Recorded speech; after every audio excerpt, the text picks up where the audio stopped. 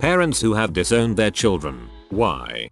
Not a parent, but have all but disowned my father. He's a paranoid schizophrenic and was diagnosed about 12 years ago, and he routinely decides to stop taking his medications. On top of that, he's an incredibly lazy and selfish person with little self-control and a willingness to blame his problems on anything but himself and his own actions. During one of his frequent bouts of the disorder with no medication, about 5 years ago, he created a plan to save his loved ones, as Satan was coming to corrupt the world. He was going to mass murder essentially every family member he had in a 40-mile radius. About 30 people all counted. My cousin and his fiancée would be first by virtue of proximity, renting a room from him, and my girlfriend and I were going to be second, thanks to my being his firstborn son, and it would have proceeded from there. Luckily, my cousin is a stone cold badass, and sidestepped his shotgun as he fired, and proceeded to beat the crap out of him. Naturally, this created a bit of a rift,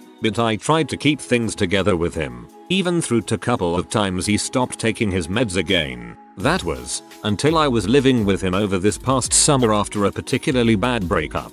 He lied about being taken off his meds to all of the family, so he could go without them. After hearing that, I spent 3 months busting bust to get myself extracted from that situation as fast as possible, sleeping with a knife under a pillow and a machete against my dresser in arm's reach. I went 5 days without sleep out of complete fear for my life. Finally, I got my crap sorted and was out of there by the end of August. 2 weeks later, he disappeared. 2 weeks after that, they found his truck, abandoned. A week after that, he was found in a field next to some old lady's yard, screaming at the sky about finding the devil and killing him. TLDR. My dad's a selfish prick who stops his meds because he doesn't like taking them and putting lives in danger by doing so, including his immediate family. He can get fricked.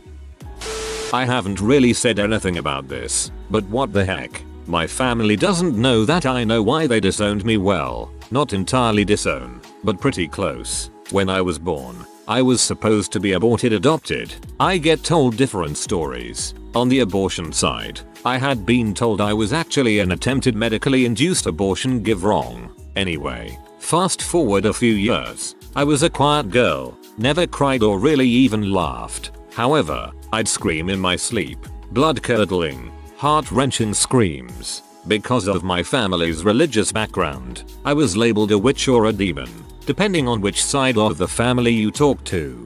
I had to undergo an exorcism. I had overheard my aunt referring to me as the witch and got the story from my mom and grandmother. My family, all my dad's side, refused to really speak to me except for my siblings. The irony is I would grow up to practice nature spiritualism and witchcraft.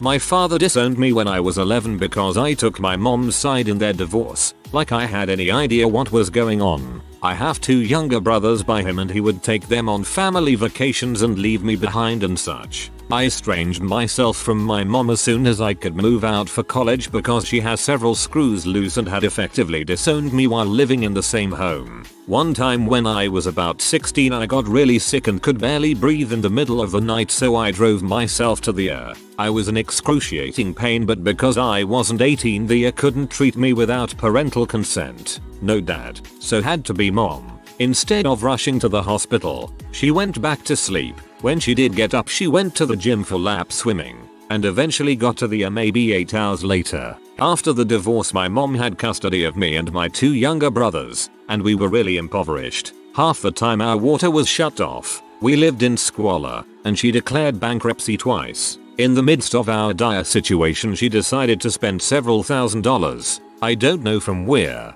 to have herself artificially inseminated to have another kid. My theory is that she was basically giving up on me and wanted to start over with a new kid that also wasn't anyone but hers, not from my father. How bad of a kid was I? I was depressed. I wonder why. From the time of their divorce until I moved out of my mom's house, I've never done drugs, never smoked, never committed a crime. I started college at 16. Helped me get away, always on the dean's list. Volunteered every week at a local church. One of my punishments in high school was not being allowed to go to church. Volunteered in the Middle East for 2 years. Earned a master's degree from Harvard. And I'm currently an adjunct professor. So I'm an all-around degenerate and underachiever. I'm back in contact with both of my parents now, but I recognize I will never have a parent-son relationship with either of them. I'm primarily in contact with my mom so I can help protect my littlest brother from her since he still lives with her, the one that came from her self-artificial insemination. He actually just broke his tailbone the other day and she doesn't have health insurance for him. And she said he doesn't need an x-ray even though he can barely walk. I don't know what I can do really. So, yeah, I'll cry at their funerals but only because it will remind me that I never had real parents. Actual parent here. I once threw my then 13-year-old stepson out of the house, minus his brand new trainers, for calling his mum a C. I ran off after him but he had disappeared. 10 hours later, his dad phoned to say he had arrived safely at his apartment in Edinburgh, Scotland. The kid had hitchhiked 300 miles, barefoot. He returned home after spending 6 months with his dad, during which he shoplifted and truanted from school. Years later, I disowned him after a string of robberies and assaults were linked to him. He got his girl pregnant so he joined the army but they split up when he went to prison for going AWOL too many times. His mother died 2 years later and our relationship went into a steep decline ending in his permanent banishment from our home. He burgled the house repeatedly, threatened his brothers and assaulted his father until he finally ended up in prison for beating up his ex's new boyfriend. No matter what he did, his brothers stood by him which made it almost impossible for me to maintain any control over the situation.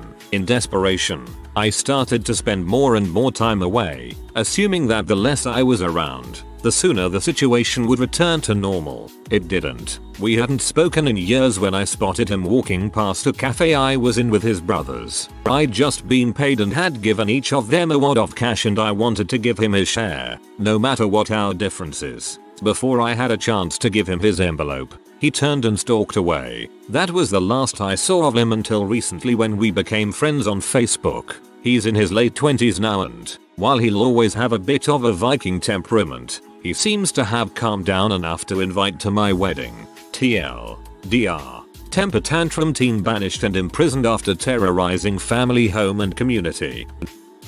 I disowned my son and kicked him out of the house. He was 8 or 9 at the time and was mad all day and being a jerk to everyone. Finally he yelled at my wife and said he wished he wasn't part of our family. So I said fine and kicked him out. I gave him time to pack one suitcase. He went and lived in a tent in the corner of the garden. He got a bit cold because he didn't pack a sweater. Later he got hungry so I followed him to the store where he bought some food with his own money. He was thirsty and I let him fill up his water bottle he got out of the recycling, but I charged him 10 cents. About bedtime he was sad and lonely and cold, so he came in and apologized and said he wanted to be in our family again. Not a parent but was disowned myself when I was 15. I was caught with a knife that my girlfriend had taken and given back to me at school. I ended up getting caught because some other students saw me receive it and alerted a teacher. I ended up spending 3 months in juvenile hall and when I got out my parents had all of my things packed up in a storage locker. I ended up living with a couple 22-year-olds I knew. Nice thing was the students petitioned to let me back in so I came back the next year and actually graduated on time. Haven't seen my folks since then and I'm 24 now. My son, if he is still alive out there in the cold, told me he liked Phantom Menace better than Empire Strikes Back. Disowned male here. My father disowned me after deciding he loved H more than me. I wish he would have figured this out before he held a sickle to my throat planning on killing me. 3 times. I was 4.5. My mother is currently disowning me. My brother and I were apparently her world. Now that she found my new stepdad, a guy who came to stay with us for 2 weeks, she has decided to not only marry him, but force my brother and I to move halfway across the US to live with him. She also now wishes I was never born, and hates me. I hope my father enjoys his 60-year sentence, and my mom enjoys me never speaking to her again once she kicks me out. Not like she hasn't kicked me out many times before.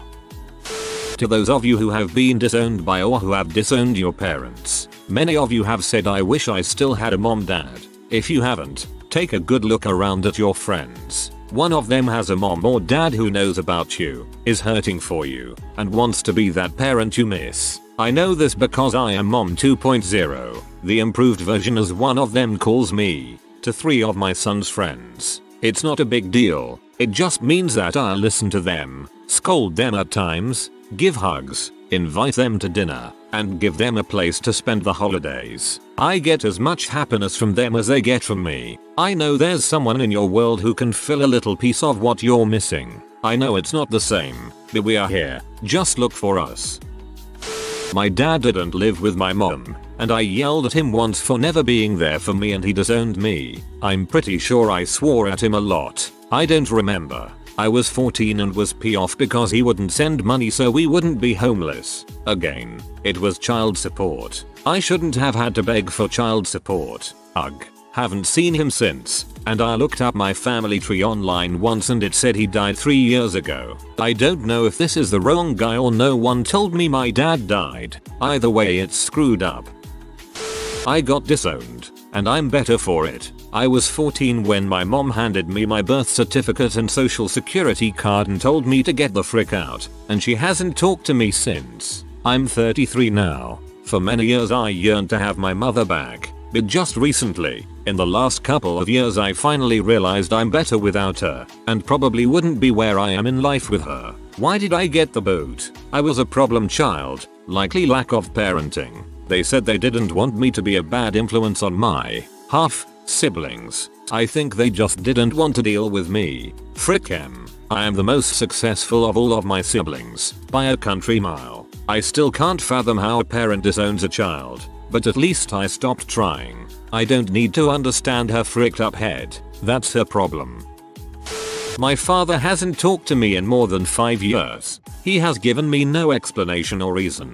It is destroying me. I don't know what to do. Maybe he Reddits and I'll get an explanation in this post. Who am I kidding? I'll never know why. Conversely, I've disowned my father. I'm sorry friend that your dad is doing this to you, but honestly, some fathers just aren't worth having. Everyone else who has answered this question has taken it jokingly. I have a real answer. I had to give up a child because I had no way to take care of her. Her birth father has 110% custody. I didn't have a pot to pee in or a window to throw it out of. I was 20 and her father was 29. He was an engineer and made more money than me, had his own home and was a very loving person. Long story short, he was better equipped as a parent than I was. I signed over my rights, not cause I was a bad mom, but a good one. I knew he could take care of her better and he has done an awesome job. She's healthy, caring, sweet, and kind. Who could ask for anything more? I had to disown my kid. He would basically tear our house apart. He'd chew through furniture, break plates and cutlery, and he'd even headbutt me. The final straw, though, was when he started chewing our grass on the front lawn in full view of the neighbors. He left me with no choice. I'll never keep a goat as a pet again. Could have milked it for a bit longer though. My stepdad disowned his own 2 daughters a couple years back because of some BS with his ex-wife. She cheated on him and then kicked him out of the house when the girls were little. She refused visitation, so they could not see him. He married my mom probably a decade after, something that the ex-wife didn't like. Years later, when they're in their late 20s and early 30s, he's able to actually see and talk to them on a semi-regular basis. But the ex-wife starts lying to both of them, saying my stepdad was seeking out his older daughter's exes and telling them things. One ex sent a FB message to my mom, but my mom never volunteered information. They believed her because they're completely brainwashed, and so they turned on him on a dime, when all he's ever done is try to be a good father. He called it quits on trying anymore, and then decided to leave to them $1 to share in his will. I mean, it's not like my siblings and I are going to get very much because of his financial standing, but we're going to get more than 50 cents apiece, which is his point. Apparently, they can't contest the will, saying he's crazy and forgot about us. But also, it shows just how much they're worth to him after they showed their true loyalty. Not a parent, but I've disowned my father. He used to beat my mom, my siblings and I. He was selfish and would take his money and go partying while my mom had to struggle to provide for us. He went to jail for a few years and life was calming down, but when he got out it all started over again. He eventually left my mom, taking everything she had, and he married a younger woman. I tried forgiving him and having a relationship with him a few years ago, but all he does is lie, steal and hurt those who care for him. I'm working on forgiving him, but I don't want him in my life anymore. Me. My brother and sister were disowned by my mother. She ran off with her boyfriend, whom she kept a secret from the rest of the family. I thought her to be a good mother because she bought me cool stuff like games, new clothes, a $150 boomerang I only used once, and a freaking $200 binoculars I only used to look out my window. And she would always take us out to eat at nice restaurants. I understand why she left, because all of us were spoiled brats who would always whine for new crap but never show her gratitude, and whenever we didn't have our way, we would treat her like crap. I vividly remember walking into the bathroom in the early morning needing to take a pee, and I saw her passed out on the floor next to half-done laundry. So there you have a disowned kid's perspective on why his mother abandoned her children. Hard work, no appreciation, and a desire to live without children. If you disowned your child because of their sexual preference, religious beliefs, or lack of religious beliefs, you never deserved to be a parent in the first place. I'll be honest, as a person who hides a lot from her family to avoid being disowned, and has still been practically disowned, any parent who would truly disown their child except for really exceptional reasons does not really love their child. Divorce. Many people in my family can be freaking staunch. Most of the disowning has been temporary but can go on for like 5 or 10 years. Some of it has been over divorce and remarrying, divorce in general and who got married. My grandparents disowning my dad over divorces and marrying women my dad's mother hates with a passion. Divorce was a huge disgrace for my grandparents. Many things are to them though, drugs, alcoholism included, complete laziness or leeching off of society, etc. They have disowned their children temporarily, but for large chunks. For some of these things, where I'm from, the most disowning in general comes from drugs and the things that follow. My parents disowned my sister because she is gay. The saddest part is that they believe they're doing the right thing because they're Christian, and they believe she belongs in heck. WTF mom and dad. I love my sister Althamore. I can't imagine my own parents rejecting me for who I am. I'm kind of the reverse here. I disowned my father. Basically, the old man was abusive as heck to my mother. He was never physically abusive to her, but there were very few nights when he was around that didn't end with my mother in tears when they were still married. The man would fly into a rage about seemingly random things. Everything from me leaving my toys out to my mother glancing in the general direction of another male human whenever they went out. Also, the old man had a case of sibling rivalry that treated the entire rest of the world as an extended family. If some guy got a nice car, he had to get a better one. If someone got promoted at his job, he'd get promoted or else he'd quit. Heck, he'd even get angry at her for paying more attention to me than him when I was an infant. We had to move constantly when I was really young because he'd keep wearing out his welcome at different jobs and wind up rendering himself unhireable in any given town. Though when I turned 5 my mother refused to move again and we stayed in our home in Kentucky while he moved to Florida. He'd come back sometimes and I often found myself wishing he didn't. My father was never really physically abusive to either of us. He wouldn't hit me except on rare occasions, though when he did it wasn't exactly a love tap either. The man was ex-Navy and built like a gorilla. One time he hit me below the belt when I was 12 and I almost wound up vomiting on the spot from pain. That was when my parents had their ground zero fight, and after my father had left in a rage, my mother filed for divorce and changed the locks on the house. After that I gave him a second chance when I was 13. I wanted to see if divorce had changed him and if he'd learned anything. One time, during visitation, he told me, "I don't know why your mother divorced me. I gave her 30 wonderful years." Yet, when I was 15 I essentially disowned him. I sent him an email saying that I didn't want to visit anymore, broke off all contact with him, and I haven't heard from him in 12 years now. I'm 27. I did the opposite. I disowned my father. My parents divorced before I could remember, so when I was a kid, 4 or 5 years old, I got visitation with my dad. We did all kinds of stupid crap. We shot fireworks at each other, shot guns, not at each other, and he had us box with his neighborhood kids. He was a sloppy drunk and passed out on his couch each night, leaving us to fend for ourselves. During the last visitation we asked him for his lighter to burn down a fort we made, which almost caught a whole tree on fire. So he was pee when we woke him from his stupor, and after the fire was contained he proceeded to beat the living heck out of my older brother while I hid in a closet. That was the last visitation I remember. I didn't hear anything from him for 7 years straight. No phone calls, letters, postcards, or emails. My brother had to contact him during his rebellious teen years. For a time he threatened my mom with leaving and living with our dad. After contact was made, I was forced to visit our grandparents on our dad's side,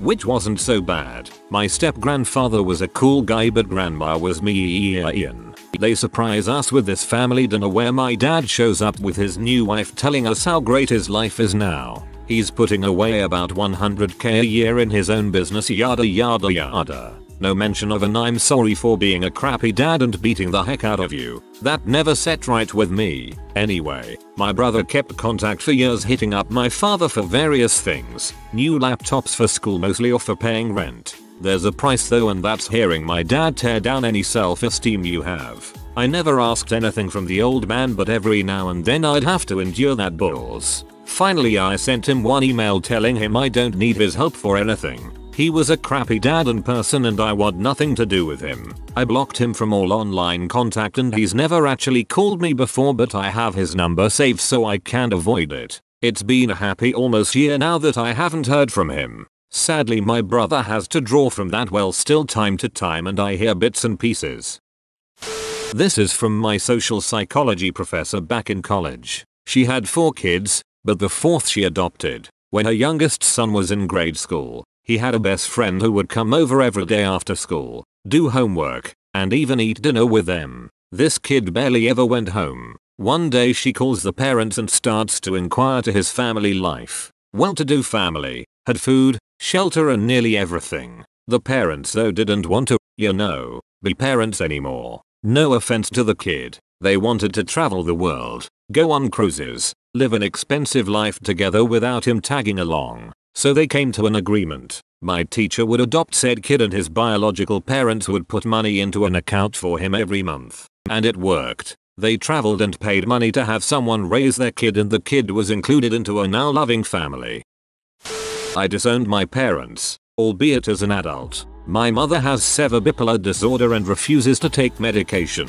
Her highs are super high and her lows caused her to beat me and my siblings savagely, burn us with hot irons, etc. My father also had a bad temper and was complacent in the physical and psychological abuse perpetrated on us by my mom. I won't list the psychological stuff. It's more painful than the physical abuse and tough to talk about. When I became an adult, not dwelling on the past, I continued to talk to them. Then my mother began calling my wife a B and making up things my wife, said while gossiping with other family members, effectively turning my side of the family against my sweet, kind wife. Truth is, my mother was jealous of my wife's relationship with me and was trying to sabotage it. So I asked her to stop, and my dad told me I need to divorce that freaking C while my mom screamed in the background. It was a phone call. So I stopped talking to them for a few years. We tried again maybe 2 years ago and discussed how things would have to be. Mutual respect, no making things up.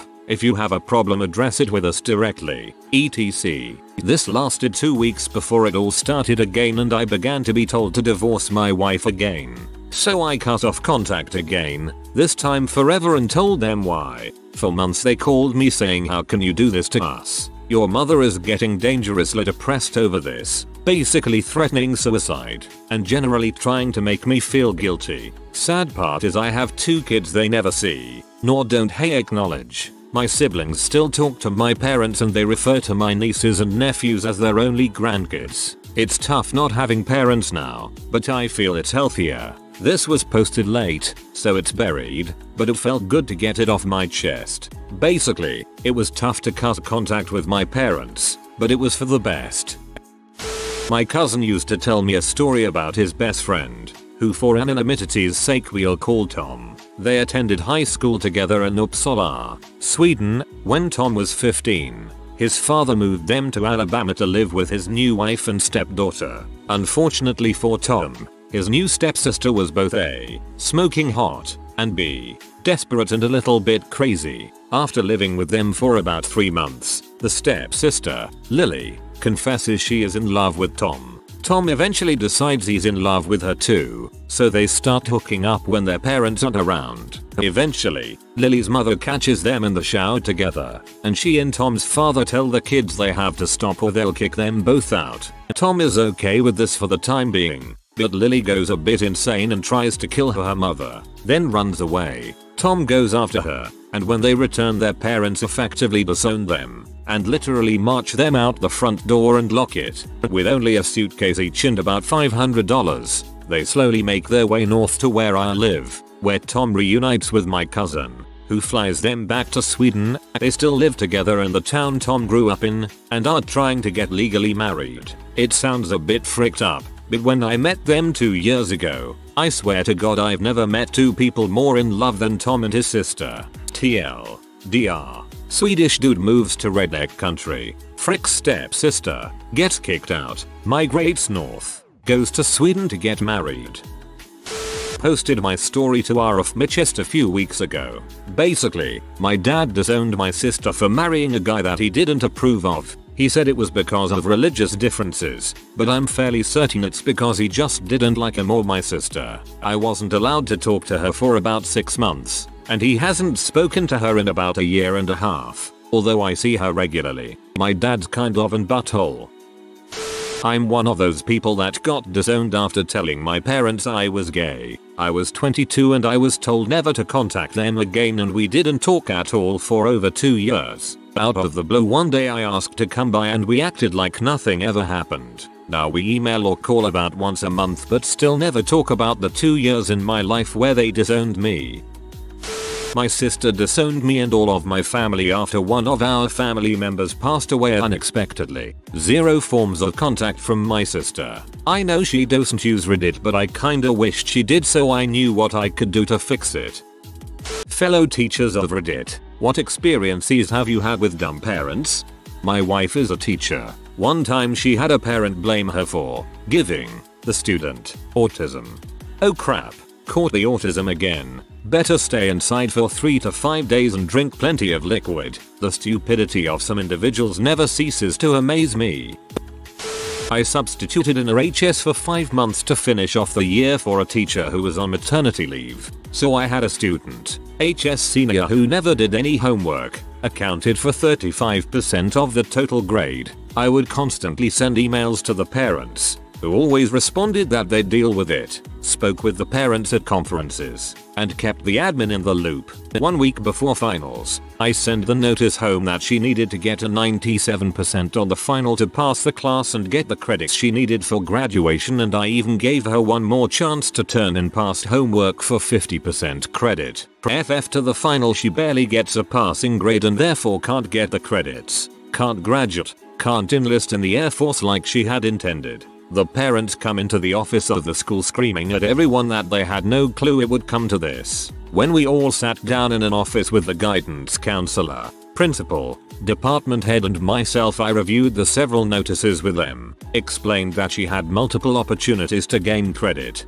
etc., but refused to do anything. Turns out the wife was hiding the emails and information from her husband and wanted her daughter to fail so she wouldn't join the Air Force and move away from home. Last I heard from the situation, they're not together. The daughter is working at Lowe's, never finished HS, and has 2 kids and multiple arrests for selling drugs. There's a reason I didn't want to pursue teaching as a career after that. Well, the mother got her wish. Daughter was manipulated into staying near home. The lack of a decent relationship between these two will cause the daughter to manipulate her own children to the same effect. The cycle continues. Not sure if this counts as dumb, but I had one parent come to school, drop off her child, and physically assault an elementary schooler she believed was bullying her child before I could stop it. That was scarring for everybody involved. We had a parent instigate an investigation into bullying, formal complaint, restorative meetings etc. because her son was on the playground after school, and when one of the older children wanted to get past him he said, "Excuse me little one." She said that by not using his name, the older child didn't know it. He was bullying her son. That's actually precious. It's an insanely sensible way to get past someone, especially being a kid. I taught English in Colombia for a summer and had some pretty interesting interactions. One particular set of parents insisted that their son was a brilliant genius who didn't need to study. He rarely came to class and therefore could barely speak any English while the rest of his classmates could speak full, basic sentences. I emailed his parents my concerns for his apparent lack of motivation and they told me that he could speak perfect English and didn't need to come to class, so they let him skip. Finally, parent-instructor conferences time came and I asked them to bring their son. I asked him in English, "How is English class coming along?" He stared blankly and just started crying. "Told you so." Just before Christmas break, I had the students hand in a paper. One of the students was missing a page, so I pulled out the contact sheet that I had the students fill out at the beginning of the year and gave a call. The student's father picked up the line, said, "Thanks for calling. We will definitely get that extra page into you."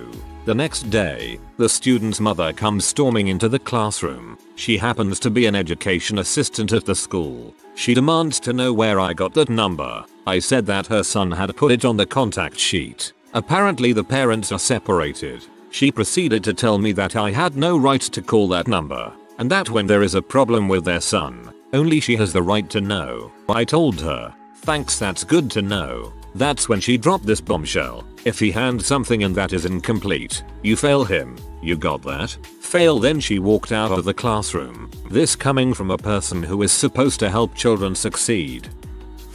I wouldn't call them dumb parents, but parents who are in denial about who their child actually is break my heart. For instance, we had a student who had an abundance of markers for autism and was in 6th grade. All the teachers on the student's team agreed they ought to tell the parents their concerns and suggest the student be tested so we could offer more resources for the student. The teacher who spoke with them was very polite, very kind in suggesting they try and figure out how best to help the student. And the mom literally screamed at her that nothing was wrong with her child and that she would never get the student tested. Her husband even tried to tell her that it wasn't a bad thing and that they should try and see if it would help since his teachers who knew him thought it might. The mom started cussing out the teacher and stormed out.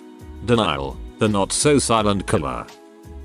I teach in a college, so the students are almost always 18 or over. A couple years ago, one student's mother called the chair of my department to complain on behalf of her daughter about the difficulty of some work listed on my syllabus. My chair was baffled. Asked the mother if her daughter was over 18. The mother replied that her daughter was 20 years old. My chair explained that it was then her daughter's responsibility to either speak with me directly or withdraw from the course. That's it. That's all. It's college. People only go if they want to. No one's mother can do anything about the workload.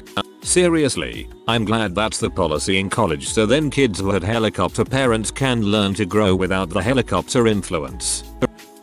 I had a student who I caught plagiarizing in an essay. The zero was going to cause the student to not graduate on time. The parent called a meeting, but I had proof of the action thanks to Turnitin.com. I explained the assignment, and I showed the parent my proof, and that is when she said, "But I wrote that part of the essay, not my daughter, so she didn't cheat, I did." I have a love-hate relationship with Turnitin.com. I like the concept of it, but if you have a balls-long essay with 100 quotes, say you're doing a book report, Elmo takes a bath and you have to practically rewrite the book in quotes, it makes you look really bad. That doesn't mean that I'm not using it when I become a teacher. 4-day weekend. Come back on Monday to 50 emails. Generally we have 10-15 in my group. My voicemail has 10 messages. I had not gotten a voicemail once in my entire time at my school. Parent flipping out that their student is failing. How stupid I was for not allowing their student to do the work. How ridiculous I was that I could not give her student another chance. Last email and voicemail is husband apologizing because I am not the teacher of this student. Got confused with last name I guess. Turned out okay for you I guess, lol. Taught college, so my story is nice. Had a student failing horrible, 10%, but would not drop. Whatever, not my dime, not my problem. Anyway, grades come in and, I guess, his mother has his password to his account. Or perhaps he just told her his grade, F, obviously, and I get an angry email insisting that there's no way he could have failed pre-calculus, because my god, his father is an engineer and the student wants to be an engineer and he just has to be good at math. The best part is, when you turn 18 and go to college you're treated as an adult, even if you don't act like one, and there's a little box you can check that says allow my parents to see my records. Most kids don't check it, and by law I am not allowed to release any records to anyone, even parents. So I politely informed her that her son is considered an adult and I was not allowed to release any records and that she would have to contact him. Of course this prompted a long "I'm going to get you fired" email that I forwarded to my dean, who came to my office for a long laugh. I actually feel pretty bad for the kid. Having a helicopter mom like that at that age will do him no favors. When I was a student teacher, we were preparing for parent-teacher interviews. My cooperating teacher and the VPs had to have a discussion with me in regards to meeting with one particular parent. Basically, let my cooperating teacher do all the talking. Usually I'd be expected to take the lead as I had been planning and teaching the course at this point for a while. Because if we say the wrong thing it's entirely possible that the kid will be showing up to school with bruises the next day. Apparently the administration had already been involved with this individual and police multiple times before. In the end everything turned out okay, as far as I know. I believe the student went on to graduate, middle school, that year. Still something that sticks with me as a reminder that the profession isn't just lessons and grading. There's some real crap that goes down occasionally. Parent thought all the F's the student was receiving stood for fantastico. My teacher friend almost lost it in their face during parent-teacher conference. Reminds me of this story. My neighbor went to the Catholic school where students in primary grades received grades of O, outstanding, S, satisfactory, and U, unsatisfactory. She got a bunch of us on her assignments and her mother was very angry with her, and my neighbor told her mom, "But mom, you means you did good."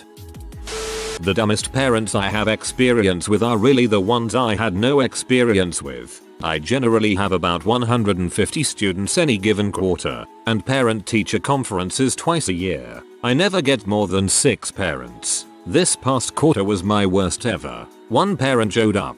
What bothers me even more is that I teach middle school, an age group that really doesn't want to be in school, in an inner city district, adding even more to students' drive. A complete lack of interest in your kid's education is the dumbest thing I can think of.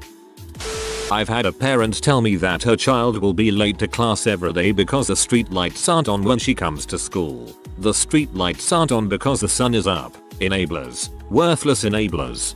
What the? Not me, but from a co-worker of mine. She informed a parent that her 3rd grader was struggling with multiplication and division. She suggested that the parent work with the child on these skills. The parent refused because she never learned how to multiply or divide. Therefore it had no practical use and so she didn't see the big deal. Sigh. That deserves more than a sigh. I had a 5th grader blow up on me, shouting and screaming in the hallway. This was sort of the final straw for him. He had a long history of verbal abuse of staff in the school, and he was suspended for 6 days. State law allows the parents to have an informal meeting with the teacher and the principal of the school. Mom and dad come into this meeting with myself, the principal and the guidance counselor. Principal introduces everyone. Mom interrupts saying she has a major concern that needs to be addressed immediately. She accused the principal of being an imposter and demanded that everyone in the room take out their driver's licenses to prove that we are who we say we are. We all refused and she battled about this for 10 or so minutes. Over the course of the next 45 minutes she ranted about how the principal was an imposter, and that this imposter principal, myself and the superintendent were involved in a conspiracy to remove her son from the school. I think I could expose this to our cringe. I knew it. You're all working together. Teachers everywhere are in some big conspiracy to fail 5th graders. How dare you not take out your driver's license to prove your identity? My first year of teaching, I had a student who was constantly sleeping in class. I called home about it and the mother said that he was always on his computer or watching TV at night and she couldn't get him to stop. I was only 23 at the time and didn't feel confident enough to tell a parent how to be a parent, but if that happened now, I'd calmly tell the parent to go into the room and remove the offending technology. I had to show my big sister the best way to disable a computer or PS3 temporarily so her kids wouldn't use them when they weren't allowed, and in a way that would be easy to fix that didn't require actually taking the whole device. I love my nephews and I get being a techno geek and gamer, but they took it a bit too far.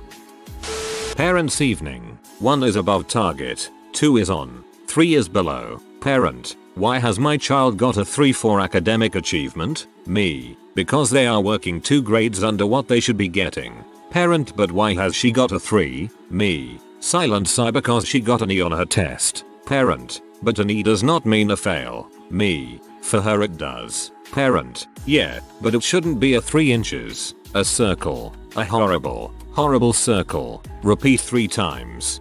On the flip side, I knew I was getting a D in algebra and told my teacher there was no way I could bring home a D. He added a comment code that said student is working up to ability, so I wasn't being lazy, just stupid. I had a kid that was very angry, got in fights with kids and teachers and so on. I worked with this kid and we were making a lot of progress. His mom believes in not sharing your feelings and keeping things bottled up, so she told him not to talk to me about his feelings anymore. For a year anytime I'd try to talk to him he'd say my mom says I don't have to talk about me feelings so I am not going to, and I'd patiently tell him okay. He got progressively worse and had such a hard year that year. After he came back from summer he came up to me and gave me a hug and told me thank you for helping him. The next year he did amazing. I'm really happy for him, but his mom really stunted his growth with her own fears of being open and vulnerable. She never liked me and my hippie ways, haha. Your last sentence explains your username, and you sound like a great teacher. I work as an assistant at an art studio and we have a 7-year-old with seizure syndrome. Except that, I'm pretty sure she doesn't. I'm pretty sure she has 1 seizure once and her mom freaked out and had her diagnosed. Now this little girl loved to terrorize her mother. She's told me that. She's looked up at me with her big brown eyes and gigantic, toothy smile, and told me that she likes messing with her mom and making her angry because her mom is too protective and one of those hovercopter parents. So this little girl just jerks her mom every which way and it's hilarious because her mom is just like that. Overbearing, extremely protective, and really bossy. She'll tell the main teacher and I how to teach her daughter how to draw and how many colors to use, etc etc. But we don't have to retaliate or even say anything because her daughter does it for us. That little girl is fantastic. That little girl is going to be the death of that mother. Not a direct interaction with the parents, but I feel it fits. I coordinate an internship program. I caught one of the students stealing. It wasn't a lot, a few packs of stride gum, but something like that makes us look bad to the employer, could have jeopardized the entire program. I explain everything to school administration, and the student gets suspended for 3 days. When he returns he apologizes to me. I do a whole spiel that what he did was serious, and on a real job if you are caught stealing there are no second chances, and I had to promise the manager I'd watch him like a hawk for the rest of the year. To lighten the mood up a bit I asked him what he did over the 3 days of being suspended. His mom had taken him to the mall, bought him new headphones, a few shirts from Hollister and Abercrombie, and new PS3 game, which he played all the time he was suspended for stealing. My uncle was a teacher in a school for troubled kids for about 10 years elementary. One day a kid starts talking about how the plants and deer are all over his house. My uncle, being a long-time surfer and product of the 70s, didn't say anything at first. Then, during a parent-teacher conference, the parents are just being flat out uncooperative. It ain't my son's fault. You failing him. Dat on you. He do his homework, I see him. Ma'am, he needs more fuck. No you don't what are talking about. How do you even be a teacher when you don't know shit? My uncle, I know you're cultivating marijuana at the same home where your son lives. BOOM. He said she got a look on her face that was just priceless, like she just crap her pants. Then he told her, get rid of the plants today and sit down with your son and help him with his work, or else. I had a parent who insisted that her daughter be allowed to make up work after her child missed 42 days of school. Luckily, I was able to hand that one off to administration. My teacher friend busted one of her kids for cheating and then went and informed the parents. The mom actually called a local radio station to complain about the teacher. Luckily the radio station and the callers thought the mom was crazy as well. Oh lordy, where to start? I teach 11th grade. 1. Sat in an IEP, special ed, meeting. The parents wanted all of these accommodations for the student even though we kept bringing up his daily weed habit. The accommodations still got on the plan with a promise from him to cut back. 2. Parents asking us how to parent their child. He gets upset when I take his Xbox. 3. A kid kept forgetting his backpack. I asked him if he had his cell phone or shoes. Obviously he did. So I told him to put those items in his backpack when he gets home. His mom thought I was a genius. 4. One parent was exasperated that their child with ADHD wasn't doing college level work. 5. 2 minutes into a phone conference with a mom, she compared her son with her other kids and lamented that her son wasn't as good at school as they were. 6. This is the saddest. I have a deaf student. On parent-teacher night the student's parents come to my class with her. I quickly deduced that the mom and the dad do not know sign language. We talked about her progress and her wanting to go into medicine. I had to convince the dad she was capable. He kept talking her down and demanding she speak. This is a majority of my parent interactions. I would say 1/3 are normal but yield no change. My mother is a K-12 teacher for a charter school that does homeschooling with a teacher checking in and reviewing things about once a week. It's meant for students who have difficulty in the public school system, which can range from dropouts to super smart kids to non-English speakers, and parents who don't have the time to do full homeschool. I used to help with grading the math and science stuff, so I have tons of stories. One parent during the school year kept taking her daughter on trips to different countries, and then asking my mother to extend her work. We're talking about 5 or 6 trips during the year. That would be fine if it was laid out at the start of the school year and they could schedule accordingly. But this parent would make these trips spontaneously. Like, in a few days, we're going to Russia, so she can't meet you next week like we scheduled 2 days ago. Another parent really pissed off my mother. 2 kids, brothers, both seniors almost done with high school. All that was left was some sort of state testing done in a classroom. One brother shows up, the other isn't there. My mom, proctor for the exam, asks where his brother is. He replies, he didn't feel like coming. She tells him that this is all he needs to graduate, so text him and get him to come here. He doesn't show. Halfway through the test, the kid's mother storms in the door, yelling at my own mother, telling her off for making her son feel ashamed and humiliated. She flips a table over, no joke, grabs her son that's there, who looked like he wanted to die. Keep in mind, he is a senior, like 17 years old or so, and storms out the door. Both brothers fail to get their HS degree, as neither had completed the state test. The crazy mom then writes a scathing email to my mother's supervisor, talking about how she had been lying to her, disregarding her problems and her children's education, and attempting to sabotage their chance at graduation. I have more. May post them up later if anyone is interested. A mother asked me to give it to her straight about her child. I told her he was a threat to other students and a disruption to every class he's ever been in. She reported me to the district. A 16-year-old freshman girl is constantly skipping class and starts failing at the beginning of the year. I call mother to inform her about missing class and missing grades. The mother puts me on speakerphone without telling me that the kid is listening on the conversation. I tell her that I am concerned about the kid's attendance and seemingly poor academic habits. The mother blows up at me saying that I shouldn't worry about her attendance because it's not my business. She then says she's self-employed and frequently far from the school and can't take time to deal with her daughter's school issues. She later transfers out of my class to another teacher. She failed the class anyway. My mom is a kindergarten teacher. Just a few months ago one parent asked her if it was alright if she came in and gave the kids henna tattoos for a class Christmas party. My mom decided to give the kids permission slips in order to participate, and mentioned that tattoos would be about the size of a nickel and would be holiday themed. Another parent upon reading the permission slip came into the school and complained to the principal that my mother was trying to turn the kids Muslim. The principal essentially told her she was a moron and to frick off. Good for the principal. Henna isn't strictly a Muslim thing either.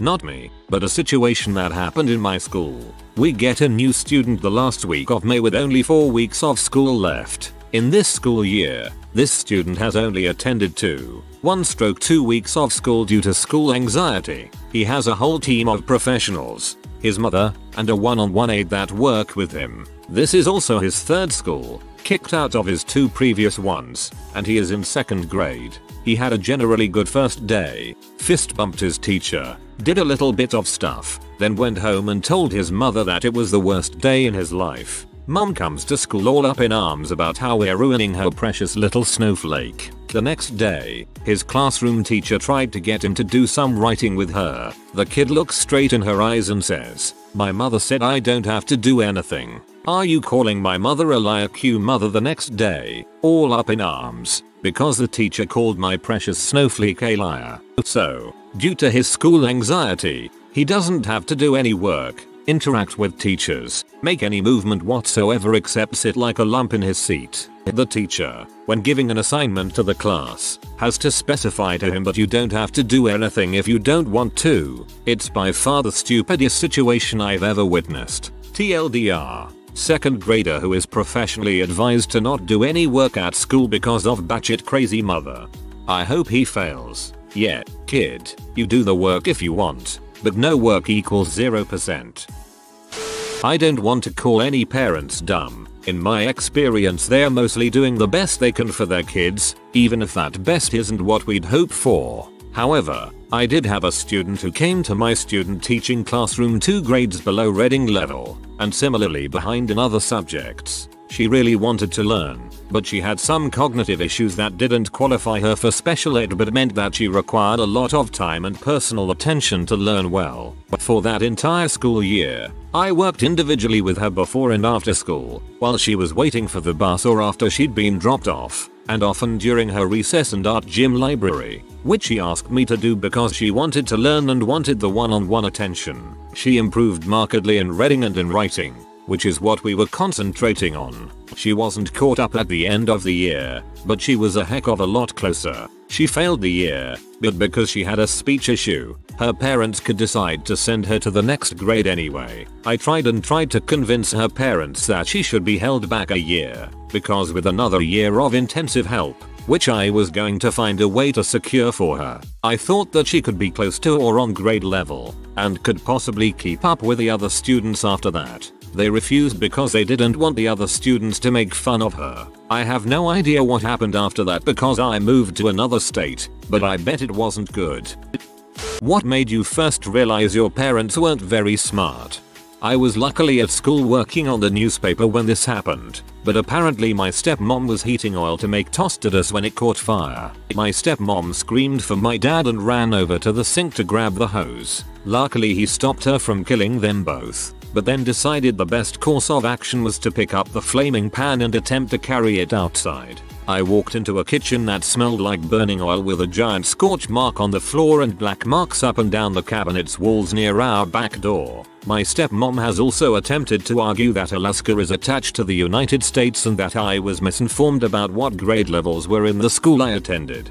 My mom got distracted by showing my sister and I something on our computer once and had some oil catch fire. When she couldn't smother it out, she used our fire extinguisher to put it out. 'Cause you know, that's what it's for. For what it's worth, at least your dad stopped her from pouring water on it. When my dad asked me, 9 years old, how to spell a simple word, I started paying attention then. I saw how he had a bunch of credit cards, was repaying loans, spent tons of money on cigarettes and dumb crap, never used the stove or oven because he couldn't follow recipes so all we ate was TV dinners and ramen noodles, refused to ever get any government assistance for anything. As I got older, He blamed us for his financial downfall. I started having mental breakdowns over going to McDonald's because he made me feel intense guilt over it. When I became an adult, I realized it wasn't my fault. I didn't bankrupt my dad. He was just a freaking idiot who blamed his inability to budget or ask for help on his kids. When I had a screaming match with my mother that 8/16 is equivalent to 50%. I even drew a bar, divided it into 16 pieces and colored in 8 of the blocks. She still didn't believe me. My dad was giving me the bird and the bees conversation when I was about 15. He tells me don't go around just sleeping with every girl you think is good looking. You will end up with a kid you didn't expect. Make sure she is good for more than a roll in the hay because she won't look that good forever. It was in that moment I knew he was reflecting on his own experiences with my mother. That started a snowball reaction of realization. Yee, we're gonna need to go down this rabbit hole. They fell for one of those "there is a virus on your computer, call Microsoft now" things. Then hailed me as a hero when I walked in, pulled up a page on my own computer to show them it's crap, and told them to get off the phone with the guy immediately. I love them deeply, but they aren't very bright with computer stuff. Watching a documentary on dinosaurs about 10 years ago when my mother enters the room and actually says to me, "You don't believe they actually existed, do you?" Couldn't freaking believe it.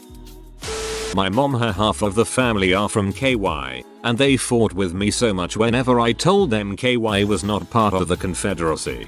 Try seeing Confederate flags in West Virginia, the only state created by breaking away from the Confederacy to stay in the Union. The irony is off the charts. I knew my parents weren't smart before this, but I was watching Bridge of Spies with my mom and she asked me what the Cold War was. My mother believes that almost anything can be cured with homeopathy, essential oils, and supplements. She distrusted all doctors. She believes that my brother is on the spectrum because he got the MMR vaccine. She might not have vaccinated me and my brother at all if my dad hadn't insisted. I love the woman to death, but I can't talk to her about health stuff, it's infuriating.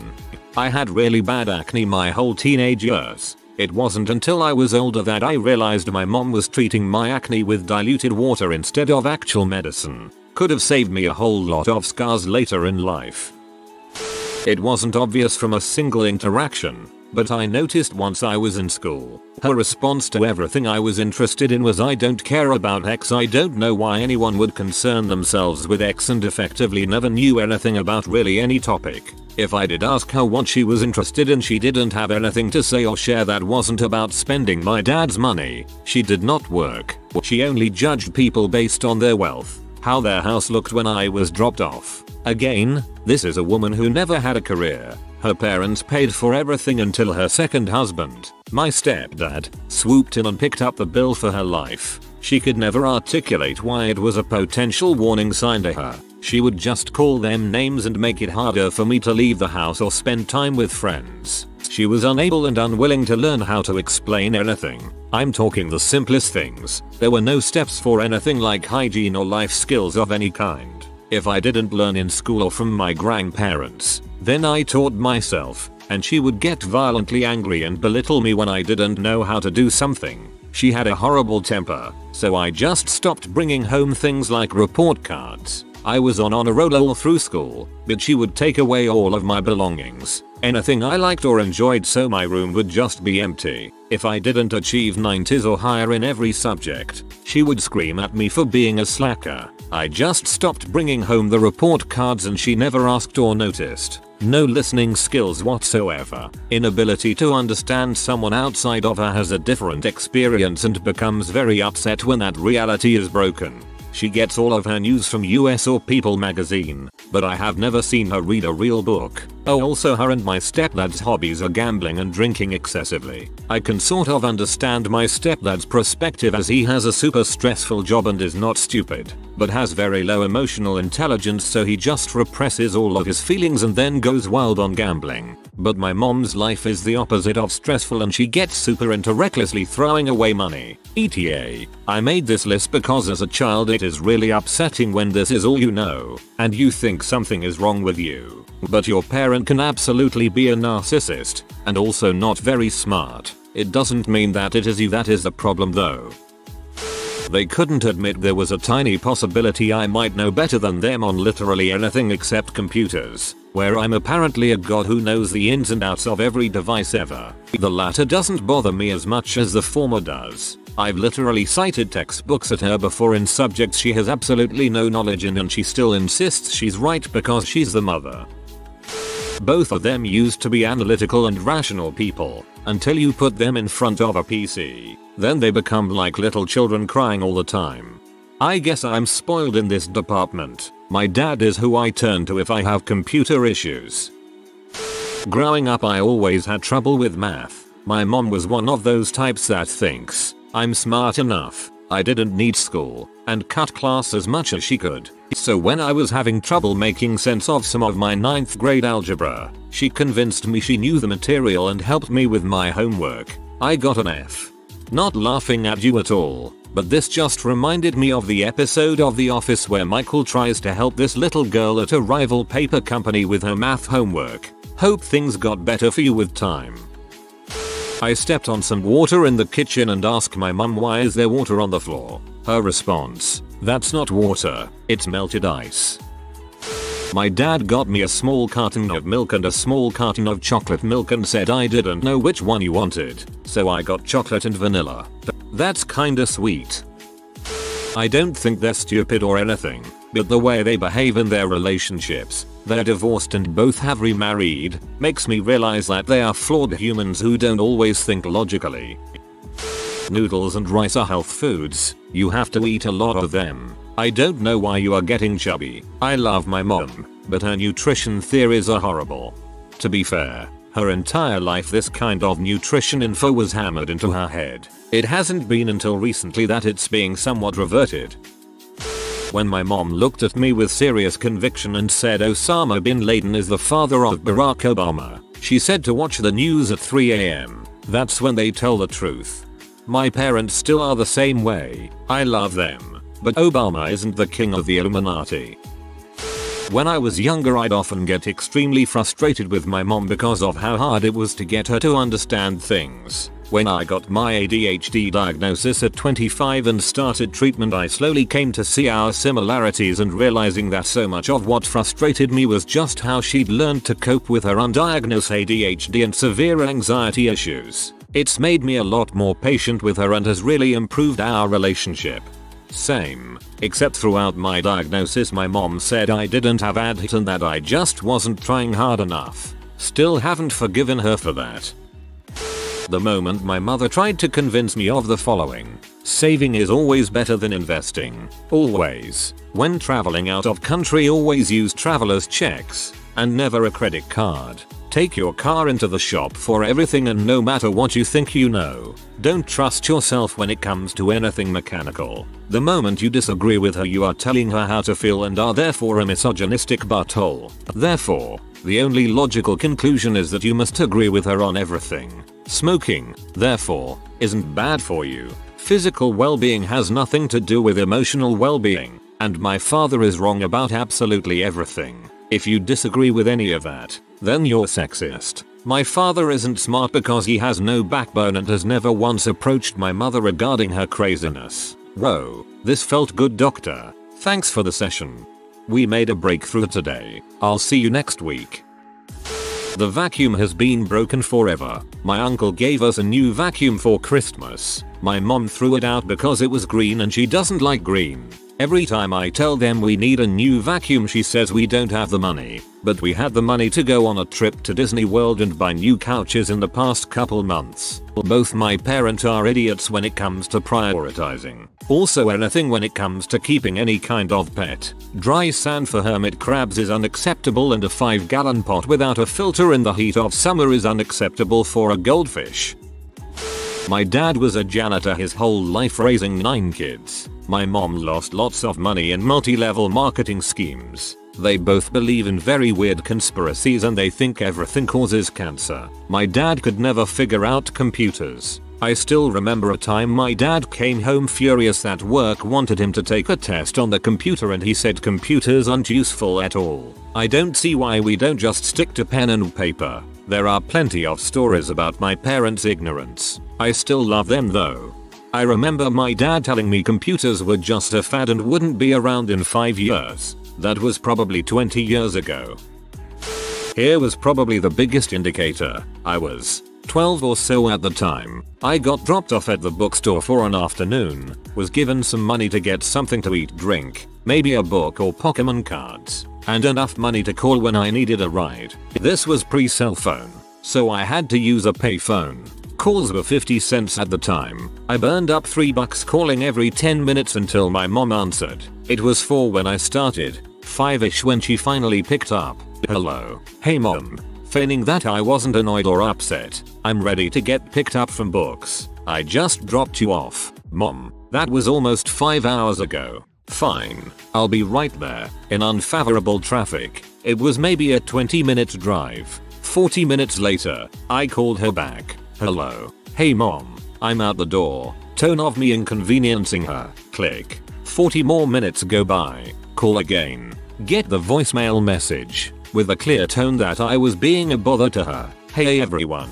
I went to go get you by match 36. I'll be back later. My parents always had the same voicemail message. So I was A, confused, and B, had my anxiety get overwhelming as I felt as though I was being bothersome to her and whoever may have tried to call. My mother arrived about 15 minutes later, chided me on the ride home for just staying up there and reading books instead of trying to work on bettering myself. After the anxiety swelling had decreased, I came to the conclusion that my mother was implicating I had to go and make social status improving friends and going to parties, and that the path I was going on wasn't going to lead to a happy or respected lifestyle. I started doing drugs a few years later, and even though I quit a long time ago, the effects against my personal life still linger. I also stopped reading as much. I've been trying to get back into it lately. Causing someone to read less is an awful thing. If you're getting back into it, I fully recommend Goodreads. Lovely community even if you don't read a lot. I'm glad you're doing better.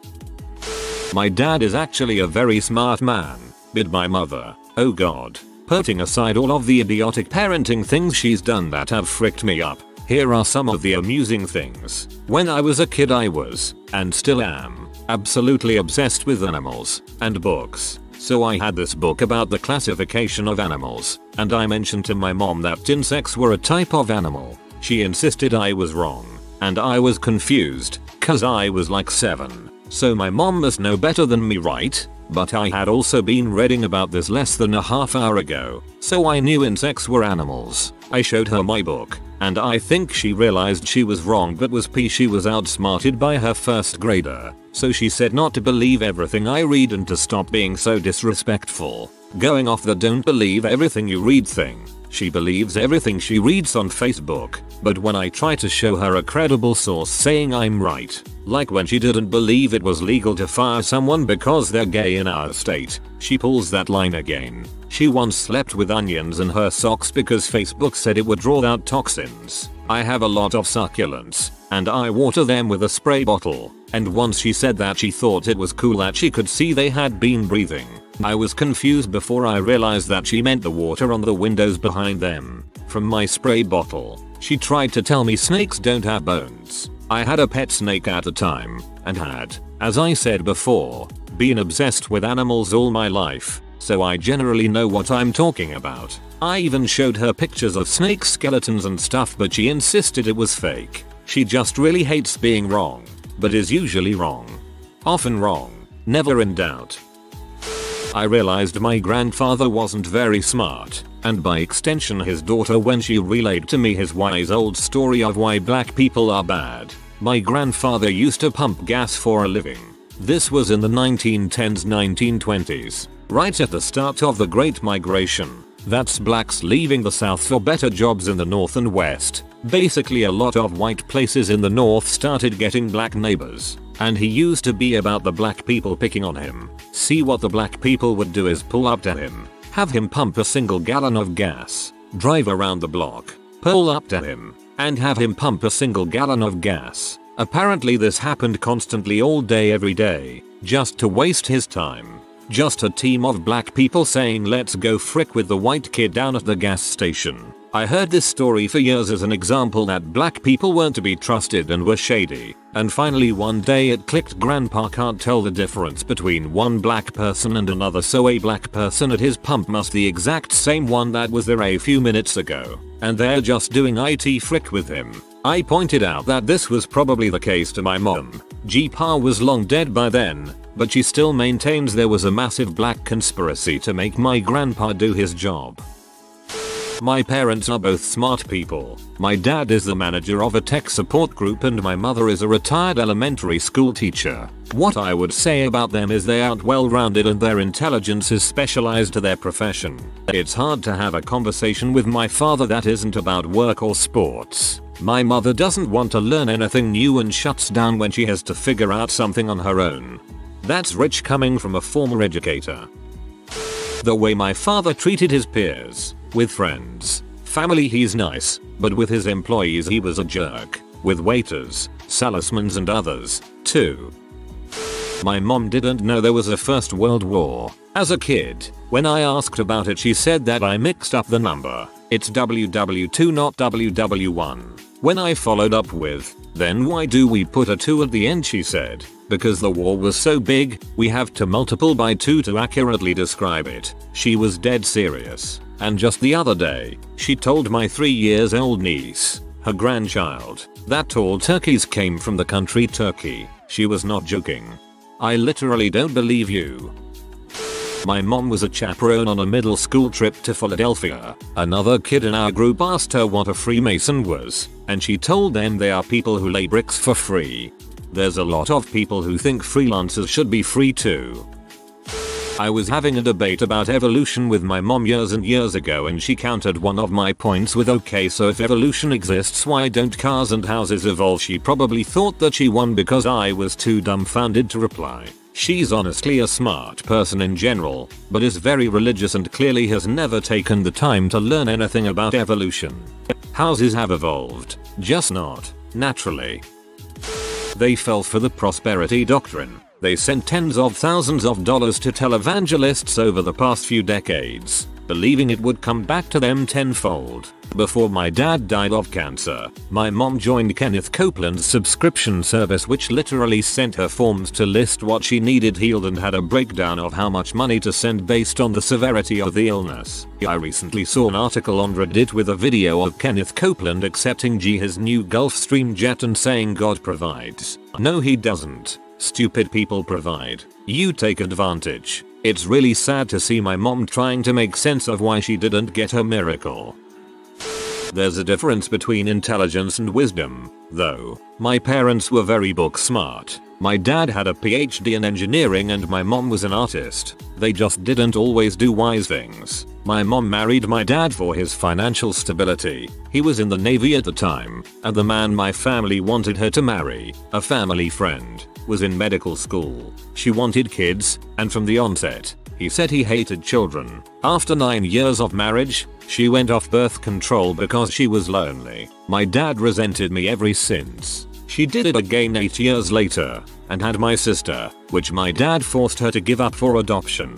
My dad was a sociopath. Pure and simple. He doesn't think he's better than everyone else, he is assured of it. He thinks the rest of us are funny, like we'd think of a puppy falling down a flight of stairs because he got scared of his own foot. Funny in their stupidity. He thinks religion is a fraud, profession certifications are a fraud, the medical industry is a fraud, etc. He is supreme in his intelligence, but he left the Navy because he couldn't get promoted. I was told by one of his fellow shipmates he was the Frank Burns of the crew, trying to befriend power, and backstabbing anyone else. He was just really bad at it. My dad has no friends, says he doesn't need them and job hops every few years, making a crap ton of money as a defense consultant. A real unlikable guy. So yeah, they were smart, but not very wise.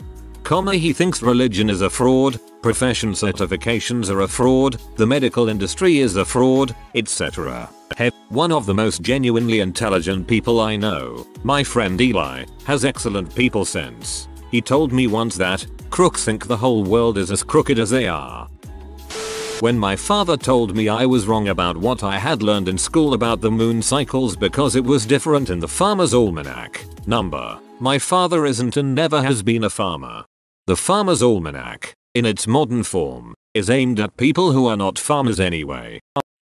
My father wears his sneakers in the pool and my mother has never laughed. Ever. Not a giggle, not a chuckle, not a tee-hee. Never went ha. Because the first time she saw your father swim that she laughed so hard she's unable to laugh again. My parents are both super smart. They're just not, nor were they ever, great at parenting. It took me until about 25 to really figure this out.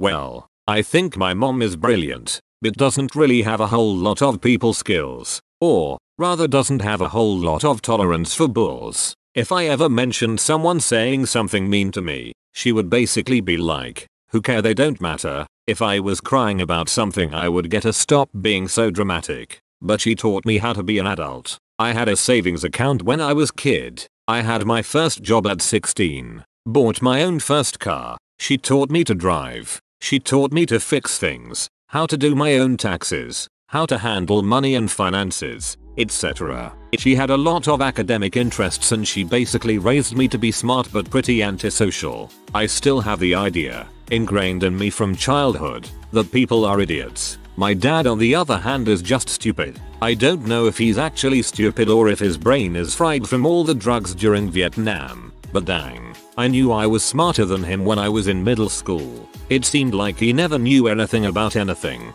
Like, you could bring up a topic, and he would give you incorrect information and then scream at you if you corrected him. He bought a computer that he didn't know how to use, and never learned how to type. He would use the hunt and peck method, but he would always hit the keys with a pen, which was really annoying, and really weird. He talked to random scammers on the internet, and is absolutely one of those people who will fall for the scam call about Microsoft needing to remote into your computer to fix it. Our computer was always full of viruses and malware, and if he had to call tech support, he didn't know what they wanted him to do or what any of the equipment is called and just screamed at them too. A few years ago I worked for an internet service company and he knew I knew stuff about what to do if your internet isn't working and asked me for help, and I just refused to help him because he thinks he knows everything and talks down to you while knowing next to nothing about what is going on. He had to file bankruptcy for his massive amount of credit card debt. He started breeding hoarding dogs.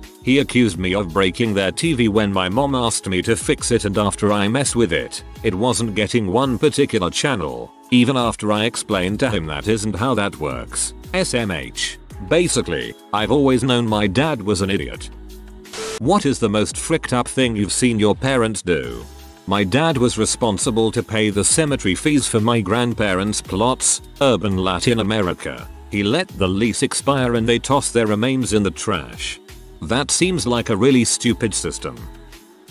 My parents once began arguing over a casual sex website, most likely similar to Tinder but for married couples. My dad began raging, threw and broke glasses, and hit and raped my mom against the Christmas tree. The most traumatizing part was when he stormed to his closet, got his gun from the gun safe, and put it to his head and cocked it. I was in my room crying my eyes out, but I still remember how terrified I was when I heard the gun, just waiting to hear the shot ring out. If my mom hadn't knocked it out of his hand, I honestly believe he would have shot himself. This was probably around 5-6 years ago, but it's one of the many reasons why I honestly hate my father.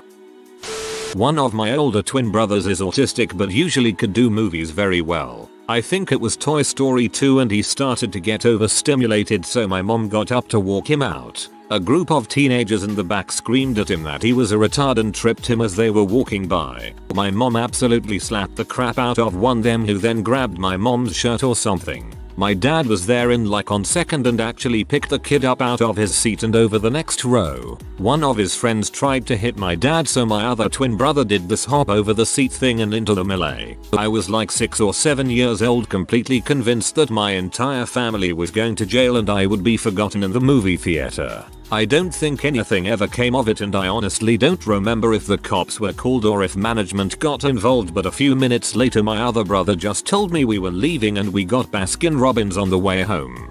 Good for your mom and dad, frick those kids. I was taken away from my parents for fighting back when I was 15. There were no previous reports of abuse, so I was charged with misdemeanor assault and ended up in foster care, then a halfway house. Edit. Before foster care and after jail, they sent me to rehab as punishment for claiming self-defense, spending my meager college fund on the venture. They told me that they'd take me out as soon as I recanted, and somehow gotten my sister to try to convince me to go along with it. I was there 4 or 5 months, until the money ran out. As a condition to graduate from the halfway house, I had to complete my probation. As a condition to complete my probation, I had to graduate from the halfway house. I was screwed. A few months before HS graduation, I'd made plans to move out with a friend and attend a local community college, leading to an arrest for a probation violation. I went before a judge who'd received a 4-page letter from my mom basically saying I deserved the harshest sentence under the law, and a page-long letter from me explaining the catch-22, my compliance with all other requirements, and my enrollment. It turns out that it was the same judge who took my sister away, and my mom was almost charged with contempt for screaming at the judge when I was released from my probation. On my way back to the halfway house, my mom nearly drove the director of the halfway house and I off the road, screaming at us and flipping us off. When I got back, I finished packing my things and moved into my friend's place. Not even 2 hours had passed when my mom showed up on my friend's mother's lawn, across the street from the elementary school she taught at. My mom was there for over an hour screaming at this woman, telling her that she was harboring a fugitive, and that I was going to rape her daughters and murder her sons. About a week later, I saw the letters my friend's mom brought home that had been sent to everyone at the school about the dangerous fugitive she was harboring. The lady nearly lost her job and had a major breakdown. She also somehow still had the authority to pull me out of school, which she did out of spite. All of my teachers had been harassed by her at one point or another, and banded together to help me graduate early. I've got an unrequited friend request sitting in my Facebook from my mom, and a few years ago she showed up and tried to bribe my love with a meal and a fleece jacket. I ordered something expensive and lost the jacket. Bonus: when my parents moved to NC, their friends threw them a going away party. They all pitched in and made this sweet scrapbook with all their shared memories. We all gathered to watch my mom unwrap the presents. When she opened that one, she glanced over it, said how cheap, and tossed it aside. I'm just happy you won the legal battle. Good guy, judge. When I was 15, I started having sex. Dad found my boyfriend's condoms in my room and in rage, shaved all my hair off. I had waist-length hair and he forced me into a chair and pulled all my hair into this tight, painful pony at the top of my head and just chopped it off. I cried for weeks. That is really horrible. I had to experience that kind of humiliation. Like having sex was the worst thing I could ever do. Dad beating up my mom was pretty fricked up. I was like 2 or 3. Brother wasn't born yet and I'm 3.5 years older, and vividly remember it. This was back when police involvement in domestic violence typically meant separating the two for a night with SOP. Finally something I can contribute properly to. Hard to pick one, but here are the highlights. My mother broke a beer bottle over the living room table and slashed her wrist with it because we confronted her about doing coke. Again, she put several rocks through the windshield of her car, tried to jump out a 5th-story window, only to find window crazy, barged through the door at 3 AM with 2 of her H-addict friends barely able to walk because they tried to jump someone who had a bat, went from sitting on the couch to leaping over the living room table and putting a fist into the TV in one motion, crashed a car she got 2 days prior and to celebrate walked into the nearest bar, countless evictions for noise complaints. But my personal favorite, bit a cop while being dragged out of the house only to immediately scream police brutality when she was met with a knee to the forehead. What the frick? I didn't see it, but I sensed my dad was cheating on my mom and I was right. He told her he had to go out of town to do work on a customer's house and that she was having him sleep in a spare bedroom, and I said, "Mom, he's freaking cheating." She said, "No, this is normal, TF. Your parents may be swingers." My dad is a drug addict. When I was around 11, he left me, my brother, and mom for another woman who also lived at the crack house. I didn't see him for months until my 12th birthday. I remember being so happy that he came to see me for my party. Then after everyone left, he took all my birthday money so he could go buy more drugs. I think that was the day I began to see my dad in a different light and sadly started to resent him. He eventually came back and got clean, but I swear drugs changed him into a completely different person. He became verbally and mentally abusive. It took me years to realize the stuff he did was kinda fricked up. I dropped a piece of candy before we left the house for something. When we came back, the candy was infested with ants and it was literally covered with an entire colony or something. My mom got so mad, she picked it up and shoved it in my mouth. I can't stand bugs for the rest of my life. Father choked me out. Mother slapped my sister with a sock. Father whipped my sister for telling me where he was. Mother started to beat me up for disrespecting her by questioning her faith in Christ. My mother constantly screamed at my younger step sister for basically just existing. It got so bad that my sister was constantly anxious and ended up throwing up her dinner one night in fear. My mom made her eat her vomit and then moved all her crap into the bug-infested basement. That night was the last time my sister ever ate dinner with the family and the last time she lived in the main house outside the basement. She was taken from the house and placed in a group home about a month later when my mom got tired of doing more horrible crap to her. I haven't seen her since. It's been 15 years. My mom was a drug addict and I remember walking into her room and she had something in tin foil that she was heating up with a lighter and inhaling the smoke through a straw. It was I was told. She also stabbed a rat that was stuck to a glue trap because she wanted to send a message to the rest of them. I could write a book, but this is probably from at least top 3. Getting woken up at 2:30 in the morning and kicked out of my bedroom out to the nasty couch my father drunkenly pee on in his sleep every night, so that he could screw some nasty bar trash he brought home in my room. I argued with my dad about this until I thought it was going to get physical. The lovely lady he brought home that evening still had no qualms about screwing my dad in my room after this all transpires. When I was maybe in 10th grade one night my stepdad started fighting with my mom, which was normal, but when he started choking her I had to pull him off only to have him start pounding on me. I was not a large boy and this was a full-grown man. Now, this wasn't the first time that he had hit me, but it was the first time my mom saw the whole thing. Her reaction was to walk slowly upstairs, pausing at the top to look back at my face, shocked and bleeding, before going into her bedroom and slitting her wrists. I don't think I've ever felt more abandoned than in that moment. I'm so sorry, and as a mother I can't imagine. I can tell by the fact that she tried to kill herself that she also felt absolutely helpless in that moment. I hope you both got help. Really, what an awful piece of crap your stepdad is. My mom and dad told me I deserved to be strangled by my 10-year-old brother for stopping him from bashing my 7-year-old sister's head in with a large rock. Yes, I'm 22, but I will say I'm only 5 feet 1 inches and he's got 6 inches on me and probably 50 pounds. He's huge for his age and I've always been tiny. My 19-year-old sister also threatened to call the cops on me for hitting him when I hit his arms to get his hands off my throat when I couldn't breathe. Anytime we play a game we have to include him. If he breaks rules I'm immature and acting like a child if I ask my dad to correct him.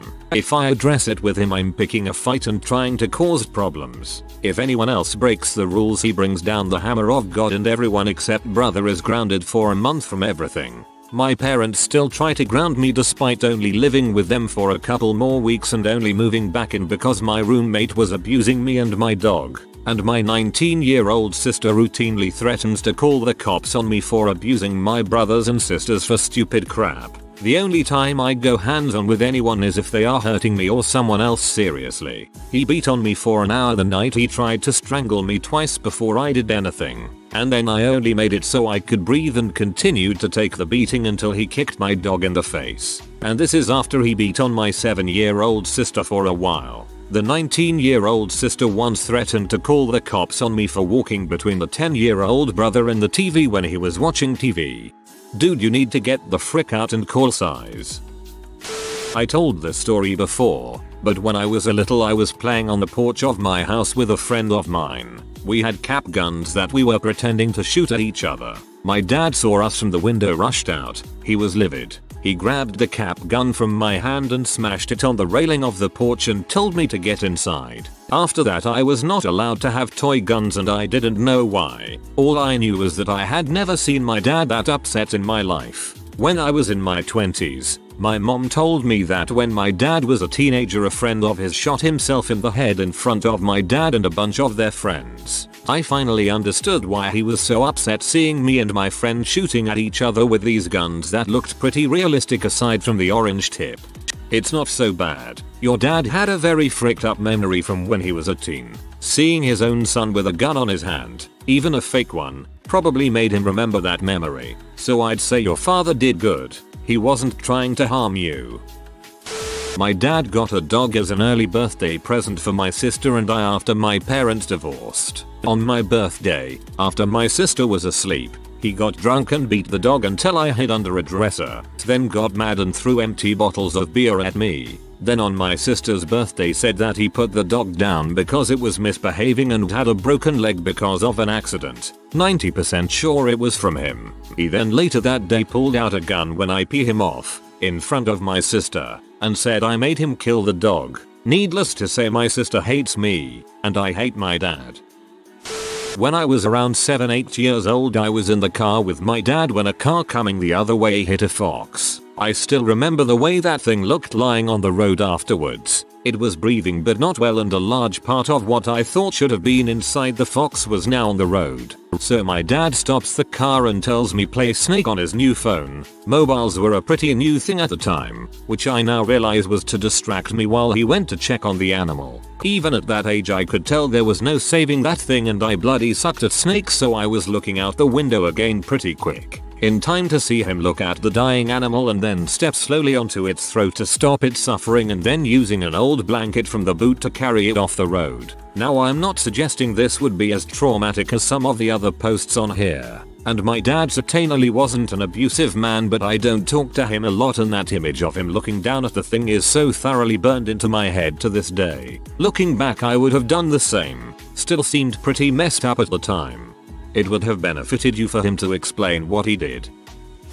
My dad went through a 2-month-long phase where he just refused to wear pants in the house when guests weren't present. When I asked him to put on pants for dinner, as we sat around the glass table, he didn't take it well. He ranted about how do I manage in a locker room and threatened to make me watch Gay P to build my tolerance. I was 16 at the time and none too thrilled.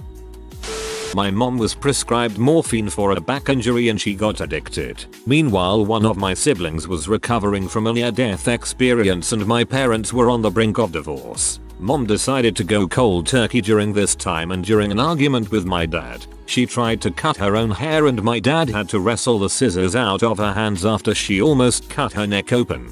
They got separated but after 2 years were back together and my mom never touched pain meds again. My dad cheated on my mom so my mom cheated on my dad. She got pregnant. He found out and beat the crap out of her, slamming her into the wall, kicking her and bashing her face against the concrete, all right in front of me. I was 3 and 1 stroke 2, cowering in the corner as he screamed and abused her. My dad picked up a dead rat off the ground outside and put it in the garbage, then handed out tortillas to my sisters and I without washing his hands. I remember when I was about 3-4, standing in front of the fireplace with my siblings and being sad as the fire roared. A few years later, I was told the reason I was sad. It was Christmas morning and my father got a bit peeved when he felt that his children did not express the proper level of happiness at receiving gifts. So, he threw them all into the fire. Years later I asked my mom if we had received a puppy that morning. We had not. Years later I asked my mom if we had received a puppy that morning. We had not. Relieved sigh. I have once seen my grandpa pour orange juice into a nice, hearty bowl of cornflakes. I confronted him about it. He just shrugs and starts eating, saying that I've already gotten this far, why go back? When I was a kid on Christmas morning I walked into my parents' room to ask if I could open my presents only to find my mom riding my dad in the reverse cowgirl position. When my mom noticed me she told me to go away as she was having her Christmas present first. That's actually kinda hilarious. I hope you have no trauma over it. My mom kicked me out when I was 16. I lived with my uncle for a year. She swear up and down I left on my own. While I was living with my uncle my passport expired and because of that I had no proof of citizenship. I was basically illegal and couldn't finish school. My mom blames me. I'm 21 now and she's disappointed in me. Bonus. She kicked me out because I didn't bring in the groceries from her car the night before. It was about 2-3 feet of snow and still piling. I didn't bring in the groceries for a number of reasons. 1. The snow. 2. I was just fed up with how she talks to me and how she asked. 3. I went to look at the groceries and she went to Costco and it must have been 80 lb plus worth of stuff. 4. This one is like a bonus. We were living in a multi-million-dollar condo owned by Charlie Samuels with like 2 flights of stair to get to kitchen. I tried to appreciate this but please believe me, I'm from the hood. I grew up in Jamaica, Queens. The only reason they could afford to rent this place for $2,600 a month was because we was previously in a situation where we were living rent-free for 2.5 years. I still think renting that beach condo was the dumbest crap they could have did with that money. They ended up having to downsize drastically after like 2 years and eventually moved down south. And you won't believe this crap. I broke down, started crying. I looked up and seen my first shooting star. I know it was dumb but I wished that things would get better soon. I grabbed a few things and went inside. In the morning my mom slapped me up and told me to get out and don't come back. She used to say she obviously didn't mean it, which I understand. But now she acts like I left on my own because I wanted to stay with my uncle. I stayed with my uncle for 10.5 months. I think my mom called once or twice. My uncle lived about an hour bus ride or a 30-minute drive away. Jesus Christ. I'm so sorry you have to deal with her. Drove drunk with us kids in the car to go see the Christmas lights at the rich fancy people's houses. Slid off the road into a wall and almost flipped that idiotic little Nissan Sentra that never had an oil change. Kicking my older sister out at 14 for having a BF and then again at 16 and 17 for the same thing. She left the moment she turned 18 and graduated HS. In a very heated argument my dad locked himself in the bathroom and wouldn't open it despite my mom's wailing and sobbing. She went into their bedroom and shot the ceiling so he would come out thinking she had shot herself. I heard him threatening to knock her out if she got up, so I ran into there and got between them. But later that night when they had made up he said he only threatened her because he had to use his phone and prepare to dial 911 if her breakdown continued. He also told her I didn't hear the gunshot so she wouldn't be embarrassed. My dad found another woman on Facebook, started a thing with her while being married to my mom. That new woman was married as well but left her husband for my dad. My mom found out, they filed for a divorce. Then the new woman moved in so my dad, my mom and the new woman shared a house. My mom lived downstairs, my dad upstairs with the new woman. After a week my dad snuck around with my mom and told the woman to pack her things and move back. Now they blame us, their children, for messing it up and we don't know why. So my sister and I were completely different when we were kids. I was very submissive because I knew I'd get beat hard if I wasn't and my sister was a born fighter. Every time she'd get in trouble, deserved or not, she would try to kick, scream or run away from my parents to avoid the abuse. One time we both got into trouble for whatever reason and I got a few good hits and did my best to cry hard. If I didn't they would take that as a hint I needed harsher hits. Well this time she fought ferociously to not get beat. I witnessed her 7-year-old body struggle with all her might for about a minute before my parents had enough and my mom screamed hold her down so my dad who was very muscular pinned her down with excessive force while my mom found the more painful weapon she could find on hand, a wooden spoon, and whipped her 39 times on the butt, thighs, back, anywhere so she couldn't sit, sleep, or even stand without crying in immense pain for a week. I was 9 then and I can still remember it as if it just happened to me. Today my sister is very submissive to anyone and refuses to fight anyone in any way while I became a fighter. I'm 21 and she's 19 but I can see the effects the abuse had on us in our everyday lives. Sorry this was a long one. I didn't mean for it to be, but I suppose it was therapeutic to write out. Thank you for your attention. My mom and dad decided to burn all my belongings because I wouldn't clean my room. I was 4. Jokes on them, because I never learned. When I was young, probably 5/6, my dad would shower, get cleaned up and ready to go out for the night and head into the city. My mom would drive him into the city about 20 miles round trip so he could get drunk, get smashed and have sex with random women. Then sometimes ring early in the morning and she would pick him up. The family situation was normal apart from this. My parents married young and for legal practical reasons could not get divorced. Ignoring the random sex. It was years later that I learned about that. I never thought it was strange that my dad went out on his own as I was an only child and we lived in the country, so a babysitter was not practical. Looking back on it over the years, mum put up with an extreme amount of crap because dad was a dickless waste of humanity. What is the worst case of psycho overprotective parenting that you've ever seen? The people I babysit for. Oh god, I could tell 1000 stories. The kids just turned 9 and 10. I was reprimanded by the father for letting them sit in the YMCA lobby unattended while I went out to my car to get something. Also, they live in a cul-de-sac with a giant yard that's shared with all the neighbors. There are kids out there every day. They are not allowed to play with them. They have to stay inside and read. Emo kids should regularly get cuts and bruises from playing outside. These kids freak out if they get a scratch. We were at the park and the little girl picked a bug bite and it started bleeding. She freaked out. I need a band-aid. I told her I don't have any band-aids. She'll live. She cried. From a tiny dot of blood. The children are not allowed to say fart under any circumstances. They can't watch Nickelodeon. Only PBS Kids. I was spoken to for allowing one of them to take out a SpongeBob book from the library. Gimme a break. Sounds like the parents could write 101 ways to raise a serial killer.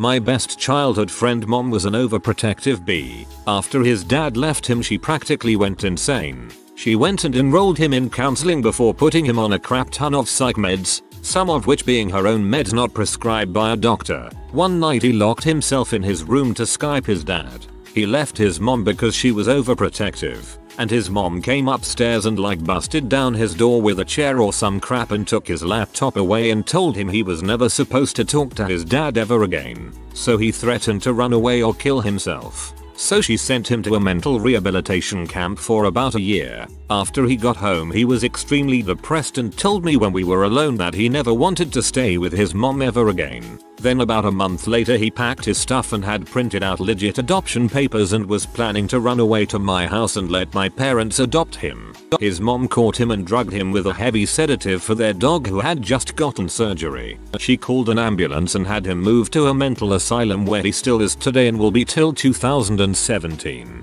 I get to see him about once a year on his birthday when my mom drives me up to see him. It is really sad because he is a normal kid just with a super overprotective mother, and she has ruined his life. When he gets out, I will be going into my freshman year of college and I'm planning to pick him up and never take him back to his mom. Take him in as a little brother. Kid I went to high school with was constantly grounded, and for really dumb things as far as I can tell. He hardly got to come out and do stuff around the neighborhood. It seemed pretty crazy at the time, but I guess not psycho based on what I know can happen. My boyfriend and I were on a cruise, which stopped at multiple islands. We were in St. Kitts hanging out on the beach where they had a little open bar to get food and drinks. When we first got on the beach, we went early so we can get chairs. After 20 minutes, an older couple with a few little kids, all girls, insisted we had taken their chairs that they had previously reserved, but they had no tags on the chairs so they walked a ways down the beach. Anyways, we're at this little tiki bar thing getting food and drinks when one of the little girls of the older couple wearing a huge bucket hat is wandering around the front of a gift shop where there were wooden stairs. All of a sudden, the little girl isn't paying attention and walks up the stairs and bumps her head on a tree and falls down 2 steps. We saw the whole time and she barely bumped her head, but as a child I probably would have cried too. The mother ran over to the little girl screaming, oh my god, are you alright? What happened to you? What happened? Oh my god. Totally made the situation worse and the little girl started screaming even more. When the dad turns to us and asks if we saw anything, we just said she bumped her head and fell. No big deal. The dad literally rolled his eyes and told his wife to calm the frick down. My father used to be a gymnastics coach and judge. One of the few people in my state that was a level 3 in both men's and women's gymnastics. What that means is that he could coach and judge regional, state and national comps but not international ones. At one of the regional comps my father was judging and he was approached by one of the parents of the gymnasts asking for her child to get at least a 9.3 to stay in her club's elite team. Her child was averaging a 9.0 across the comp. My father reported it to the head judge and it wasn't the first time she has been warned to not approach the judges during the comp. When the session ended, the head judge called in all the judges and told them that if the woman approached them again to send her directly to the head judge. An hour into the next session she approached another judge on the same table as my father and the head judge. She was ejected from the comp and her child was disqualified. When parents agree to enter kids into comps they have a page of rules they have to agree to. One of them is not to approach judges until after the awards are presented. If they do, their child may be disqualified. TLDR. Parent approached judge at comp asking for score to be changed for her kid several times. She gets ejected and her kid gets disqualified. Despite living the suburban white picket fence dream, my next door neighbors don't let their 9-year-old out of their sight. Ever. EVER. Play dates are completely supervised and rare. Roving groups of kids his age are everywhere. Parks a block away in any direction, and he'll be twirling a hula hoop around alone in his backyard. When he loses a toy over the fence, he can't come to our door to ask for it back without mommy, like we're going to John Wayne Gacy him or something. I hope when he eventually murders his folks, he spares us. Live in Midwest and have several. 1. 12-year-old girl lives next door to me. For our summer block party the parents drive 4 houses up the street to attend. At sunset the wife screamed bloody murder at their daughter to stop playing so they could go home and put on long sleeves pants and prevent mosquito bites. It was like 100 degrees out, so I'd choose bug bites over pants and long sleeves any day. Mosquitoes can also bite though clothes, so I'm not sure what they were solving. Drove her back to house 4 houses down, changed, then came back. Same wife made her husband leave about 1 hour after they returned because he had had 3 beers over 5 hours and she doesn't allow him to have more than 3. 2. A girlfriend's parents were very strict, not religious, just crazy. They would only let her ride her bike around in their yard, regardless of age, because there was a highway nearby. This was in rural Missouri about 2 hours from a major city in a town of about 2,000 people. The highway was a 55-mile-per-hour rural highway that has hardly anybody driving on it. My aunt doesn't let my cousin run. My cousin, is asthmatic, so obviously there have to be some precautions. But no running whatsoever. My aunt even went as far as telling my cousin that she had a dead lung, a lie, and she could kill the other one if she ran and did exercises, an even lie. As you can guess, my cousin is growing up to be a chubby, scared girl. I'm a guy, for starters, so I sort of understand my dad being nervous about me seeing anything having to do with sex. He was a bit of a wild child. He did every drug imaginable in late high school and college and his friends got into lots of trouble, so I know why he was so scared I would act out and be a crappy kid like him. But I was always such a relaxed and easy child to deal with. He had no reason to be so scared. Anyway, he was super overprotective of me seeing anything sexual. He wouldn't let me hang around with a girl at the house at all, even if he was around. He wouldn't let me see Starship Troopers when I was 15 years old because there were boobs in it, and wouldn't let me watch a show on TBS because there were 2 people making out in it, fully clothed. He was like that for years, constantly screening any movie or TV show I wanted to watch. I was secretly laughing at him at the time because I cashed in my V card with both genders the year I was 15. Oh, I got one right for this one. I've mentioned it before in some other threads, but I just can't get over how batshit insane this woman is. A good friend of mine has lived with his grandparents his whole life. It's just his grandma now and she's insanity turned to 11. I've known this guy since high school. It took 4 years before I was allowed to go into his house because his grandma didn't like the fact I have long hair. She didn't want a hippie in the house. When he did leave the house, she would call around 8-9 PM and ask when he's going to be home. Well, I use ask loosely. It was more like pestering him that he needs to get home. She continues to call every 30 minutes or so. There's been no repercussions from him completely ignoring this though. When she goes out of the house, he has to go with her. I understand she may have a fear of going out alone, and that's probably bolstered a bit by her watching of Fox News, but they live in a very, very low crime area. There's been one shooting in the last decade, no muggings, armed robberies of people, and the only thing the cops really have to respond to are people stealing from Walmart. His car got totaled 2 years ago. He still doesn't have another one because she won't let him save the money to get another one. He always has to pay vast majority of bills and rent, despite her being fully able to pay her share as well. He can't just refuse because she'll eventually kick him out, and that threat holds more weight now since he doesn't have a car. He's using hers to go back and forth to work. Several years back we went on vacation and she told us not to go to a place that was on our agenda because it was a bad area. We told her we wouldn't. Of course, we did anyway, and surprise, not a single problem at all. Can't have any alcohol. He sneaks it in anyway. Has to leave the door to his room open. And no bad language. In all honesty, she treats him like a 12-year-old. He's in his upper 20s. He needs to grow a set and move the frick out. One of my friends absolutely has to call his parents every single day. If he can't make it one day, his parents will send him onto a guilt trip. To date, he always has to ask parents before deciding on smallest of things. He is in his 30s now.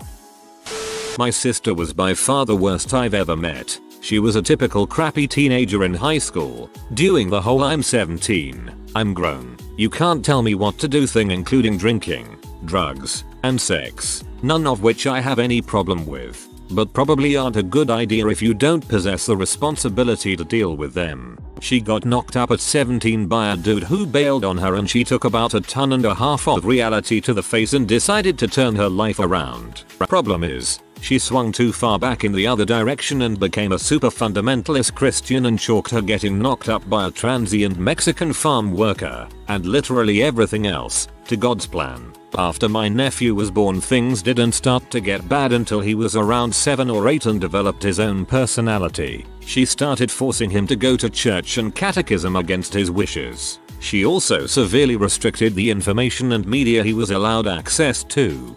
Books were restricted solely to the Bible and other religious texts, and educational books so long as they didn't contradict scripture in any way. She refused to allow him to have friends unless she'd vetted them and ensured they came from a good Christian family. Until he was 16, the only television he was allowed to watch was Disney Channel and CNN. She put parental block on everything else. He wasn't allowed to see movies rated above PG or get his driver's license until he was 18, and she couldn't really stop him anymore. Video games were right out of the question. The end result of his sheltered upbringing was that, as soon as he was a legal adult, he began to rebel against everything she'd ever imposed on him in whatever way he could find. He started drinking and doing drugs, stopped going to church or any of the religious studies groups she made him go to, and fell in with a group of guys who got him in a fair amount of trouble. Thankfully he's calmed down recently, in his early 20s. He's in college now, still drinks and smokes weed, but not nearly as much as he used to, and, to my knowledge, hasn't committed a crime in a few years. My parents had software on the computer that collected everything me and my brother would ever type into it and send it in a daily email. When I found out in high school, I felt violated and upset, and that is exactly when I stopped talking to my parents about relationships. I had a boyfriend at the time and my mother read all of our AIM messages. Great. I lost a lot of trust in them for keeping that from me. It still disgusts me. My parents were always very overprotective, but this one just felt so invasive. My grandmother was very strict with my mother and aunts. She controlled what they ate and wore and who they spoke to. They weren't allowed sleepovers or sweets, or to have an opinion about anything. They were constantly punished for normal little kid behavior, having nightmares, wanting to dance, having friends, until it twisted them all up. They were looking forward to college, as they were excellent students, so they could finally get away and live normal lives. My mother was told she was too immature for college and had to stay home and go to community college, even though she got a full scholarship to a 4-year school not far away. So she ran away, 3,000 miles away, and went nuts. She never went back home no matter how difficult things got because she didn't want grandma to break our spirits. 2. My cousin hand feed her son until he was 4. He was placed in a high chair and she feed him with a spoon. I was shocked and asked why. She told me that he made a mess on the floor when he fed himself. WTF. Of course he did. My kids started feeding themselves the day they ate solid food. Fine motor control is not an accident and must be practiced. I also had crayons and paper on my coffee table for 10 years. Sheesh. Side note, her son is super creepy. Long story, but I would not leave a female alone around him. Nothing concrete but big on the creepy vibes. We have time. My girlfriend just went to college in a nearby city. Her parents constantly make her take pictures of where she is to prove that she's being good. If she studies with a guy, they call her a S. Last night she didn't respond to the text telling her to send a picture because she was asleep. So her parents activated the GPS tracker on her phone to find out where she was. She was sleeping in another dorm because it was closer to where she was at the time. They threatened to pull her out of school and make her go to community college so that they can keep a closer eye on her. Every time she sends them a picture of where she is, if it's not in her dorm or a classroom, they call her the S of college. She thought going to college was going to be the end of their crap. Sorry, half venting, half response. I would tell them to frick off, go get a student loan, part-time job and be done. I'm paying student loans. Lot better than that mental abuse. There was a girl in my town who ended up getting a restraining order against her mother. The mother would make some sort of excuse to get into the daughter's high school, lie about her daughter having a learning disability, then sit next to her in class and make sure she wasn't talking to anyone during class or at lunch. The woman would even do things like emptying the girl's book bag and search through her things in the middle of the school. As far as I know, the girl ended up living a fairly normal life afterwards, but her mother definitely made her have some major social anxiety issues. Stop. Do not fall into the Reddit coma. I have been trapped in this thread for 3 hours and only have the willpower to leave now because I have to use the bathroom. Don't read further or you will be sucked into the lives of others that are truly fricked up. My ex and I were in college and we both still lived with our parents. We went to school locally and she was 19. I was 21 at the time and they were so overprotective and they mistrusted her so much by default that when she started middle school, every night they would shove chairs into chairs into chairs into chairs into chairs into chairs into chairs into chairs into chairs into chairs. They started doing this without her showing any inclination to sneaking out or sneaking people in as a child, and they continued to do it well into her college years and NBSP. Needless to say, crap got weird and incredibly frustrating. Back in high school, my friend and I would regularly hang out at his place to play video games and what have you. He had a younger brother who was in middle school at the time and also had a friend come over regularly. This friend of his was the product of a super religious, super strict, single mom. When he would come over, we had to hide away anything he thought his mom wouldn't want him to see or hear. It was a huge list of things, but one of the strangest things was anime. My friend's brother was an anime fan and had mangas and posters, so when he would come over he had to take them down. A pretty funny moment with him was when my friend and I were playing the first Ninja Gaiden for the OG Xbox. He came in with his hands over his eyes and asked us to pause the game so he could get something. We obliged and waited for him to find what he was looking for and leave, but just before he left the room, I unpaused a little too early and he witnessed Ryu cut a guy in half and a fountain of blood shoot out of him. He screamed and ran out of the room. I actually still kinda keep in contact with him. He is a lot better these days. I remember talking to him about how he was like when he was still in middle school. He told me that he was so scared of his mom. He literally thought his mom could read his thoughts. That's why he was too scared to do anything behind her back. A guy right next door has an overprotective mother. During weekdays he'll be locked inside with his housemaid while both parents work. He's an only child, so he only socialized with other people at school. During weekends, his parents sent him to tons and tons of academic and non-academic courses. When we played on the street, we sometimes hear him screaming in his house when he's alone. His parents only allowed him to play with an equally academically accomplished kid next door. These two had very limited contact with other kids. A student I tutored over the summer. I honestly felt terrible about it, but I took the job so I could be sure to take it easy on him. Freaking 15-year-old boy whose mother had him meeting with 4 tutors 3 times a week to pre-teach him his sophomore year curriculum so he could, and I quote, boost our GPA so we can get into Stanford. B. What's this week crap? You learning to speak French? My aunt uncle are Chabad Jews, very religious sect. They are so afraid of their children learning about the world and assimilating that they won't let them wear shirts with animals on them that are not kosher. Example, a lion. When I was a senior in high school I passed out candy on Halloween when my mom's friend brought her kids over. She had a glass of wine with my mom while her 2 kids waited impatiently to go back out trick-or-treating. After about 45 minutes and the kids constantly begging to ransack the rest of our very nice rich neighborhood, their mom agreed to let them go out by themselves while she finished her wine as long as they took a cell phone, stayed on our side of the street, and could be back in 20 minutes. This wouldn't have been weird if her kids weren't 15 and 17-year-old teenagers and not mentally or physically impaired in any way. TL. DR. Kids not allowed to cross the street or trick or treat by themselves.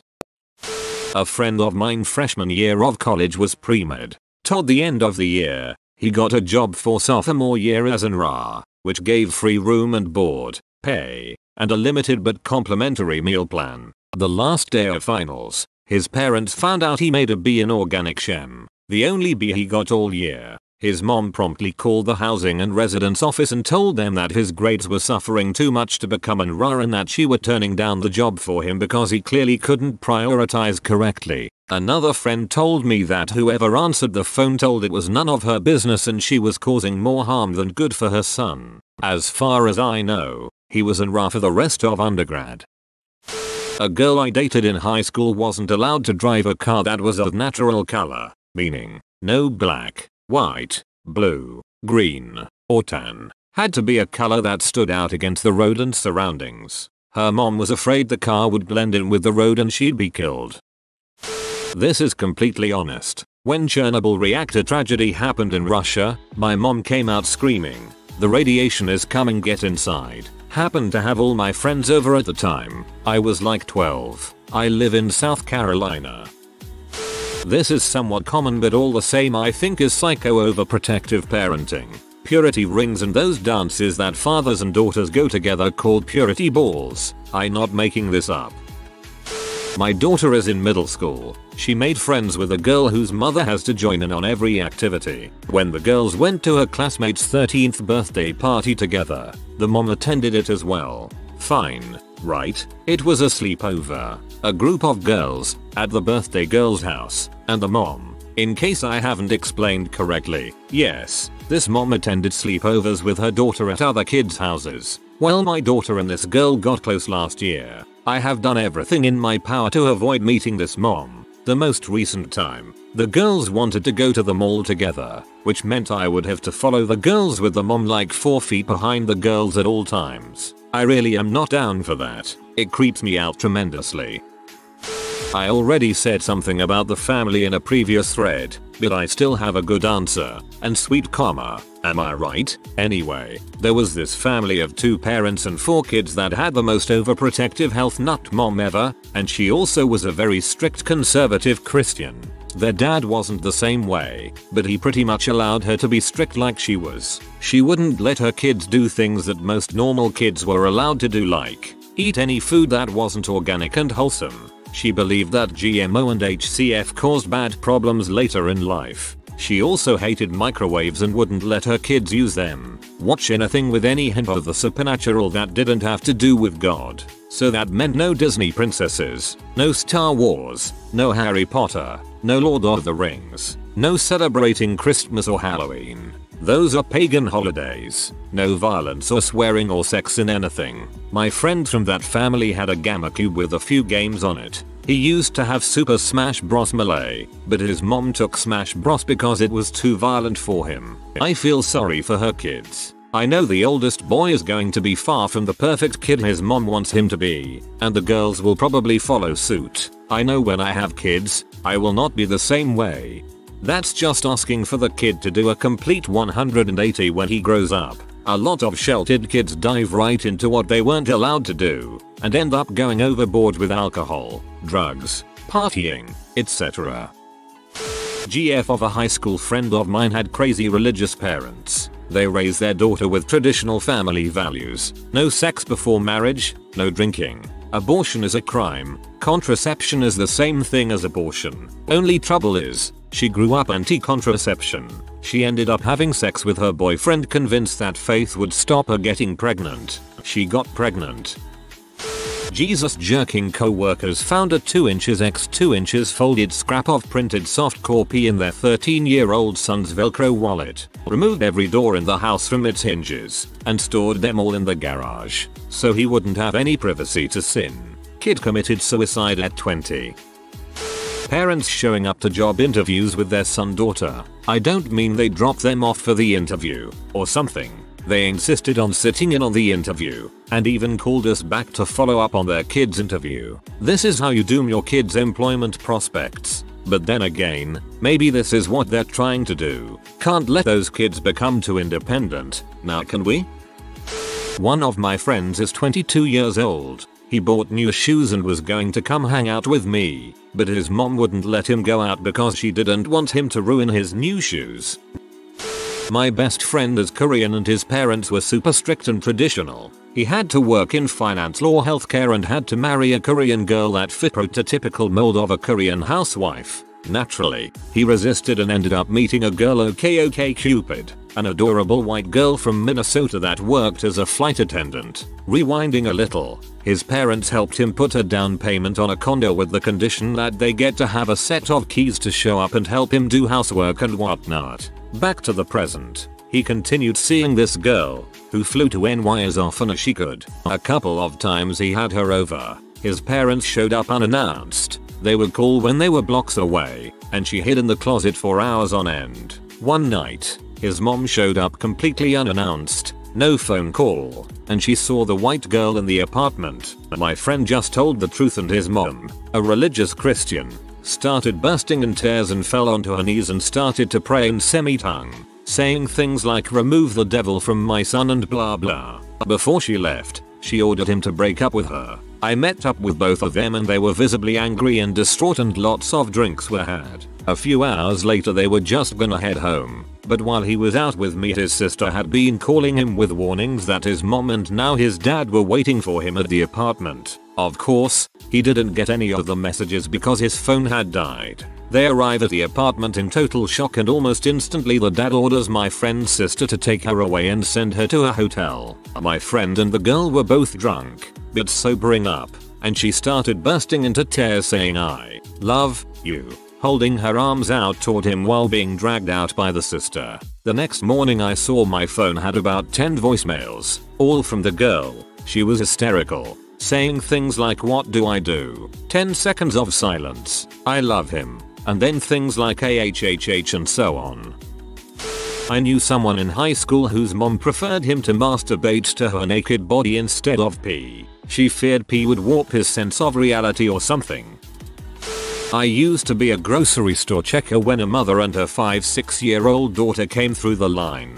The daughter was standing upright in the grocery cart. I asked the daughter to please sit in the cart. Technically still not allowed, but whatever, and the mom got mad at me for addressing her daughter directly. Standing on an unstable moving platform at age 5? Totes legit. Being spoken to by retail employees? Verboten. I fix a lot of computers, laptops, many for students. There's some really psycho spy software out there, which parents use to control basically everything on their child's computer. Stuff like microphone, webcam, key logs, browsing history, GPS location. When I found a software like this on my cousin's laptop, it was time for the old switcheroo. I removed the software and gave him a USB stick with instructions on how to set it up on his parents' PC, which he did. So now he can watch over his parents to make sure they don't get on any inappropriate websites or start talking to strangers. He's really caring about how he raises his parents. Also, I will be his coolest cousin for a lifetime. My friend is a professor and just had a grad student's mom call him about how if her son couldn't get into his course this semester it would ruin his future because, insert Luong email here. Again, this is a graduate student, not even bachelor's. How? Why? How? Who? Ugh. No one will read this, but growing up in my incredibly boring suburban Atlanta neighborhood, there was a family 2 houses down that had like 6 kids, all around my age. They were rarely outside, and when they were, the mother or father had to be watching them, and they were not allowed to leave the yard or even play with other children. If anyone, and I mean anyone, was walking on the sidewalk outside when they were playing, all of them were forced inside until the person passed by. As far as I know, the only time they left the house was to go to church, since they were all homeschooled. To this day, I don't support homeschooling. No offense to anyone out there, largely due to how socially inept one of the kids was. A girl, who turned out to be crazy cute, that I attempted to make conversation with many times. Children of helicopter parents, what was the worst or most embarrassing thing they put you through? My parents are Mormon. I had to clear everything through them. Everything became a pros and cons family debate that ended in WWJD, which was nothing fun apparently. Anytime I did anything unapproved I was guilt tripped and shamed. They had to know where I was at all times. If I didn't answer my phone when they called I was in deep crap. One time they let me go night fishing for catfish with a buddy, then got pee when I rolled home around 4 AM. I got grounded for a month on that one. I wasn't allowed to date even casually. God forbid I even be friends with a girl.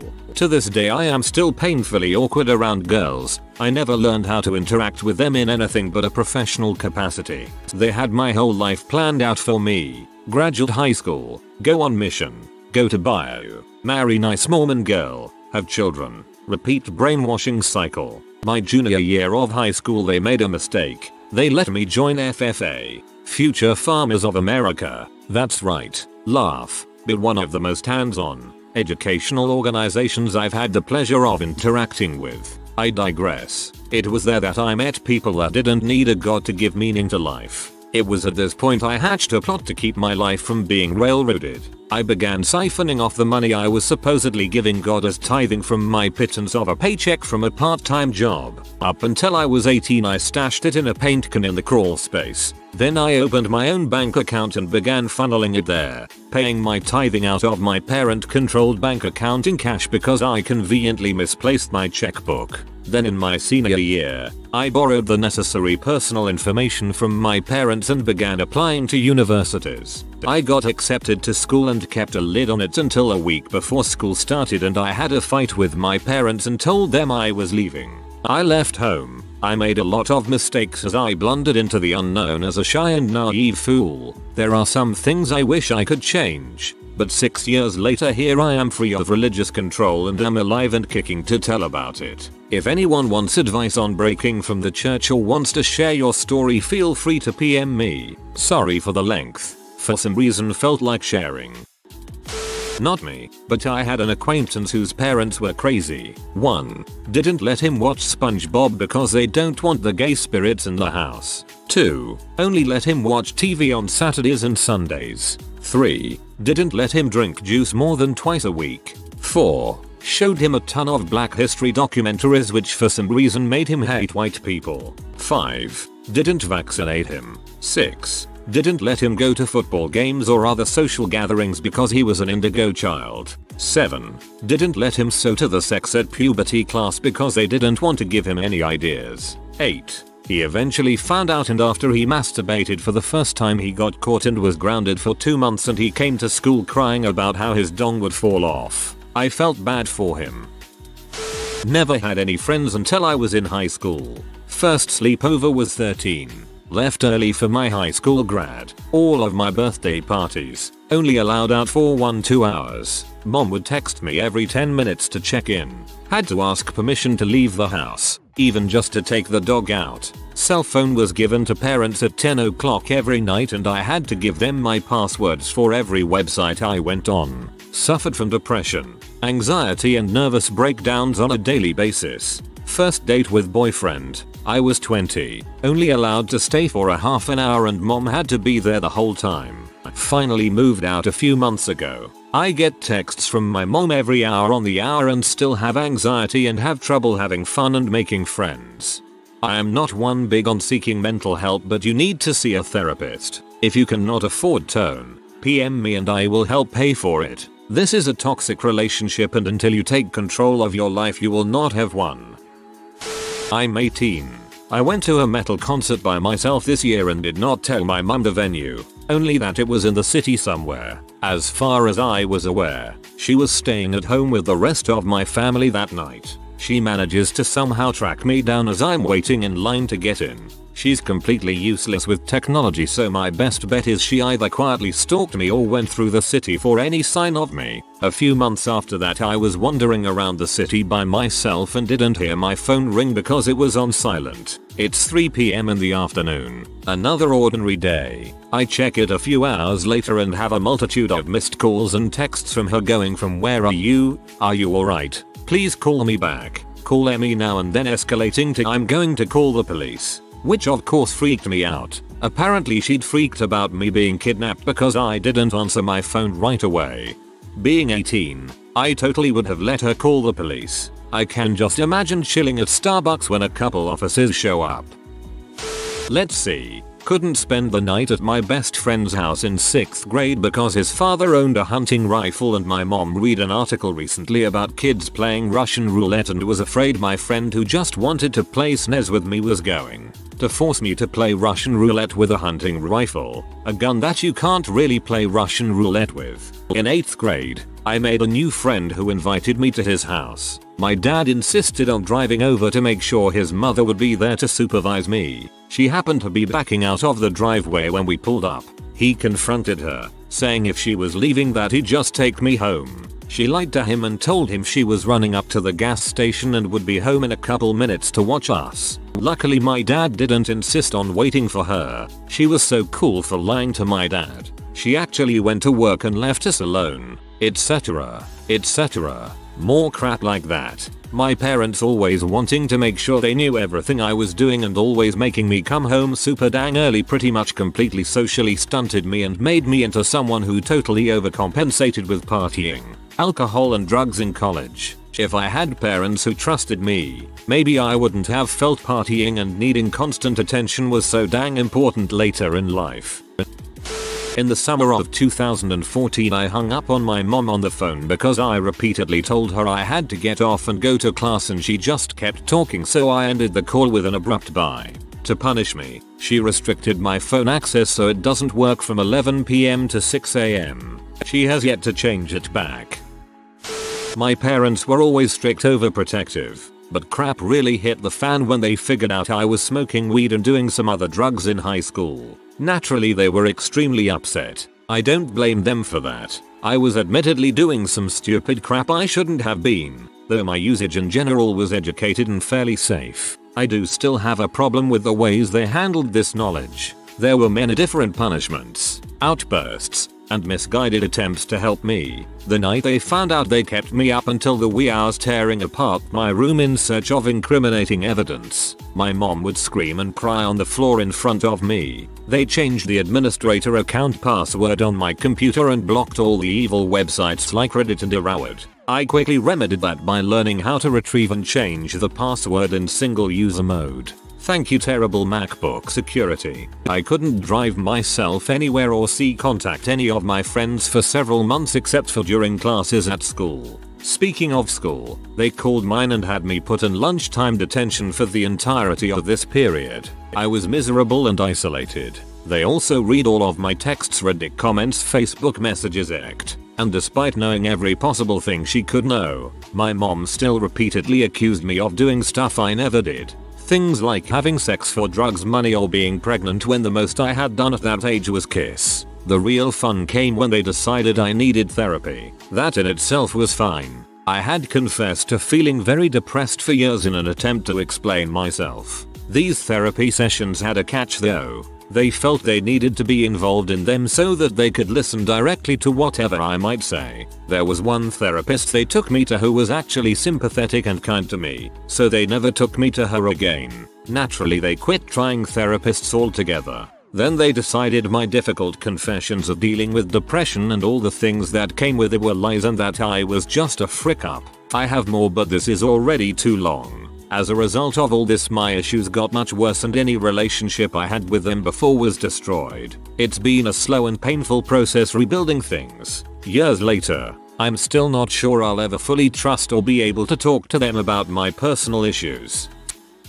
Good lord. Reading all of these responses makes me so glad I grew up as a latchkey kid in the 80s. I even ran away from home once and my parents didn't even notice. My mom thought I was in my room reading. What's shocking to me though is that's it my peers who are the helicopter parents now. I wonder if it's because we all had so much freedom that it freaks out today's parents.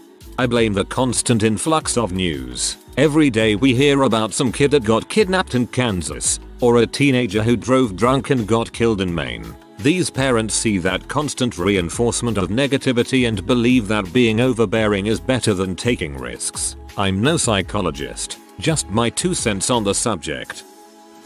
I got Facebook in the 8th grade. The only way I was allowed to keep it was to share the password with my mother. And one night a friend of mine was having a problem with a boy. She came to me in what she and I both thought was confidence and told me she had lost her virginity and he pressured her and all that. Not even 5 minutes later I was kicked out of my Facebook session and my mother yelled at me, telling me to shut off the computer, yelled at me for being friends with OS, grounded me, and called her parents. Needless to say that as long as I lived with her, I couldn't really keep any friends. We had a helicopter queen bee in my neighborhood. Other parents modeled their behavior on this woman and enforced ridiculous curfews and restrictions. No hanging out past 10 p.m. Any and all trips require a parent to walk in to ensure you wouldn't be abducted. You didn't have any privacy if you had any relationship with either child. She burrowed into her son and daughter's personal lives and the lives of their friends. Most conversations with her were incited by her startling you with glaring knowledge into any personal dilemmas or academic issues. Anyway, the worst was that you couldn't collaborate with either child in any capacity on school projects. A friend worked with her daughter and called me in tears to vent about how the parent called her to accuse her of not working hard enough and jeopardizing every group member's grades. And then the parent drove over and lectured her about the importance of a work ethic and being proper, to lightly allude to a recent rough breakup this friend had experienced, all while the girl's actual parents were present, and stayed until the parent felt the group would be most likely to receive an A. My dad used to fling the door open in hopes of catching me doing something I wasn't supposed to. One time he caught me with a girl's legs over my shoulders, laying pipe like I was getting paid, no blanket or nothing. Jesus. Eye contact was made, dominance assessed. My dad never pulled that crap again. That was the day I brought the chopper down. I can just imagine the look on your dad's face as you asserted your dominance. I feel like my experiences are mild compared to others here, but my dad was a nut job. Insisted on buying me really overly ugly clothes so boys wouldn't pay attention to me. I was still at the age where boys were definitely not looking at me, maybe 7 or 8. At 12 or 13, I walked over to a park around the corner from my house with some friends. Granted we didn't live in a great area, but he literally got in his car and started driving in circles around the park. My friends made fun of me for weeks. If he got off work early he would try to find me on my relatively short walk home from school to make sure I was staying out of trouble. If I was even a minute late home from school, I'd be grounded as soon as I got home. This was back in middle school when nobody I knew had a cell phone and we had no way of contacting our parents if anything happened on the way home. Grounded for questioning anything. Got my access to the family computer and iPad taken away for asking why I couldn't go to a local dance. If I wanted to hang out with my friends, my parents demanded that they call and talk to my friends' parents first. This went on until I was 16. Went to a specialized high school in grade 9 and 10 that didn't have school buses. Wasn't allowed to take the city bus because it was dangerous and had to wait around the school for an hour and a half every day for my mom to come pick me up. This was prime time for these two guys who harassed me constantly to follow me around and say really demeaning things and try to grope me. Was honestly in more danger at the school than on the bus. From age 12-17, woke up at least once a week to my dad snooping around my room looking for drugs. Would demand the password to my account on the family computer, then go around and delete random programs, like Malwarebytes. WTF. When I bought a laptop with my own money at 17, would demand that he could use to access his fantasy football sites, then would snoop around my internet history, constantly accused of sleeping around and being pregnant, starting in middle school. accused of being a lesbian, accused of either eating too much or having an eating disorder, which ironically made me develop an eating disorder, was basically told I didn't have the right to privacy, haven't talked to him in a year, feels great. Helicopter parents should go and live their own lives out to fulfill their goals instead of trying to do it vicariously through their children. In my case, one of the worst things was that they are always trying to do my school projects for me because they thought they had better ideas. So either I'd let them do it but then secretly do my own, or I'd do one according to their criteria and then a totally different one to hand in. Like one time I had a science report to write in grade 4 and it was an independent research project with a presentation at the end. I did it on the ethics of cloning, but they didn't agree with what I thought. I was very open-minded and optimistic to the possible improvements to society. They thought it was blasphemous. So I had to make a version of the essay in PowerPoint that they liked and memorize a script that they wrote out word for word and practice it in front of them until I got it down 100%. I don't know what peed me off more, the fact that their arguments were poorly worded and lacked a good flow and I had to pretend crap like that was my own, or that it was so unfair to be stifled like this while my friends' parents were just so incredibly chill. Anyways, I still did all the work 2 times over, gave my own version of the project and got the highest mark in my class. I'm good enough on my own and my helicopter parents can suck it. Drops mic. A little late, and this wasn't me, it was my ex, who is my daughter's mom. We dated throughout high school. We'll call her Amy. When Amy was in the 7th grade, I started walking her home every once in a while. I was in 8th grade. I would simply walk with her 2 blocks to her house on the way to my destination. This lasted for a week, and then she started getting picked up after school. When she was in the 9th grade, her parents pulled her out of school to homeschool her because they felt that she had fallen in with the wrong crowd. Apparently the local church group whose parents were all teachers and very active in the community was the wrong crowd. She wasn't supposed to date or really have any friends except the few her parents had chosen for her. To see her, we had to sneak around, and this eventually turned into hey, let's sneak out every night and climb into the other's bedroom window, and surprisingly, this led to her getting pregnant at 19.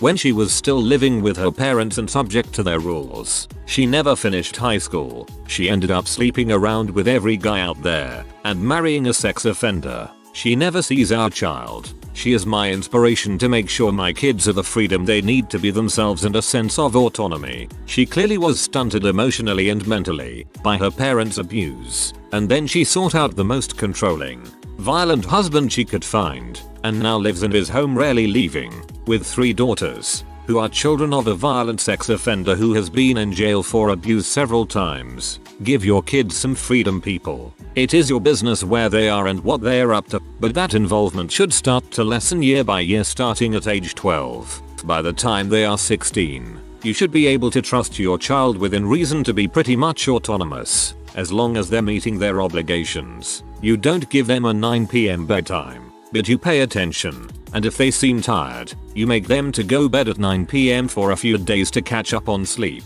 You don't go through their phones, but you do teach them that everything they put into writing is permanent, and to properly represent themselves. You don't keep them in the dark about sex, or forbid it. You make sure they understand the possible consequences, encourage them to wait until they are ready, and teach them to be safe. Your goal as a parent is to put yourself out of a job. In other words, get them to the point that they don't need a parent. That will never happen if you're making all their decisions or refusing to let them be free and be themselves.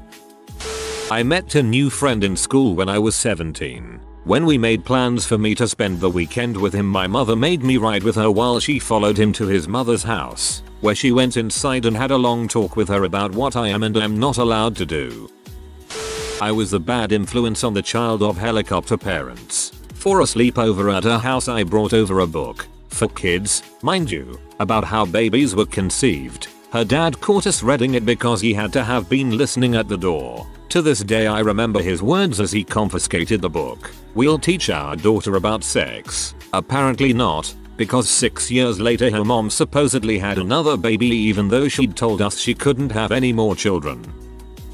I'm an only child. So when I left for college it was tough on my mom, especially since her and my dad had just gotten divorced about a year and a half before. I remember one time she called and I had forgotten my phone when my friends and I went on a trip to Target, which took us a few hours because we also stopped by somewhere to eat. I came back and found like over 30 missed calls from her. I called her back and found out that she was on her way up. It was only a 2-hour drive. Because she was worried that something had happened to me. I told her that I just forgot my phone and after a while talked some reason into her that what she did was pretty over the top.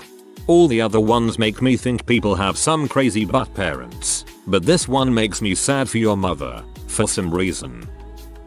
When I was in elementary school my grandma would walk to the end of the driveway and scream, "This is the day the Lord has made. Let us rejoice and be glad of it," and wave at me. This was until I was like 11 years old. I went to public school.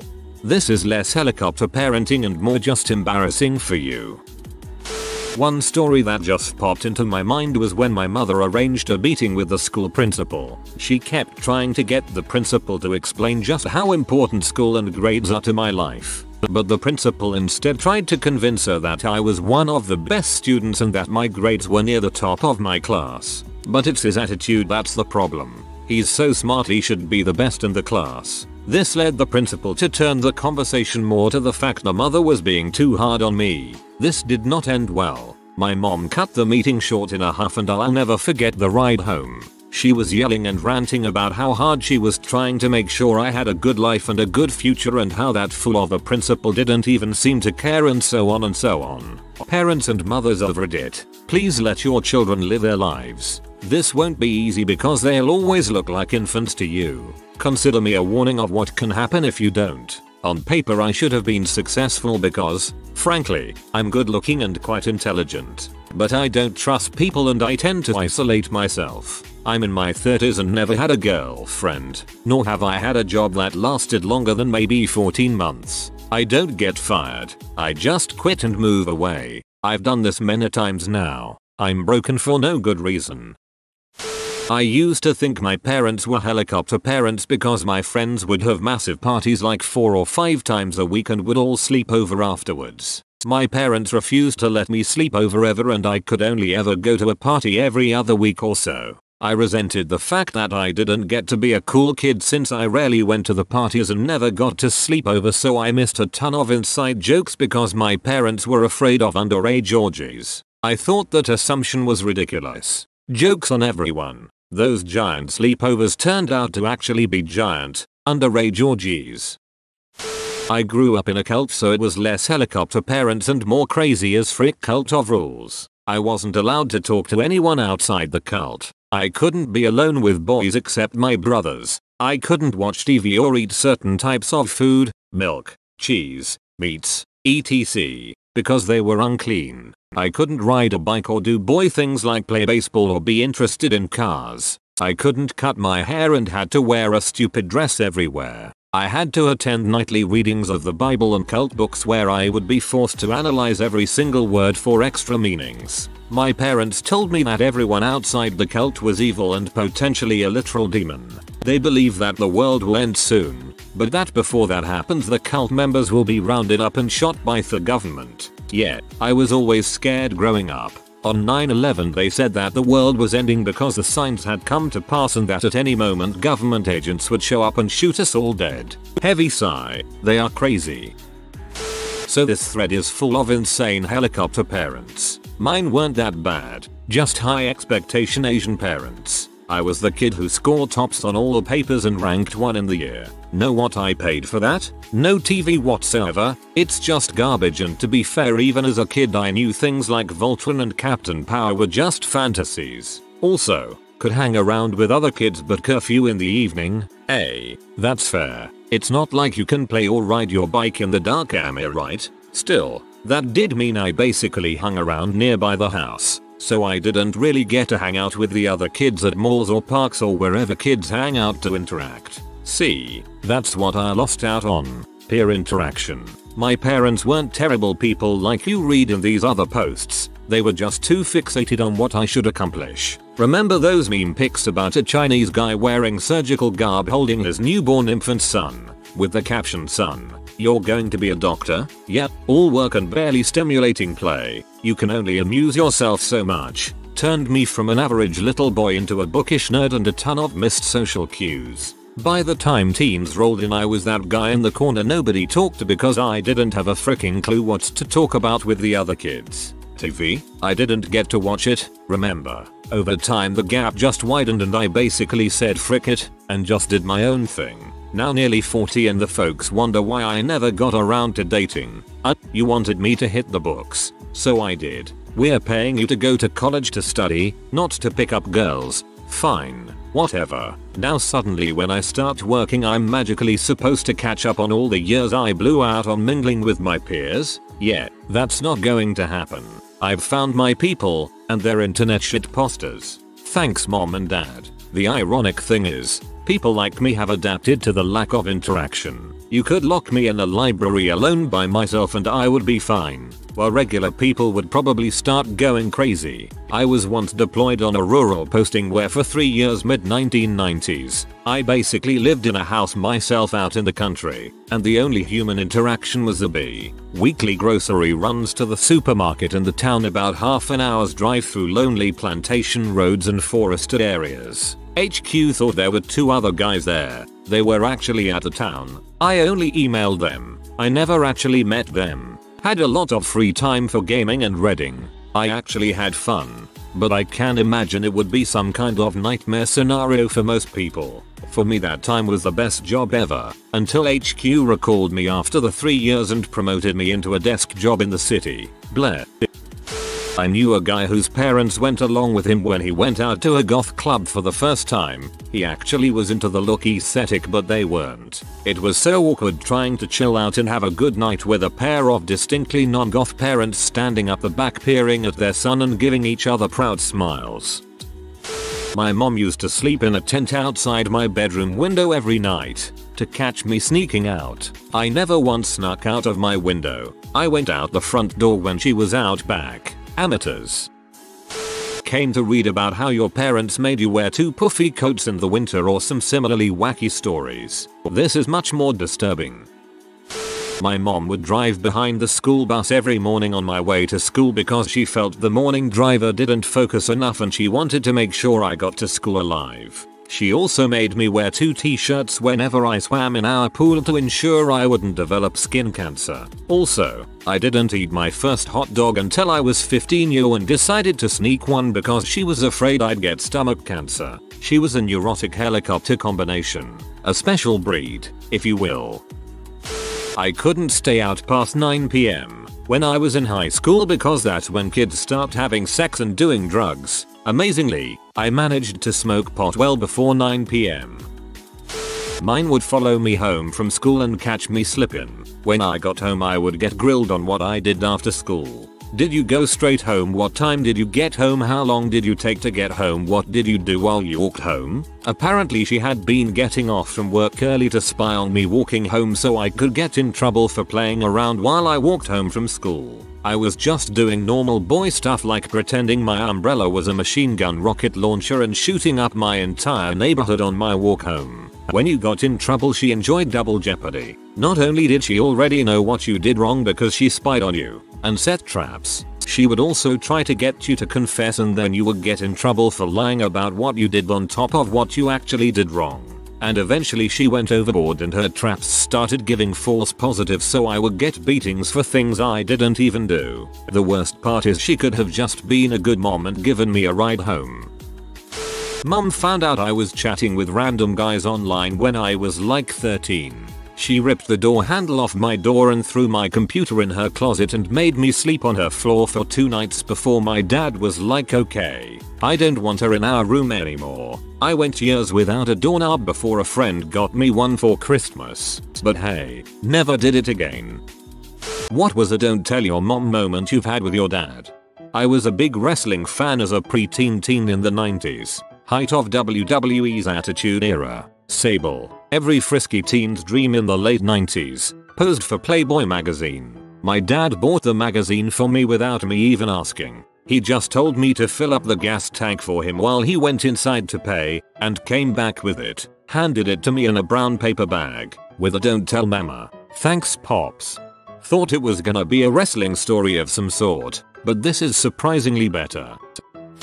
I wanted a slip and slide when I was a kid, but it wasn't an option because we lived in a small butt apartment in the city, so I decided to make my own slip and slide at home. I recruited my little brother and we cut open a bunch of the big black garbage bags, laid them down on the floor in the hallway, lived in one of those old pre-war buildings in NYC that were long versus square, so the hallway was super long, and threw water down. Tried to slide, clearly doesn't work. My dad comes home while we are trying to MacGyver a solution. We think we're in trouble, but no, my dad comes to save the day. He taped the bags together with duct tape and along the walls with the blue tape for paint. Then we go to slide, but too much friction. My dad decides oil, so he throws down a little vegetable oil on our homemade slip and slide to help the slide part. Still didn't work, but at this point my mom is going to be home soon. So we scrap the whole thing and dad makes us promise that if we get caught we won't snitch on his aiding and abetting our crime. So in the end, no slip and slide, but it was so much fun and my mom never did find out. Just thought it was weird that her bags were gone. One day I will go on a slip and slide. Next time, use soap. I skipped school. My dad skipped work. We both were surprised when we ran into each other at home. Want to play video games was the first thing my dad asked me. Nice. He took me to see Terminator 2 in the theaters when I was 7 years old. He also let me drive around the neighborhood every now and then when I was 13, with him in the car. He was the best and I miss him. This was the shortest emotional roller coaster I've ridden in a while. Sorry for your loss, colon. They were both dieting and he cheated by going out for McDonald's. I got a hot fudge sundae out of it. Later that night when he was at work, she decided it was a good idea for a cheat day too. We went to McDonald's and I got a hot fudge sundae out of it. Don't tell your dad. Blackmail them. The dog escaped. Hours of panic searching everywhere. She was just chilling in the garden, relaxing under a tree in between two bushes where it was cool. We cried, yelled out her name, went to neighbors, drive several streets in our village and eventually just gave up. We are about to call my mum when Ruby gets up from between the bushes and casually walks past us to get some water. Mum would have gone crazy if she thought we had lost her baby. My dog recently escaped the backyard. I was following him around with his chain waiting for him to tire out a bit when he jumped into someone's car. The person had left a door open while doing something. He wanted to go for a ride. That was awkward explaining to them. Both my parents grew up in lower income working class families but have done incredibly well for themselves as adults. I'm in my mid-20s and self-sufficient. I did not follow them into tech, so I don't have a lot of extra income to throw around. My dad is happy as long as I'm comfortably supporting myself and will pay for little extras in life when he feels like it, while my mom wants me to live within my means and doesn't tend to offer gifts readily. He used to try to justify it to her, but now that I'm an adult he will just help out in small ways and say just between us, and that's the end of the discussion.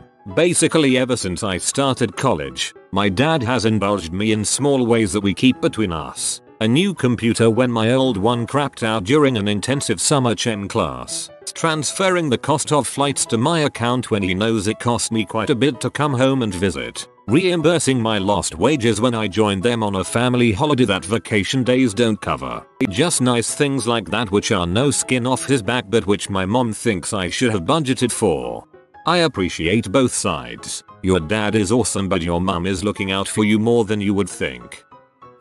My mom didn't work but ruled the money. She'd even make him give her his debit card so he wouldn't get lunch on days when he didn't pack one. As a teen I got really into paintball and my dad, wanting desperately to connect with me and also have some serious fun, for once, joined me and my friends in our adventures. He decided one day to buy a jug of paintballs for himself, with some stowed cash. He skipped lunches and whatnot to save for it, and asked me to hide them, and if my mom found out to say they were mine. My little brother was a snoop and listened at the door to our conversation. He told on my dad. I stood my ground and insisted that they were mine, but my dad felt guilty for lying to his wife in front of me and confessed. Mom was going to make him return them. I gave her the cash for the paintballs right then and there. Lem tell you, that game was one of the best. My dad was an amazing player. Me and my friends loved playing with him every time. But that game, he shined. He was in my team and it felt like we were taking on the world. It was always him and I down to the end.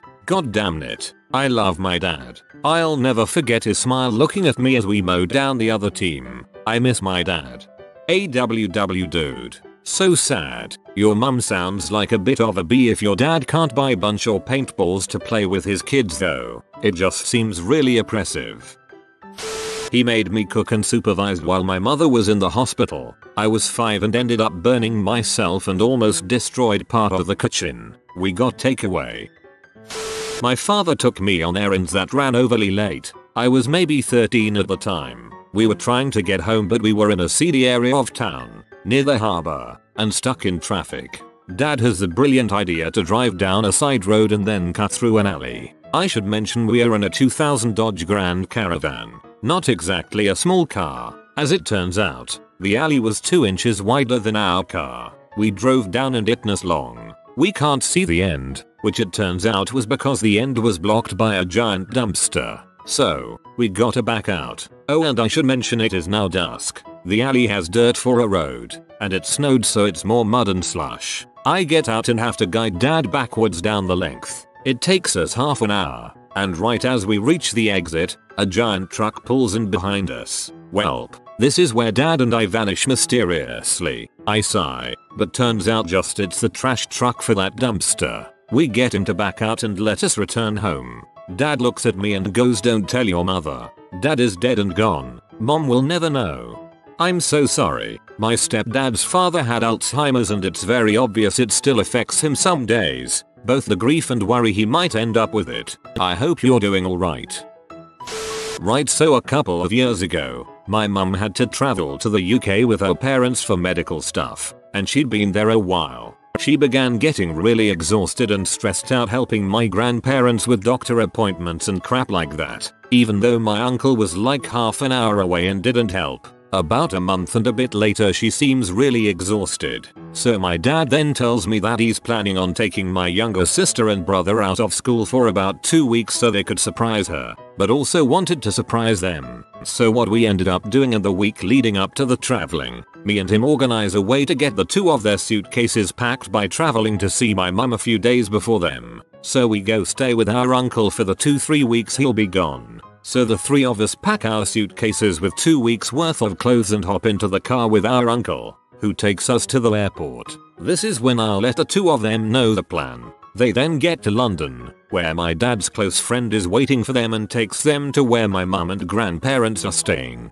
Grandma, who's also in on the plan, brings them in as my dad took my mum out for a couple's day. When she got back all relaxed and less stressed, she sees my siblings there and according to everyone there, just started crying out of happiness. TLDR. Mum was away for a long time and was getting stressed out and was missing her kids. Dad planned and organized a surprise visit of my 2 younger siblings without them knowing till the last moment, and I was the main helper in it. It made my mum really happy to see 2 out of 3 of her kids again.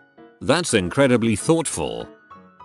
When I was very little, my dad bought mom a sewing machine as an anniversary gift. He told me not to tell mom because he wanted it to be a surprise. I was so excited when mom got home from shopping that day that I blurted it out as soon as I saw her walk through the door. When I was about 7 and my brother was about 2-3, I bought our dad a shirt and necklace for his birthday with some money from my grandparents. When he walked in, my brother touched the wrapped gifts and said, "Here's your shirt, and here's your necklace, damn it kid." When I was very young, probably under 8, he would let me steer his truck or the work truck while driving down the street to our house. He may have also given me beer. I guess I should point out that these were separate events. Either way, my mom probably wouldn't have been thrilled.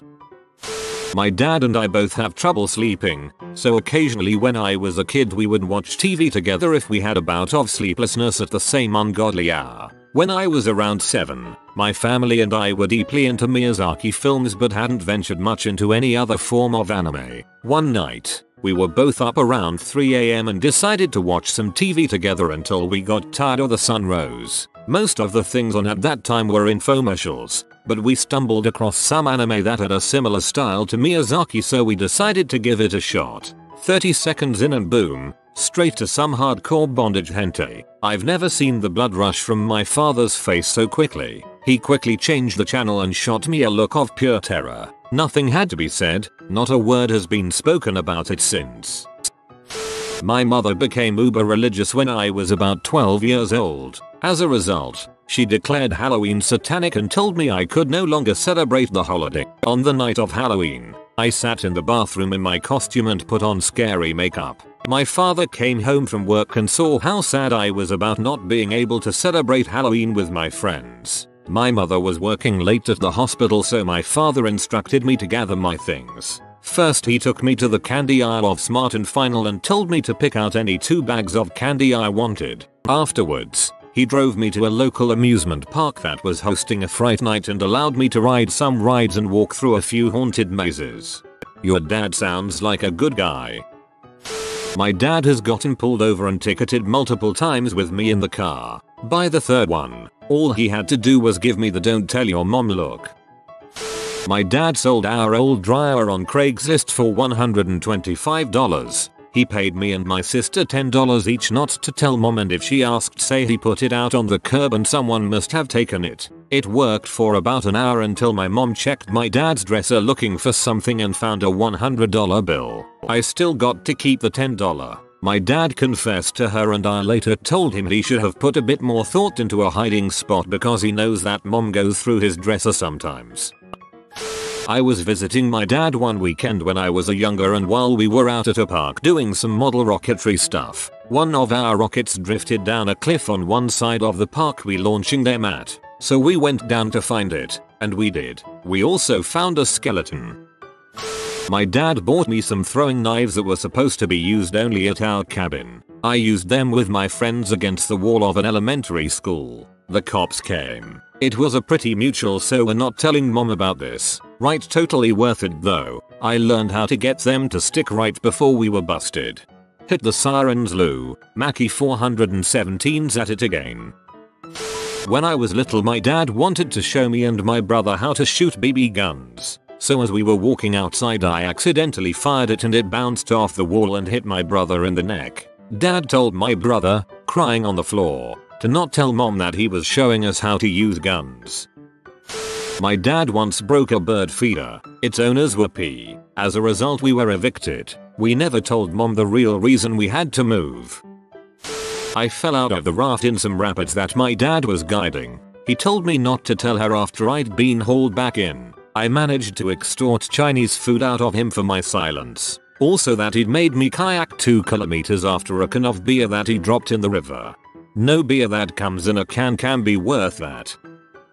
If my dad wanted to keep something from my mom, he tricked me into believing she was 100% okay with it, and then claimed I was just confused about things if she found out. Mom's record player, dad wanted her to throw it out in her record collection because CDs were becoming a thing. Mom refused.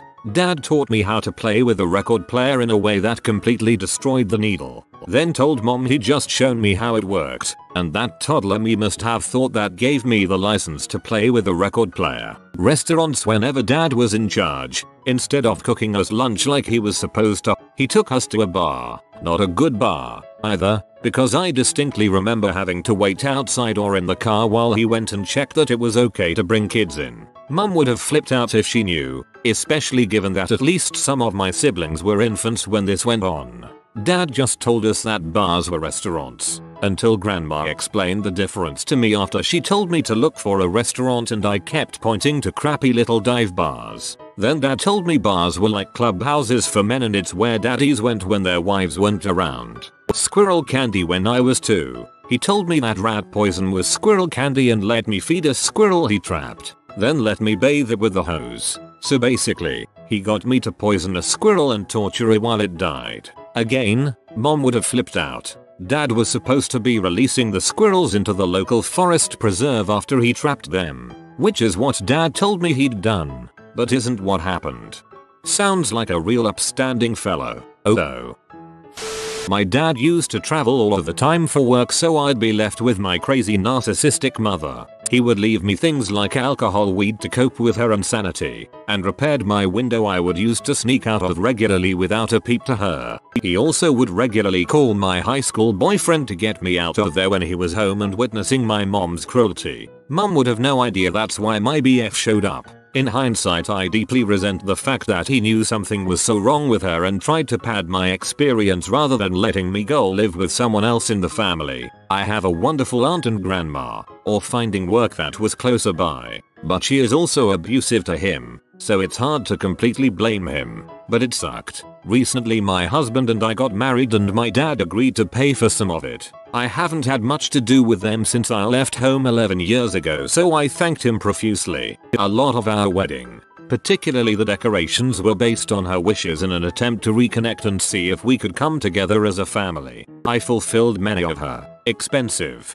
requests. After the fact, she reneges the offer on my dad's behalf and complains to anyone who will listen about how expensive our wedding was. It was $11,000 CDN total, and I paid for the majority of it, and how they shouldn't have to pay. I call my dad and he tells me just to go along with it and we will work it out later. The saga continues. Sorry, don't want to speak out of turn here, but your mum is a C. I'm pretty sure I was maybe 4, and most definitely should have been sitting in the back seat of the car with a car seat. But I remember my dad having a super difficult time figuring out the seat, so he let me sit in the front instead. Super difficult task for 4-year-old me, but she never found out. Even though the moment was with my grandpa, maternal, I figured I'd share this since he was the closest thing I had to a father figure at the time. Most Saturdays, my sisters, mom and I would go to his condo to help out with his household chores due to the difficulty he was beginning to have because of his health. I was around 7 or 8 at the time and was acting like a little crap, so my mom got fed up and just told me to go inside so she wouldn't have to deal with me. I go inside and see my grandpa scooping some ice cream into a bowl and he asks me if I wanted any. When I smiled and nodded, he grabbed me a bowl and put a few scoops in. After we take the bowls to his table, he says, "You got sent inside because you were acting up, didn't you?" When I told him I had, he replied, "Means you probably shouldn't have this, but I won't say anything if you don't." Remained one of the best memories I had of him. A lot of these stories have made me smile, but I'm not sure why this one made me smile more. I went to a football game in OKC with my dad as a kid. We brought his friend and his friend's son. We had dinner at Hooters and I got the magazines, pictures, whatever memorabilia I could get my 6-year-old hands on. My dad made it very simple. "You cannot tell your mom we ate here." Literally the first thing I did when we got back home was tell my mom how we went to Hooters. I thought it was hilarious. It's been 20 years and my dad still brings it up from time to time. Somewhere socked away in a drawer at my parents' house is a 1996 Hooters calendar. We entered a raffle to win a car. It was a classic MGB convertible, restored, in fire red. Ironically, our old neighbor's husband was the one who restored it. It was an awesome little car. Well, dad took me out for a spin one day and we got pulled over for speeding. The cop did let us go, because he liked the car too much. I remember that clear as day. I must have been like 7 years old. Don't tell your mother. I think I did though. I was a dumb bratty kid who couldn't keep his mouth shut.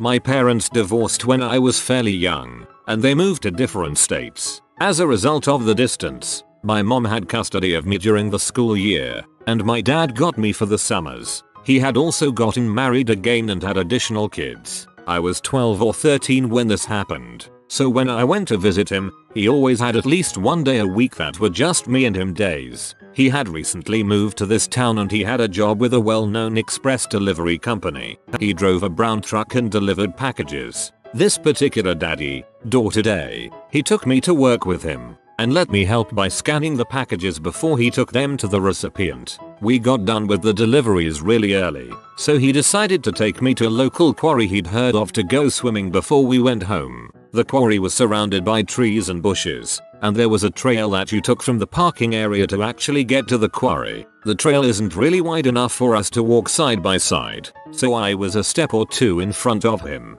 So, there's a bend in the trail, and around the corner comes this guy, completely naked except for tennis shoes, his junk swinging like a pendulum. Apparently, this quarry was a nude beach. My dad freaked out, hustled me back to the car, and took me to a different beach. On the way home, he said, "Please don't tell your mom." I didn't tell her until a few years ago. They were divorced for 35 years, got back together about 10 years ago and remarried each other. I give him crap about now, and we can all laugh about it. The first time he admitted that he still smokes weed occasionally, followed by him asking me to pack us a bowl for the bonfire. A punk tried to beat me up and take my money in the changing room at a local recreation center. I was smaller, skinnier, and less prepared for the fight. The moment he laid a hand on me, I spun around, slammed him into the lockers and used the door as leverage to hold him up and off the ground. I then proceeded to fill his face and gut with punches until my dad walked in wondering what was taking so long. He told me to put him down, and I obliged. When we were out in the car, he asked what caused the fight to go down. I explained and he was super proud. Of course, then came out the obligatory, "Don't ever tell your mom about this." Mike McDonald got fed by an underweight skinny nerd that day. I'm sure he'll never forget it, as I certainly haven't. My dad used to work nights and come home after my bedtime. He would always watch TV and unwind, so I would sneak down and we'd watch WWF or Tales from the Crypt. My family is very religious and my mama Sita is a social worker, so she was very against most video games and movies that depict violence or sexuality. I went on a fishing trip with my dad, uncles and other cousins up to Canada. It was a trip well over 12 hours and portable DVD players were the new thing. It may not seem like much, but I watched my first PG-13 movies on that road trip. This was huge for me at the time. It probably wasn't the most risky don't tell your mom moment, but it is definitely the one I remember the most. I was the dad. It was a really crappy day outside and the wife was at work. Me and my son were bored as frick. So I decided to play some Borderlands with him on the Xbox 360. He was 5. I almost told him no to tell his mom, but then I thought that telling a 5-year-old to keep a secret from one of his parents sounded a little to molest. Why? I don't want to encourage him keeping secrets from his parents. So I just sort of hoped he might not say anything just because. Then mom comes home and asks how our day was and the boy just blurts out, "Me and dad played Borderlands and we were shooting people in the head and it was super creepy in this basement, but then I got a shotgun that shot grenades and then we blew up a guy by shooting him in the butt." It went on like that for almost a solid minute or two. Yeah, mom was pissed at me. We don't play Borderlands together anymore. Instead we play Rocket League. I built him a gaming computer. Now we play stuff on online co-op while in the same room. Some people make too big of a deal of this stuff. As long as they're able to distinguish it from reality and know that you can never do any of those things in real life, it's not a big deal.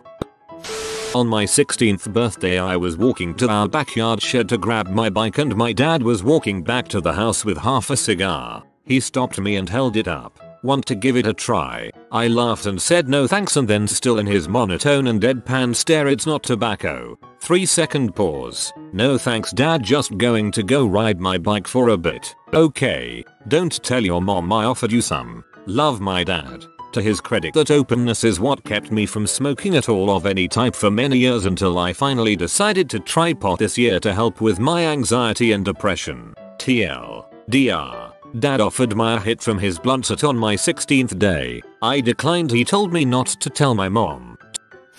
My dad and I both travel a lot, separately, and sometimes things don't go so well. Stolen stuff, missed flight. That time the train I was on got stopped for a bomb threat in the middle of nowhere. We can both keep our heads in stressful situations, but the rest of our family doesn't handle things like that well at all. So whenever something bad happens and one of us needs something quick, we'll call the other person to handle it and end with "Don't tell anyone," especially mom. As far as mom's concerned, we're the happiest trouble-free travelers on the planet. Children of I want to talk to your manager parents. What has been your most embarrassing experience?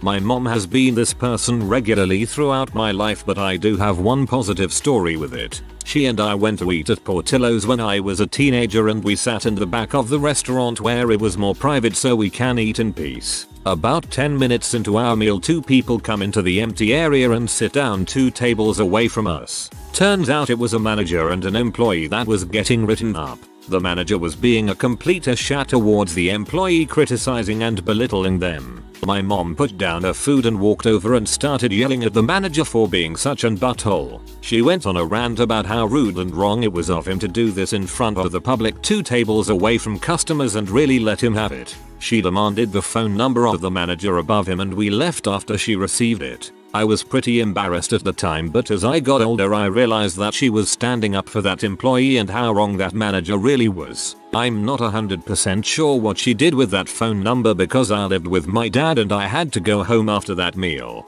Props to her. Also yum. Portillo's. Okay, so we were going to a theme park in the capital of the country. I must have been around 19, which makes my one sister 16, and the youngest around 9. My dad had been planning this for a year, and we were psyched to go. After you go into this place, you see a huge lake, and on each side there are several shops, a restaurant there, a souvenir shop there, and also, there is a Build-A-Bear shop. This shop is not a part of the park itself, but it does have an entrance from the park. Anyway, my dad didn't have custody of my sister at the time, and only saw her very sporadically. This was by his own choice, since his anxiety meant he couldn't care for her properly. She lived with a foster family. This was one of maybe 3 times a year he got to actually take her somewhere, so this trip was a big deal. He told her she could have one thing from the park. Whatever she wanted he would pay for it, and, being a 9-year-old girl, she said she wanted a Build-A-Bear. My dad was unfamiliar with the concept of Build-A-Bear, so he didn't know that the price of the bear isn't the total price. On top of it comes the clothes, the shoes, etc. So the shop person takes my sister through the whole thing. You know, stuffing, putting the heart in etc. and rings up the total. My dad totally lost it, like, red in the head, screaming at this poor girl in the shop lost it, and I felt so embarrassed. Firstly, this girl didn't make the prices. Secondly, this was the trip of the year. It was all 4 of us for the first time in forever. And thirdly, you don't yell at people like that. I get that he was angry, since he didn't know the process, and felt cheated. And also, he felt backed into a corner, since he had promised my sister that she could have anything. But you don't do that, ever. Luckily, the rest of the trip went by without a hitch, and my youngest sister doesn't remember this happening. She has 2 Build-A-Bears now, and she named each of them after one of her sisters. Ugh, this sounds a bit like my dad growing up. We didn't go on a lot of vacations, and the ones we did were great, except he'd constantly complain about the cost of things. I get that we were poor. I get that things are overpriced in tourist areas, but what I don't want to repeat from my childhood experience is the constant complaining when we are supposed to be having a good time. Not my parents, but I was once out to dinner with my brother-in-law and his family. Our meals all came out at almost random times instead of all together. My brother-in-law demanded to talk to the manager because it was unacceptable that food come out at different times, and he said something about how he hopes they don't expect us to pay for the meal. He gave a big speech about how we came out so we could eat together, and he knows this is unacceptable because he used to be a waiter, etc. I was mortified because I didn't think it was that big of a deal. My mom constantly does this, but one time really sticks out. We went to a local Mexican restaurant, and as we were paying for the food she tried to use a coupon. The cashier said they wouldn't accept the coupon, and my mom was furious. She demanded that the manager come out and accept the coupon. She caused a massive scene in the restaurant, and it lasted at least 5 minutes. As the cashier was getting the manager, I decided to look at the coupon. It was for a totally different Mexican restaurant in the area, and my mom wasn't wearing her glasses. The cashier and manager both came back. My mom apologized, and they ended up accepting the coupon. My dad would sometimes do this at restaurants if the server was too slow or the food was wrong, especially multiple times in the same meal. He was totally right in being frustrated, because sometimes this was extreme, but we all hated it. The worst time was when we were in our favorite restaurant. My mom literally said, "I'm not doing this," and gathered up us 3 kids and we went to the car. Sounds like your dad was a bit of a dong. Ask your mum. My mom once called Domino's regional corporate office or some crap because a pizza I ordered for her, that I paid for, was too expensive. She did get 4 free pizza vouchers out of it, but I'm so glad I was not around for the embarrassment of it all. I ordered it online from my job in the next state. Why? Because she wanted pizza. We traveled a lot when we were younger and would skip lines at the airport since we were kids. But now we were all in our early teens and my mom faked having a heart condition to skip the long line to get on the airplane. Flight attendant would have none of it and told us to go back to the end of the line. I still remember the smiles and looks of everyone there. And you see everyone again for the rest of the flight.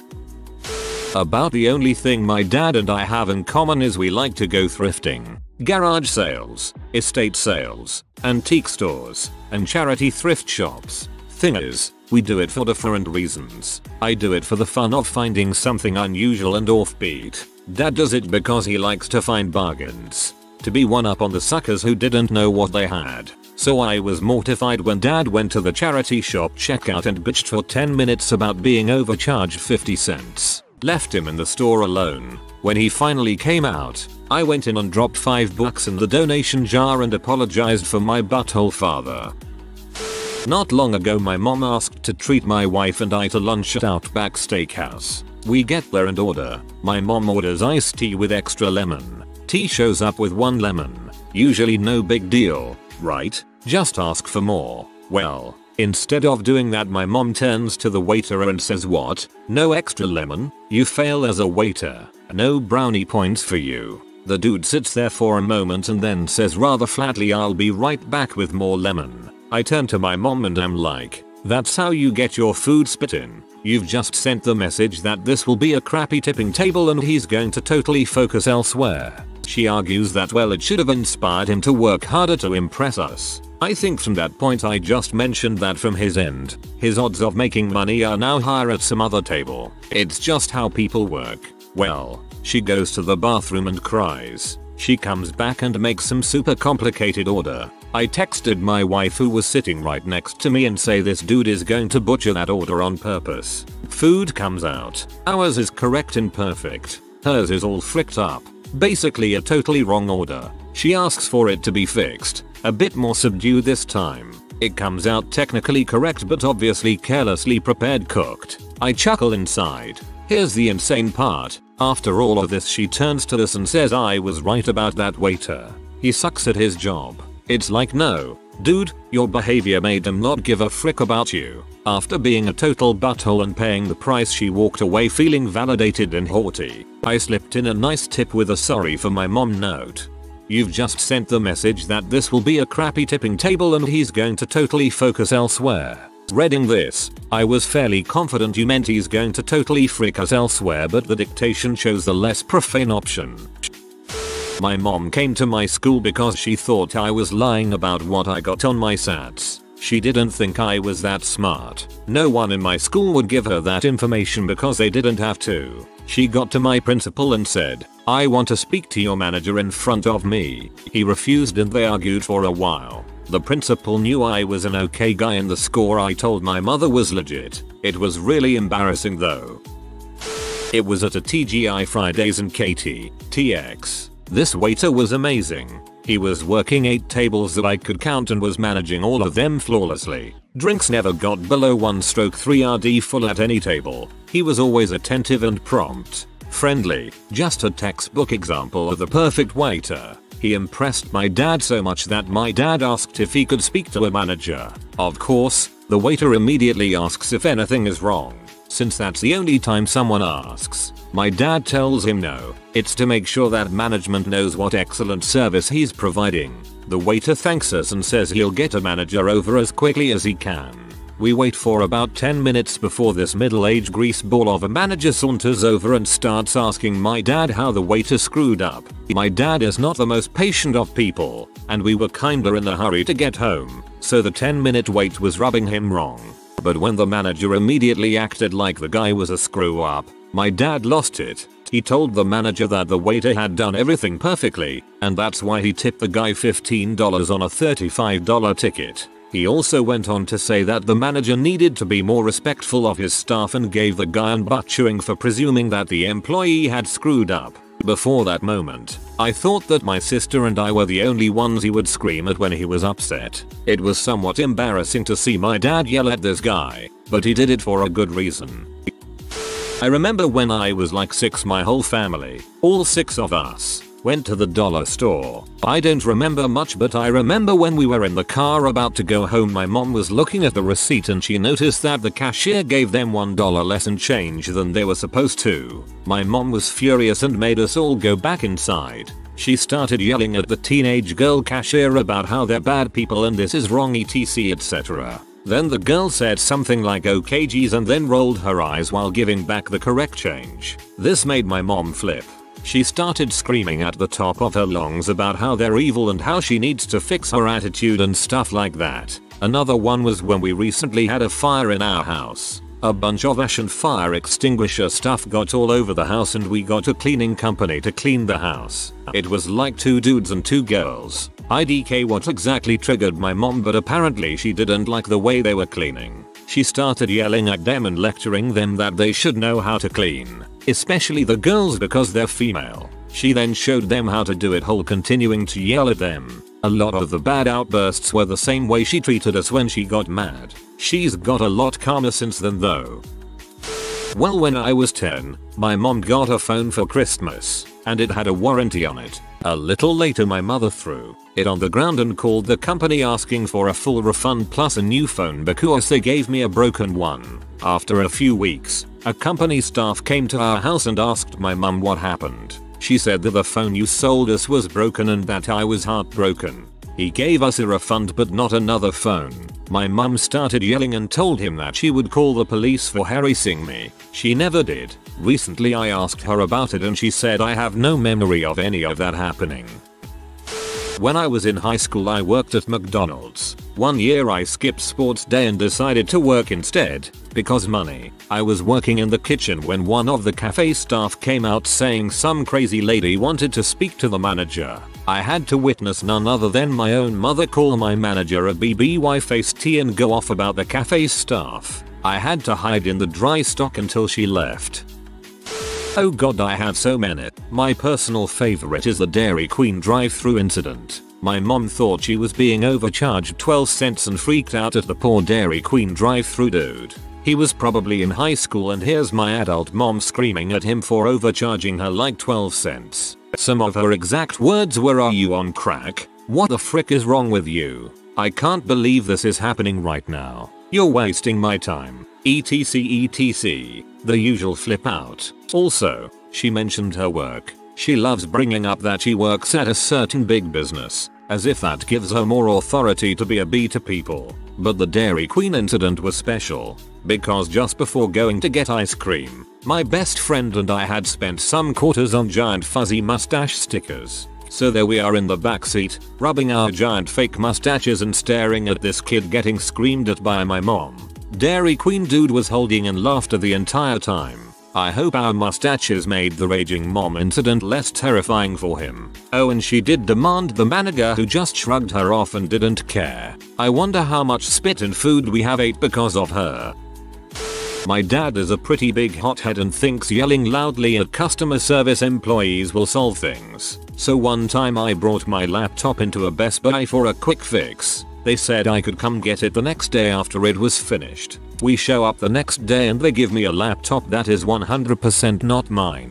I just let them know politely that there's been a mistake and it's not my computer. They apologize and go looking for mine. 10 minutes later they can't find it. Cue rage machine father, you better find his laptop or there are going to be problems. No mention of what kind of problems, just one of those I'm screaming it sounds threatening sentences. They explain they will keep looking and call me when they have found it, but that they will call me every day with an update. I'm totally fine with this, being a relatively laid back person. I was only worried I wouldn't have a laptop for my first week of college. But anyways, they called every day, and every day my father would get on the phone and yell about how unbelievably stupid you'd have to be to lose a computer in the store. This happened for about 4 days. Every time they would get off the phone with my father, I would call them back myself to apologize for that and calmly say, don't worry about it, I'm sure it'll turn up soon. Guy on the phone was very gracious. I wasn't screaming at him and told me if they didn't find it by end of day tomorrow I could come in and pick a laptop and they would write it off to replace mine. Well, they never found my computer, but I did get a much nicer one for free, which I honestly think had I not called to apologize on my father's behalf every day, I wouldn't have been given the option to choose any laptop to replace it. I'm super curious as to where your laptop went. When I was around 6 or 7 and we had been driving all day through Florida to see my grandma, because of various travel hang-ups we ended up getting to the hotel at 3 AM to discover that there were no pillows in our room. My dad took myself and my mom down there and asked the concierge what he was going to do about it. The man said he didn't know what was to be done because all the extra pillows were for guests. He actually asked what if someone needs them. This is why my dad blew up, pointing out that that exact situation was happening in that moment, and started going off on this guy. First time I ever heard my dad curse. When I was 10 or 11 years old, my whole family, 2 brothers, mom and dad, had all been going to the same nice old lady for haircuts for a few years. She usually did cuts for all 3 boys consecutively. We got to know her pretty well as she was super chatty. My mom was, and is, very organized and always called in a few days in advance to schedule appointments. So she called in and a new receptionist answered the phone and took her appointment down. Or so the receptionist said. We arrived, and my mom learned that the receptionist had not written down the appointment. We would have to wait a few minutes while our favorite stylist finished with her current client. My mom somewhat calmly said, well, if it's not written down, I guess we aren't coming back, then promptly left with us. The stylist even sent us a card a few days later. My mom had none of it. I think my mom was having a bad day.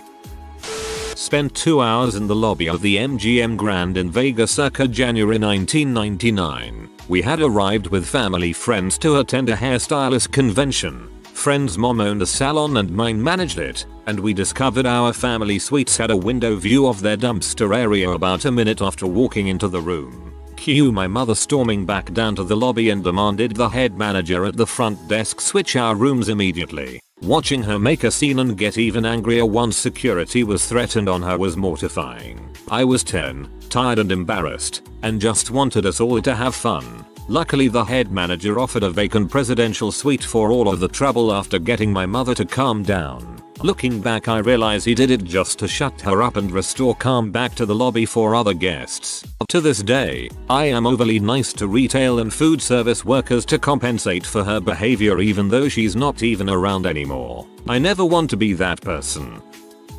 Brother, 13, sister, 9, cousin 1, 10, cousin 2, 11, and I, 11, went to go eat at the nearby DQ by our house. Brother orders first and gets ice cream. The rest of us get burgers. Brother regrets his order and asks to trade, but none of us wanted ice cream. So he decides to ask the cashier to switch his order. I tell him he can't do since he already ate some of it, but he ignores me and asks anyways. They say no because since he ate some. Brother gets mad and walks home and the rest just eat our food. And then, oh boy, my mom arrives, pee off, and asks to speak with the manager. Manager comes up and says they can't switch his order because he already ate some of it. Mom waves the ice cream in manager's face demanding to switch his order. Again, she says no. I'm super embarrassed and focus on eating my food. Now I didn't see exactly what happened, but cousin 1 did, and his jaw drops and says something along the lines of, your mom just shoved the ice cream at the lady's face. We all look back and poor manager lady had ice cream all over her face and hair.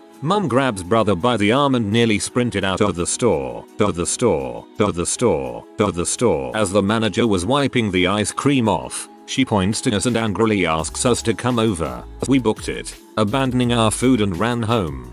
Dad's noticing us asking us what happened and we tell him. He gets mad, turns to mom and says, that was not necessary, but mom wasn't having any of it and blamed it all on them. Brother was red in the face. I don't think he expected that to happen. About 10 minutes later, with parents arguing about it, The police show up with little sister. We all forgot about her. She was mad at us for leaving her behind. The cops basically told us we were banned from entering that DQ. All of us glare at brother, who looked mortified. I don't know if my mom got in trouble. If she did, it was well deserved. But it was so embarrassing and unnecessary. To this day I haven't been back to that DQ. And that was almost 20 years ago. I always cringe a bit whenever I think about it.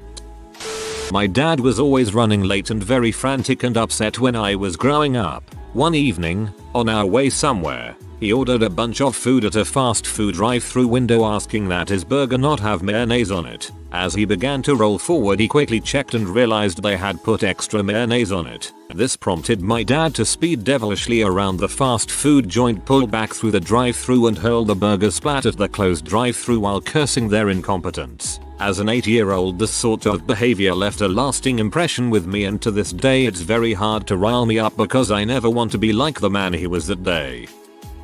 Once my mum and I were at an awesome Chinese place. They had the best pork buns. So I was sitting there eating my pork bun, and then the restaurant owner comes up to ask if we would like anything else. Me, being about 7, pointed to the kids' drink menu at a drink called the Fire Truck that sounded like an absolutely amazing drink. We ordered that and I kept eating my pork bun. When the drink arrived, it was a bright orange Fanta with lemonade and ice cream drink. My mum was shocked. She asked for the manager. Of course she did, and complained that it looked nowhere near a fire truck. Deep sigh, please end me.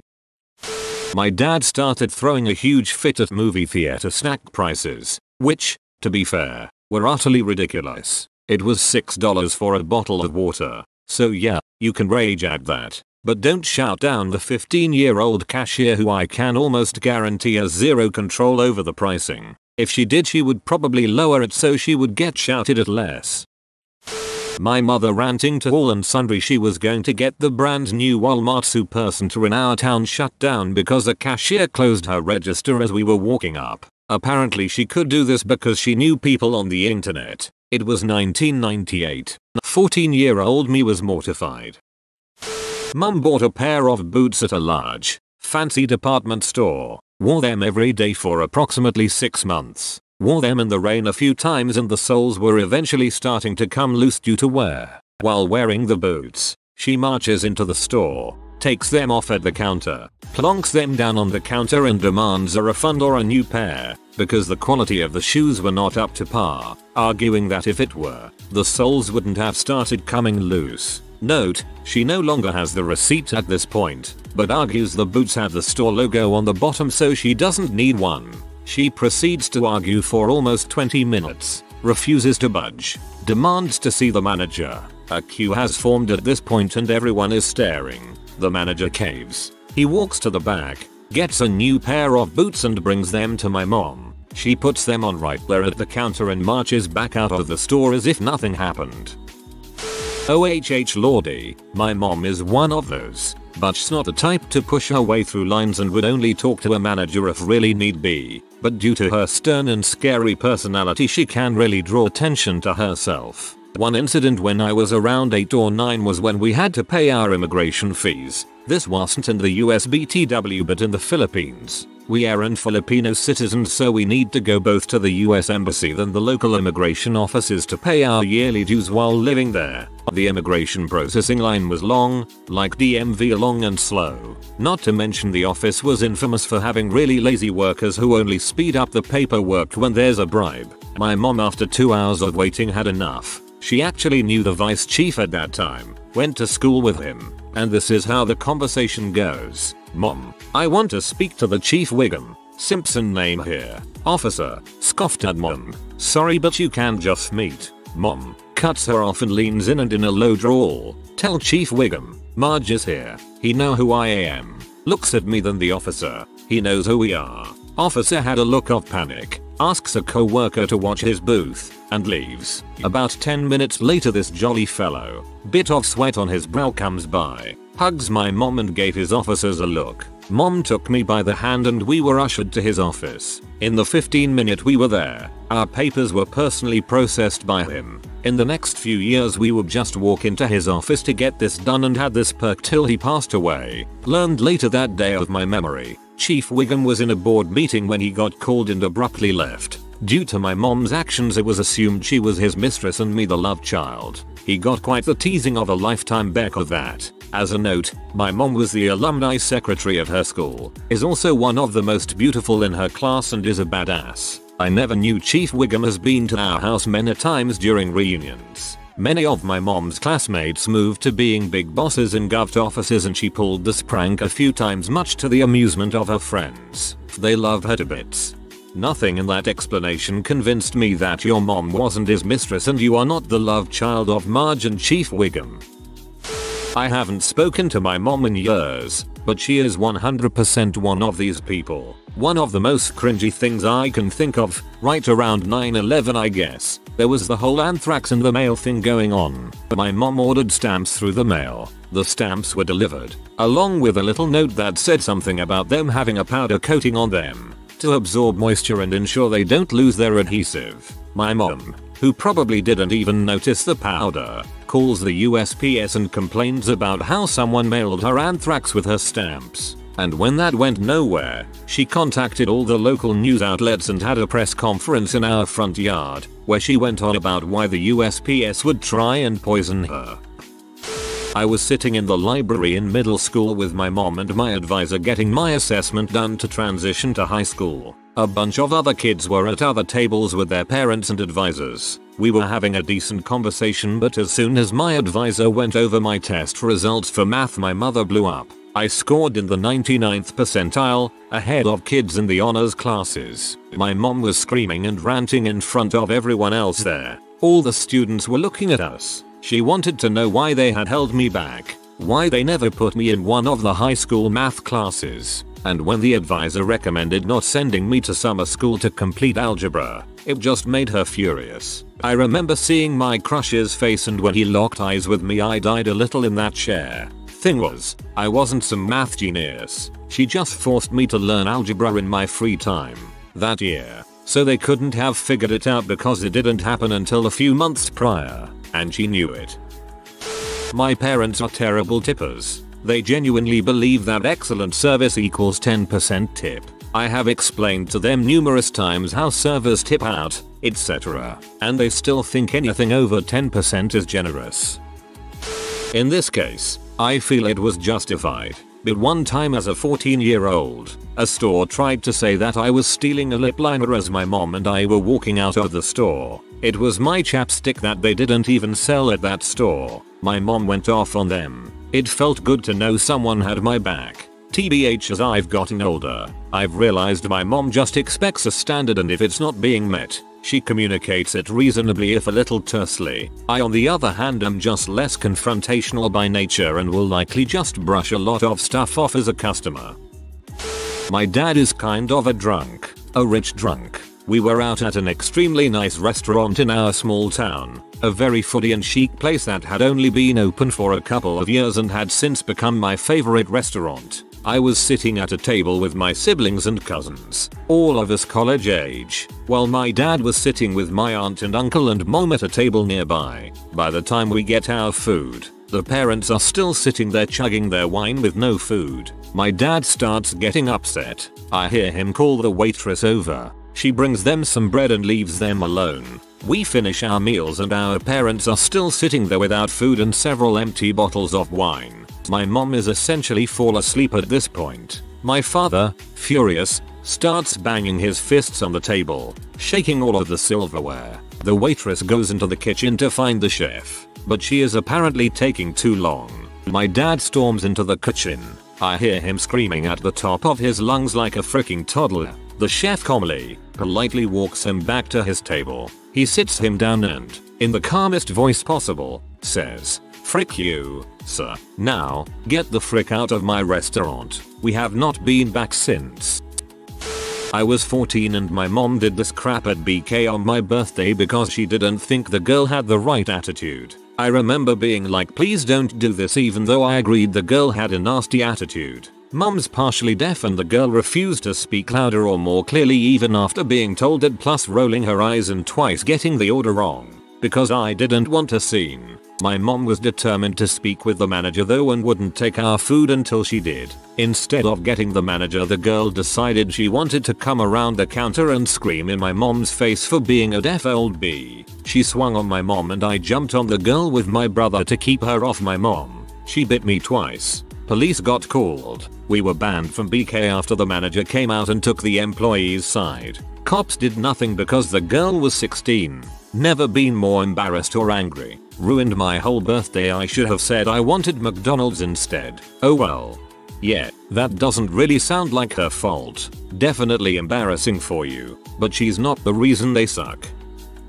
As the manager in a lot of these stories, I just want to say that the amount of time I have to encourage people to tell me when things are wrong greatly outnumbers the times people demand to see me without warrant. Yes, of course, I have had people make a beeline to me and start a conversation with "Are you the manager?" Well, unleash torrent of BS anger. But I also bartend periodically and usually have to encourage my patrons to send something back if they don't like it. It's alarming how often someone will get an undercooked burger or a drink they don't like and would rather sit quietly in fear of being that person than to commit to letting me fix the problem. So those of you reading and saying I'll never complain, please understand. My job is to make you happy with your service and to ensure you want to come back. If something is wrong, we are not mind readers. Tell us. I'd rather you mention it to me, a server or a bartender, than to feel bad and never come back. Correcting a mistake is not the same as bitching me out because your mid-rare burger has some pink or your empty vodka tonic was too weak.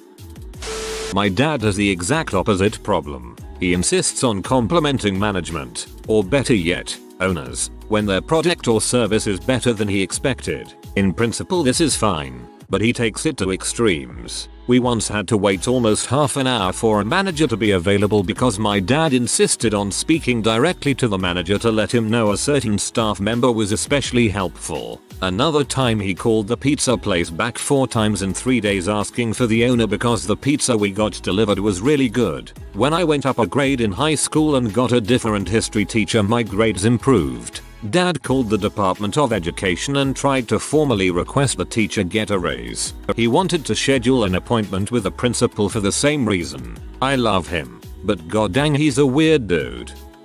What is the dumbest thing your parents have ever gotten mad at you for?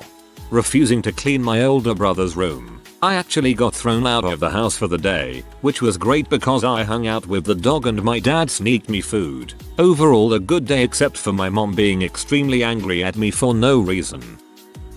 I had a little mesh bag full of laundry scent booster crystal things in my sock drawer to keep my socks smelling fresh. My mom went through all of my crap one day because she was pissed at me, found it, and accused me of smoking M. She didn't let me leave the house for a month. Despite me showing her the bottle of scent crystals that she bought sitting in our laundry room, and offering numerous times to take a full drug panel, she said I was lying lol. She knew she was wrong and didn't want to embarrass herself. Cruel. My mom complained I wore jeans too much, and never wore nice pants. So I started wearing nice pants since her complaining constantly isn't worth dealing with. A week later she asked me why I never wore jeans and if they didn't fit. She got really angry when I explained why. What the frick? I am just blown away by all the comments I have read this far. This one in particular made me stop and share my frustration. The lack of logic and justice on these stories really pee me off. I would be so mad if these kind of things had happened to me. I mean, my parents are not perfect and may sometimes overreact, but come on. Some logic and common sense would be good. My dad beer at some fancy cheese that we both liked. When he came to eat some he couldn't find it and blamed me. It was found in the freezer a few days later, where he put it, and no apologies were given. It drives me nuts when parents won't apologize to their children. My South Asian mom was furious when she found me texting a boy from school. She gave me this whole lecture about how this is against our values, I'm not allowed to date, etc. The second I protest that this is just a friend and I'm not interested in him at all, she immediately does a 180 and goes, why not? Are you gay? That crap freaking gave me whiplash trying to keep up. A couple of my friends and I still ask each other, are you gay, when someone thinks some guy is hot but someone else doesn't. I used to have all these crazy rules. I didn't have a cell phone cause my mom was worried I would text boys, but whenever I was out with my friends I had to call by 5 o'clock no matter what. And if I forgot or wasn't with a friend that had a cell phone I was screwed. I started working at a smoothie place after school my sophomore and junior year of high school. I decided to quit for my senior year to focus on graduating and hanging with my friends, and my mom was furious at me. My mom would pick me up from hanging out with my friends, and for about 6 months she'd smell my fingers randomly to see if I was smoking weed or cigarettes, and sometimes ask if I was pregnant. She'd also check my movie tickets and ask me about the movie I saw to make sure we weren't sneaking into different theaters. She always said she was hard on me because I can get pregnant. I was under the deck, looking for our cat. There was a dirt ramp that opened wide at the bottom, and the car sprinted up there, and I was trying to get him out. He disappeared, going too deep. I come out from under the deck, and my dad pulled in the driveway. "What were you doing?" "Looking for the cat." "That's stupid." "What were you really doing?" "Don't lie, the cat just." "Seriously, if you don't tell me what you were doing, you're going to be grounded." Cat, grounded 2 weeks. I mentioned this many years later, and he had no recollection whatsoever. I was just playing with the cat. Dang it. Breaking my foot at like 12-13. My mom thought I was faking it to miss school and stomped on my broken foot and hit with a broom. Funny thing, I heard my foot crack and called her right when it happened, and from her tone I got scared and dragged my foot to school that afternoon. It got swollen after 2 minutes, so every step hurt and was worse on the trip back. But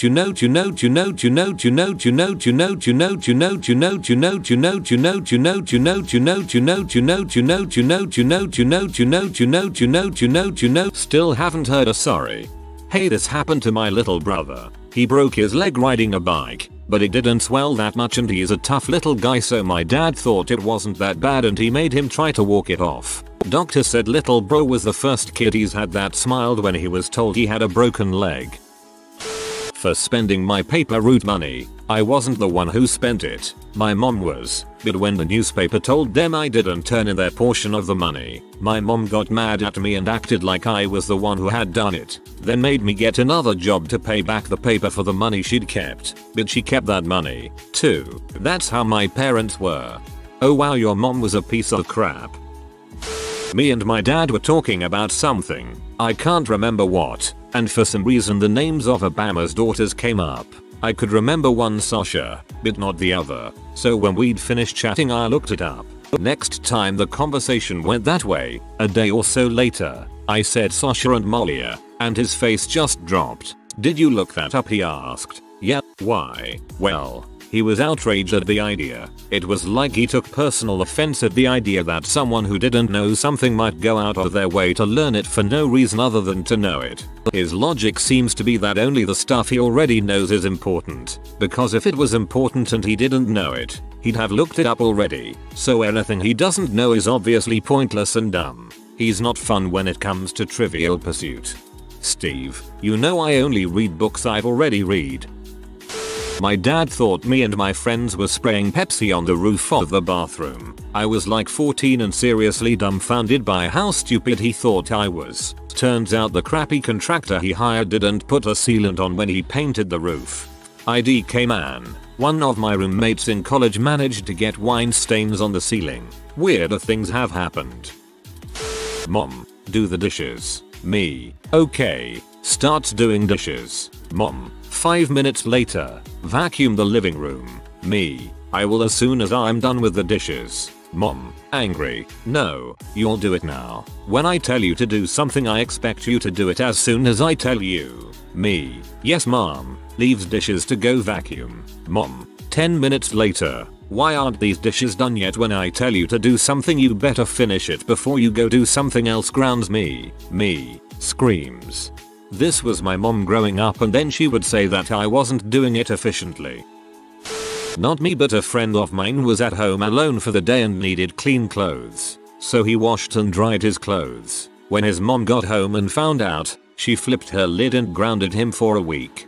Sounds like someone is trying to make sure their children need them forever. My kid is 2 and I have her help me do laundry so she can learn. I was grounded when I was 16 because I was mistaken for being a robber in my ex-boyfriend's neighborhood. Some old person tipped them off saying they thought they saw me leap a 10-foot wall. I'm 5 feet 2 inches, so this is highly improbable. Before I knew it, there were 6 cop cars following me, and when they stopped to investigate my car, they asked me, "Did you happen to jump a 10-foot wall and steal some stuff from this house? Do you have any weapons, TVs, couches, whatever, in your car?" All I had was a bunch of paintings and art supplies in my back seat. Dumbest night of my life. Like, what the frick? This is why I despise old people. I was once sent to my room for poking your tongue out at your mother. I was licking salt off my lips. We'd just finished eating fish and chips for dinner. My aunt did this type of thing all the time for any reason. I literally helped clean up a living room and she said I did it cause I was mad at her and should apologize. Apologize just for being mad at her. Went out drinking one night and decided I was too drunk to drive. So I called a sober friend to take my truck home for me. Sober friend ended up getting hit by a drunk driver, and my truck got totaled. I got yelled at for being irresponsible. Back in the early days of Facebook when I was about 15, I left my profile up on the family computer one night. The next morning my mom, who was still wary on the whole social media thing, opens the computer and sees my profile. When I finally wake up a while later, I come downstairs to her PS Hucken saying that I had a picture of myself drinking beer with a friend as my profile picture, along with the whole "you'll never get a job because of this" thing. I calmly point out to her that the picture is of my friend and I drinking hot chocolate at the ski lodge from our vacation last year, and that she was the one who took that picture. Playing video games. Somehow watching TV for 3 hours was okay, but playing a game for the same amount of time was a horrible addiction. I'm 30 now and thinking back on this still makes me angry. Not to mention they ignored the heck I went through as a teenager and said everything wrong with me was from video games. Yes, I had a literally brick thrown at me from a car and was also treated like garbage by so many people for no reason at all. Was not why I was so upset. It was video games. Their logic made no sense. What's even weirder is that they were the same people who bought me video games. My parents were like that with magic. Magic was evil. Any computer game or card game that involved magic was forbidden in my house. They destroyed so many of my games, along with 2 boxes worth of Magic the Gathering cards. Thing is, as a little kid my mom would always read me the Magic Faraway Tree series and my dad encouraged me to read the Chronicles of Narnia and the Lord of the Rings. My dad asked me to repeat what my mom had said in a heated argument when I was young, so I repeated verbatim exactly what she said, which included the word frick. Old man popped me so hard in the mouth I fell off the dining room chair. I'm still confused about the logic there 15 years later. I remember getting yelled at a lot for not being hungry. Why the heck was it such a bad thing, around age 8-10, to have a small appetite? Oh, and my father would get furious whenever I got sick. This one I understand a little more, as 90% of his emotions were expressed via anger. I was an accident and was pretty much the cause of my family becoming broken due to financial instability and divorce when I was 7. So pretty much anything they can make an excuse for. No, they chose to have you then fricked up their own financials. They were idiots and shifted the blame on you when they were in the wrong for their own fuck ups. My dad got all pissy when I asked to see a therapist for depression, like it was a personal failing and I chose to have it. That was fun. My mom once got insanely mad that I wasn't home without telling her. I was around 18 at the time. She got so mad she repeatedly called me and texted angry messages and went on a rampage around the house. I was upstairs in my room sleeping the entire time and didn't wake up until a few hours later to her messages and my stuff all tossed around. Kinda hard to explain. I was upstairs the entire time and didn't hear anything. Wanting to cut my hair super short. I was a freshman in high school and hated my hair, so I wanted to cut it super short, like a pixie cut. I brought it up with my mom one day and she got so mad at me. Said I would look like a lesbian. Said it wouldn't work with my hair. Said it wouldn't look good on me. She kept yelling at me and I started crying and went up to my room. A week later she got a pixie cut. I was so freaking mad. I will never forget when back in 1998 I was like 8 or 9, was playing the legendary GoldenEye 64. A soldier raised his arms and I killed him. My dad went nuts and yelled me never ever to kill somebody with raised arms, even in video games. You should show him the Modern Warfare 2 No Russian mission lol. I happen to look a lot like a certain actress. When I was in high school, I was in the yearbook 2 years running as her lookalike. One day while browsing the internet, I searched her because I thought it was a funny coincidence. This was back when homes often just had one shared computer in a common area. My mom came up behind me to tell me something, saw a picture of said actress on my screen and proceeded to lose her dang mind because she always told me to never put your picture on the internet. This was pre-Facebook. Seeing her face when I politely said that's not me, it's actress, was totally worth it. Edit. Oh, good lord. Fine. I didn't say the name of the actress because I know I'll get spammed with pics or it didn't happen. And I'm not providing pics, so too bad. But the actress is Neve Campbell. I remember when we were told never put your pictures online. They stay there forever and anyone can see them. Now all schools have Twitter and Facebook, so they can post pictures of the kids for them. Mom used to take afternoon naps and it was up to me to wake her in time so that she could start dinner. If I woke her and she fell back asleep, that was my fault. When I was younger, I didn't know that she was drinking and that the nap was actually her passing out, though. 19 years ago when Red Bull was still pretty new in the USA, and I was in high school, my dad found an empty can in my car and lit into me, because he thought it was an alcoholic ghetto drink. I can only imagine the smug look on my face waiting for him to finish.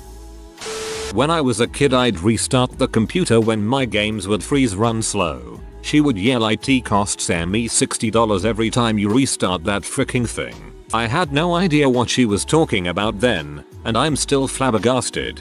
I'm very curious where she pulled that $60 figure from. It's not like the computer deletes a random game every time you restart it. Mom slipped in the kitchen and landed on her butt, messing up our dinner in the process. We all heard the noise of plates crashing and all of us, including me, went downstairs. Dad, after helping mom get on her feet, for no freaking reason, turned sour face on me, out of the 3 siblings, and told me you could have cleaned this slippery floor but you opted to waste time playing on your PC instead. Dude, like WTF. This is how I usually spend my Friday evenings. And how the frick would I even know it's slippery? I've never been in the kitchen since breakfast for school. I get you, man. I constantly get judged for spending time on the PC. Modifying a perfectly good car, even though I haven't lived with them in over 10 years, nor do I receive any assistance from them in any way. Whether or not they're right depends on the car and what you've done to it. I didn't catch much but my poor brother. My mother was hypercritical and my brother is on the autism spectrum. She pulled him out of public school system at grade 4 to homeschool him. Now at 27 she'd be about how he can barely read and can't hold down a job. I got sent to my room once in high school because I was told my parents that WND and N00B were video game lingo and spelled the way they're spelled. I think it boiled down to them being mad that I thought my generation made up those terms, though, and correct me if I'm wrong, I think they did. We got a new internet service. Of course, it comes with a weird name for the router, and a crazy long password. I changed it to something my family knows, and got crap for it claiming they won't take it back now. Oh lord. My mother yelled at me once in middle school because my math report sheet had the grading scale at the bottom and she thought it was my grades and they were getting progressively lower. I'm pretty sure I had an A or a B in that class but she chose to focus on that. She kept screaming at me and screamed even harder when I started backing to a corner because I was so freaked out. I realized that it was the grading scale the next day during class and when I told her she didn't even apologize. It was just so stupid because she literally had nothing to be angry about. She just always thought the worst of me. Incidents like this are why I can't stand people screaming at me. I start to shut down. If you are talking to me and telling me I have disappointed you, I will start crying. If you scream at me, I will shut down and tune you out completely. When you are done, I will say okay, sorry, and leave. 1. Getting yelled at by my mum for leaving the kitchen door open so a neighbor's cat ate some of the roast chicken. Yelled at for lying when I told her it wasn't me. No apology when she, minutes later, found out it was my dad. 2. Called a bee by my mum for putting the family's washing on because my brother had just come off a night shift. Yet she knows almost nothing wakes him up once he's asleep and the washing machine is on a different floor and opposite end of the house. Full stop. 3. Getting yelled at by my mum for crying when she accidentally burned me with a pan whilst serving food. Apparently it was my fault for not seeing her approaching from behind me and reaching out for a condiment. Well, my brother has Tourette's, so they'd try to stop him because they'd call it a habit he needs to break, and it's as if they were embarrassed. My other brother literally could not eat meat. His body completely rejected it and he'd puke if he ate it. Parents got mad over that too. If I held a pencil wrong I'd get in crap. If I used my left hand for anything I'd get in crap. If I needed help with my homework my dad would get P if I didn't master it instantly after one explanation. Also I wore a shirt with the Filipino star on it. Ex let me borrow it, and my mom said that better not be the symbol of the gays. What the frick, man. I got caught fooling around with a girl in my bedroom. Nothing serious, but clothing had been shifted. My folks proceeded to read the both of us the riot act for over an hour about how disrespectful this was and how I could have gotten her pregnant. For the record, nothing below the belt had been shifted. Long story short, I ended up marrying that girl and have been married for 20 years. It wasn't too long after we got married that my mom confided in me that she was so happy that I'd met my wife because they thought I might be gay when I was growing up.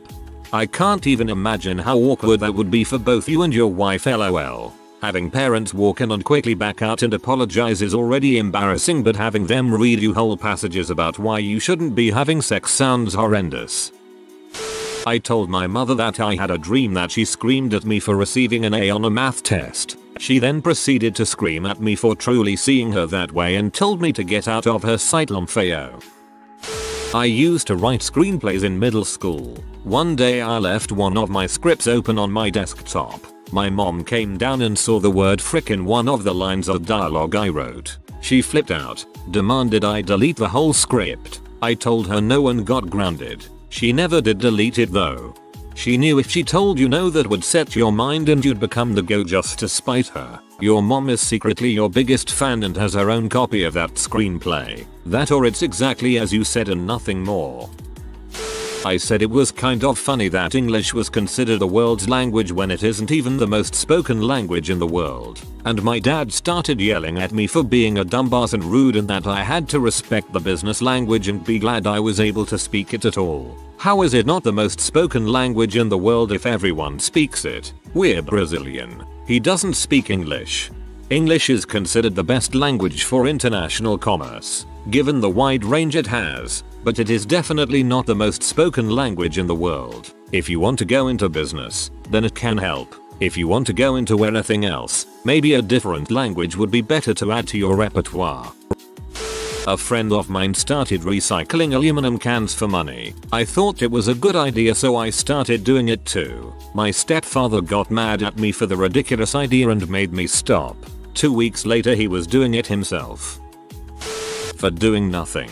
I woke up for school one morning and walked down the stairs and saw someone wrote "Dusk Me, D" on the TV screen. The screen was a little dusty, and I saw it and had a little chuckle and went on my way to school. I came home and my mom was in a mood and eventually we got into an argument and she took the writing on the TV as a personal attack on her cleaning, it seemed. We fought over it for an hour or two and eventually I got grounded. Turns out my stepfather had written the note before he left for work that morning as a little joke. We've since patched things up since then and it's a good running joke between us, but oh boy was that a fun day.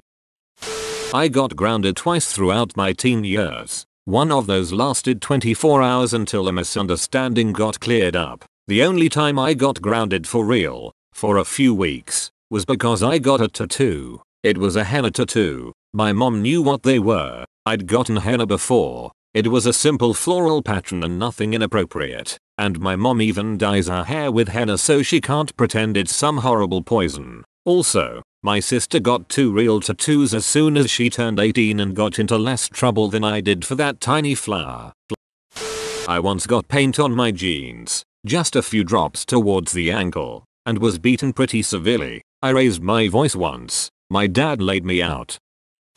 This was less my dad getting mad at me and more my dad not believing me about what really led to me getting a black eye. The incident occurred about 11 years ago, very shortly after graduating high school. At that point in my life I had been in one fight, and outside of pay class had never played basketball. I was hanging out with my friend Ryan, and we ended up heading over to the high school to play a game of basketball. I knew I had zero abilities, but we were bored and I was in the process of trying to lose weight, so I figured it was a good fit for the evening. When trying to get a rebound I ended up catching Ryan's elbow to my eye socket. It bruised up and swelled pretty quickly. That night going home my dad refused to believe I had been playing basketball. I must have been in a fight. The idea of me, the pastor heavy-set ginger kid, playing basketball was so dang inconceivable to my dad that he rationalized the black eye with me getting punched in the face.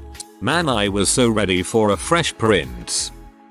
I once dated a young mother who worked 2 jobs and went to school full time, but still made it home every single night to cook dinner for her daughter and spend time with her. When have you seen young parenting go incredibly well?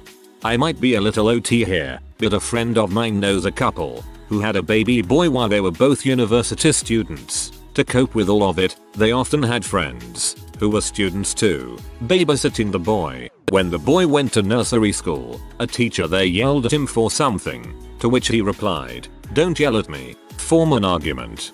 That's so cool. I can picture a small kid doing that. Seems really amazing.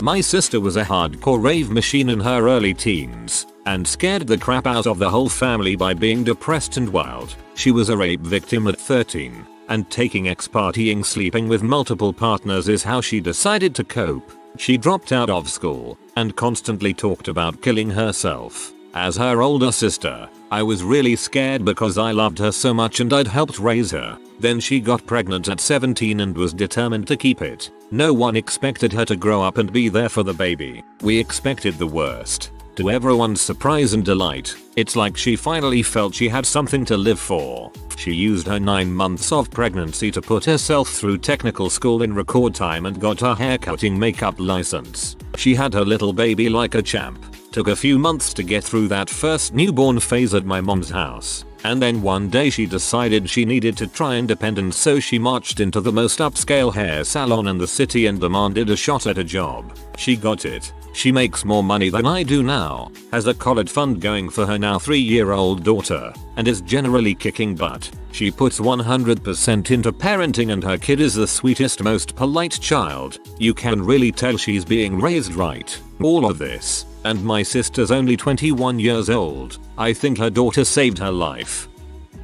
I'm going to take this opportunity to praise my local 7-Eleven cashier Subway sandwich artist. I can't remember the third job she has. She has 2 grown daughters in college and a son in high school. Her daughters go to college full time and work part time. She works these 3 jobs to pay for her daughter's schooling and is saving up for her son's schooling. Nicest woman I have ever met.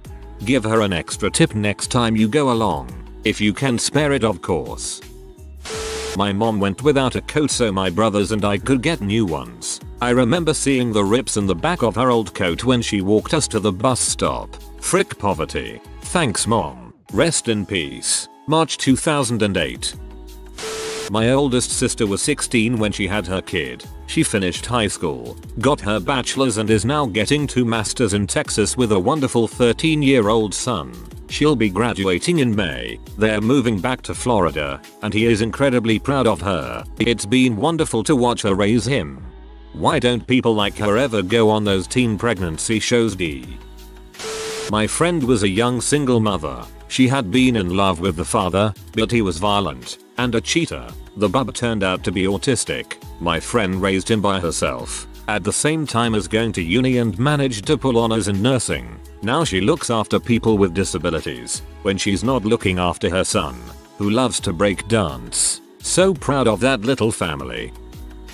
Hello, I'd like to submit my mom for Mom of the Century. She kicked dad out because he was a giant alcoholic. It was tough, but the right thing to do for a young mother. Unfortunately, he was the breadwinner. After a couple of years festering on welfare, mom went back to college. while working and raising me. So, while attending night school, she worked 3 jobs. She took a 24 credit schedule so she could graduate faster and still help me with science projects. I loved them and went to a few competitions, haha. I don't think she slept or had a social life, but she attained all that she hoped for. The best part about all that is not that she became able to feed us properly or buy a new car. She taught me about goals, personal responsibility, and how anything is possible but nothing worth having is easy.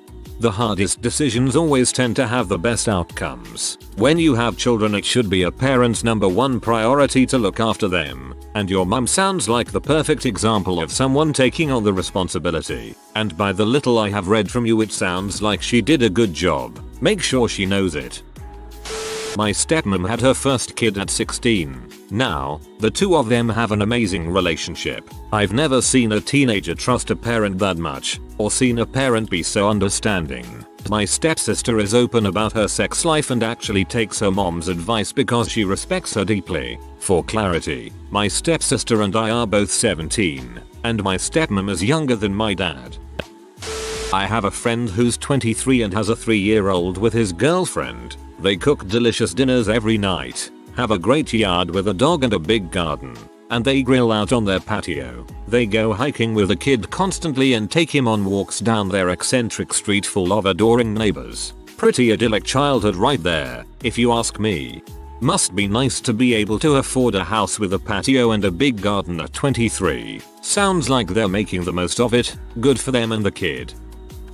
Imagine 3 best friends from age 1, 2 guys and a girl. Since they were toddlers they have been inseparable, and as time progressed the girl and one of the guys fell madly in love. It never bothered the other guy. They were all still best friends. They even asked him to perform their marriage ceremony and there was not a dry eye in the house. The guys are going out one night to pick up Thai food for the very pregnant wife at home when kid texting on a phone runs a red light and they T-bone him going too fast. Airbag hits father to be in a 1 in a million spot and his chest cavity starts filling with blood from a torn valve or something. He has no idea he is dying and his only concern is for his buddy who has broken his back, leg, arm among other things. Father to be dies at the scene.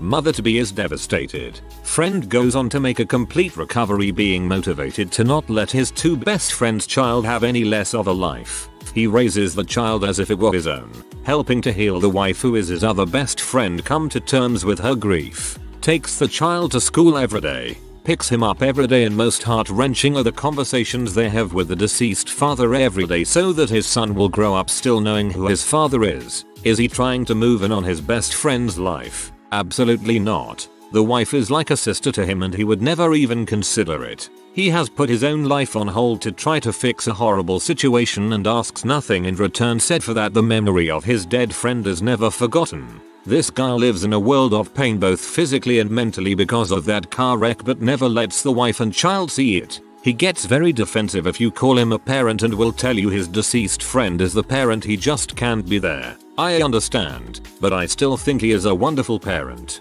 My whole body is alive with goosebumps at this story. What a wonderful parent.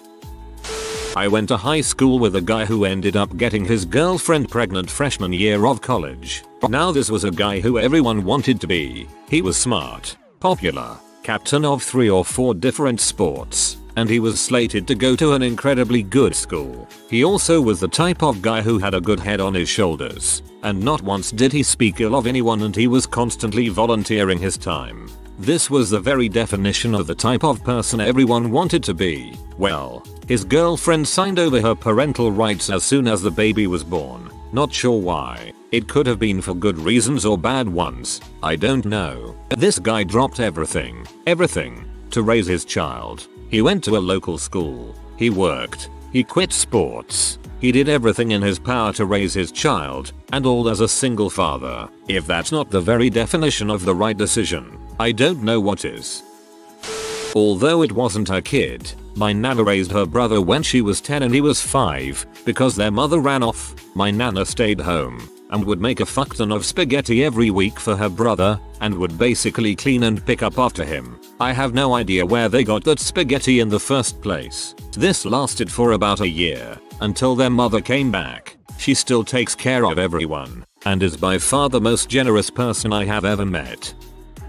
I worked at an after-school program for inner city kids. I saw numerous examples of questionable, downright crappy parenting. However, we had these 3 little boys, brothers, who all attended the program. 1st grade, 3rd grade, 4th grade, and they had twin siblings in kindergarten, 5 kids under the age of 10. Their mom is 28. These 3 boys were, hands down, consistently the best behaved, kindest, all around best kids in the program. They were thoughtful, sensitive, funny, smart, which, unfortunately, is a rare thing in this school district. I have a drawing on my fridge from the 1st grader of he and I riding tractors. My son's preschool teacher has 3 kids. She's married, but I just don't know how she has the patience for her own 3 kids and the 12 kids in her class. Most preschool teachers like kids, but she just, like my son, was really freaked out by the fire drills, and she told me later that she held him for 20 minutes until he wasn't scared anymore. A girl I tutor is 15. When she was 13, she was raped and became pregnant. She had her son at 14, and she is doing the most amazing job. Her parents aren't much of a support system. They encouraged her to keep the baby, but only for the welfare money. She instead petitioned to live in transitional housing for teens who age out of foster care, and was approved. She has a studio apartment, goes to school full time. Her school has a daycare, so her son goes there and she sees him on her lunch and during her study hour. She just recently got a job at a local Chinese buffet a few nights a week. The grandma of the family who owns the place watches her son along with the kids in the family. She is on target to graduate high school, and her plan is to go to community college to be a hazardous waste removal worker. Random, I know. The most moving thing came at the trial of the guy who raped her. He was a cousin, and he said it wasn't about her. It was the idea that I had the power to ruin someone's life, and she had her lawyer interrupt for her to say my client would like it to go on record that the defendant ruined 17 minutes, not her life. So, I think my story will get buried, but I'm going to tell it anyway. I got a girl pregnant after knowing her for 2 months. I was 19 at the time, and I was not in any way in love with her. However, I'm from a small town, and was taught that a man takes care of his family. So the day after I turned 20, she and I were married. Then 5 months later, our son was born. I dropped out of college and started working so that I could support our family while she stayed home and took care of the child. I was a child playing house. I had no idea what I was doing or what being a man even meant. I hated it. I hated her. But I loved my kid, so I put my head down and went to work and stayed with it. But then we had another son when I was 23. When he was 9 months old, she said she wanted a divorce and I was only too happy to oblige. I went crazy. I suddenly had my freedom, and I was going to do everything I ever wanted to do but couldn't because I had responsibility. She moved in with another guy after a few months of moving out. So then I was really free to do what I wanted. This went on for a few years, and because of my job I only saw my boys maybe once a week. They had moved across town, an hour away, and so it was difficult to find time to see them. One day, I woke up to my oldest son in my bed crying because he never got to see me. I think he was 6 at the time. I sat there stunned, and then broke into tears and promised him I would fix it. The next day, I found a job as a substitute teacher. I would be making about a fifth of what I had been making, but would be off work at 4 every day. Then I moved to their side of town, so that I could drop them off and pick them up from school every day. While subbing, I realized that I loved it, and wanted to be a teacher. I put myself back into school and picked up another 2 jobs. Now, I see my boys every single day. I coach all their little league sports, and I'm the cub master of their pack. I am in my last semester of school now, and student teaching. Hopefully will be an official teacher in January. A sturdy pat on the back. This is great to hear. These types of stories happen more than you think. The reason we don't hear about them more is because they are so busy we don't see them. True. The people trying this hard haven't got time to maintain others and get on shut reality TV. I'm 22. I have a soon to be 4-year-old. I don't really feel like I do enough. I could do a lot more than I already do. I moved several hundred miles to support her. I got a job immediately out of high school in a state that had a high unemployment rate. I filled out over 200 applications and by the end of the month I had 2 calls and 1 interview that led to a job. There's a touch of the backstory. I'm currently a 3rd shift manager. Job title changed to shift lead, but I'm the only member of management in the store at night, so yeah, manager. I work 10 PM to 8 AM. I spend the mornings with my daughter while her mother is going to school. Around 1-2 o'clock I go home and go to bed. I do this 7 straight days. And on the last day I stay up until my daughter's bedtime so I can do the routine. Brush teeth, bath every other night, tuck in, read story. She reads me her version of the story. Hugs and kisses. Good night. Check for scaries. Turn the light down. Hugs and kisses again. And then my schedule reverses. In the next 6 days I'm up during the day. The first night back to work I either don't sleep any, or I get in a short nap. A recent conversation with her mother made me wonder, is this a lot to do? She said it was and I still have my doubts about that. I'm pretty sure I could do something else too. Check for scaries made me do. You're a good dad. You're doing a lot more than many fathers would.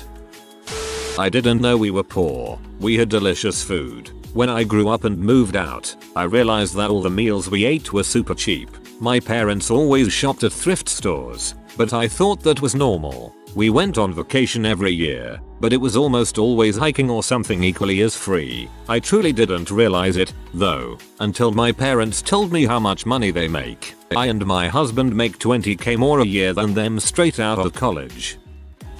I live on a street where pretty much every single house is occupied by a young couple with very young children. All the kids are always with each other, with the parents all hanging out. We always have BBQs in the middle of the cul-de-sac and I seriously think the kids just walk freely into each other's houses. I'm 17 so I kind of am out of the child loop on the street, but it seems like a pretty awesome childhood right there. Oh, they also each have one of those gnarly little electric cars to boot. I live in an area much like this. It's a lot of fun for both kids and adults. My parents had me when they were both 18 years old. I can't say my mom was a 3-job having nursing student, which is freaking amazing. But with a pretty much absent father, I credit her, my grandparents, and aunts and uncles to raising me. It really does take a village to raise a child, and I'm forever grateful for my mini village.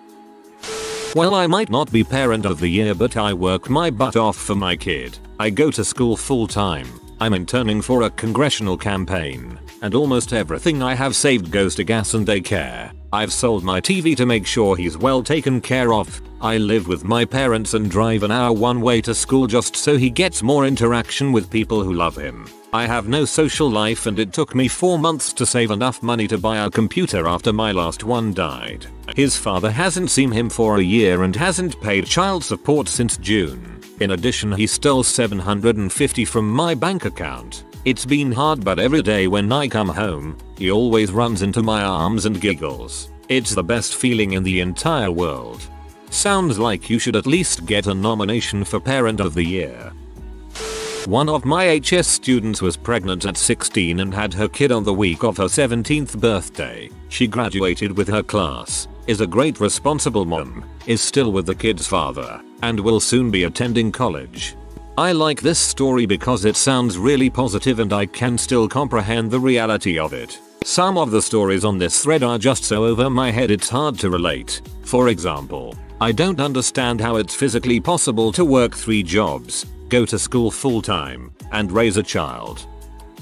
I shock most people when I tell them I've got 3 children. I'm 25 years old and my then girlfriend, now wife, first got pregnant at the age of 17. We'd been together since she was 13 and I was 14 and are still going strong. We now have 3 boys, we work full time, own our home and have 3 kids age 5, 3 and 6 months. I suppose when she first got pregnant at such a young age people expected the worst, but I don't think age is a barrier to being a good, hard-working parent. I mean, there are some proper crappy parents who have kids when they are in their mid-30s. If anything, it served to focus us and gave us a sense of purpose. But I wouldn't advise having kids so young. There are a few things I can't do now due to having kids that I would have liked to do. So get that stuff out of your system and then have kids. I hate judgmental people who think young parents equals bad parents. And I'd like to think we do our bits to prove those people very wrong.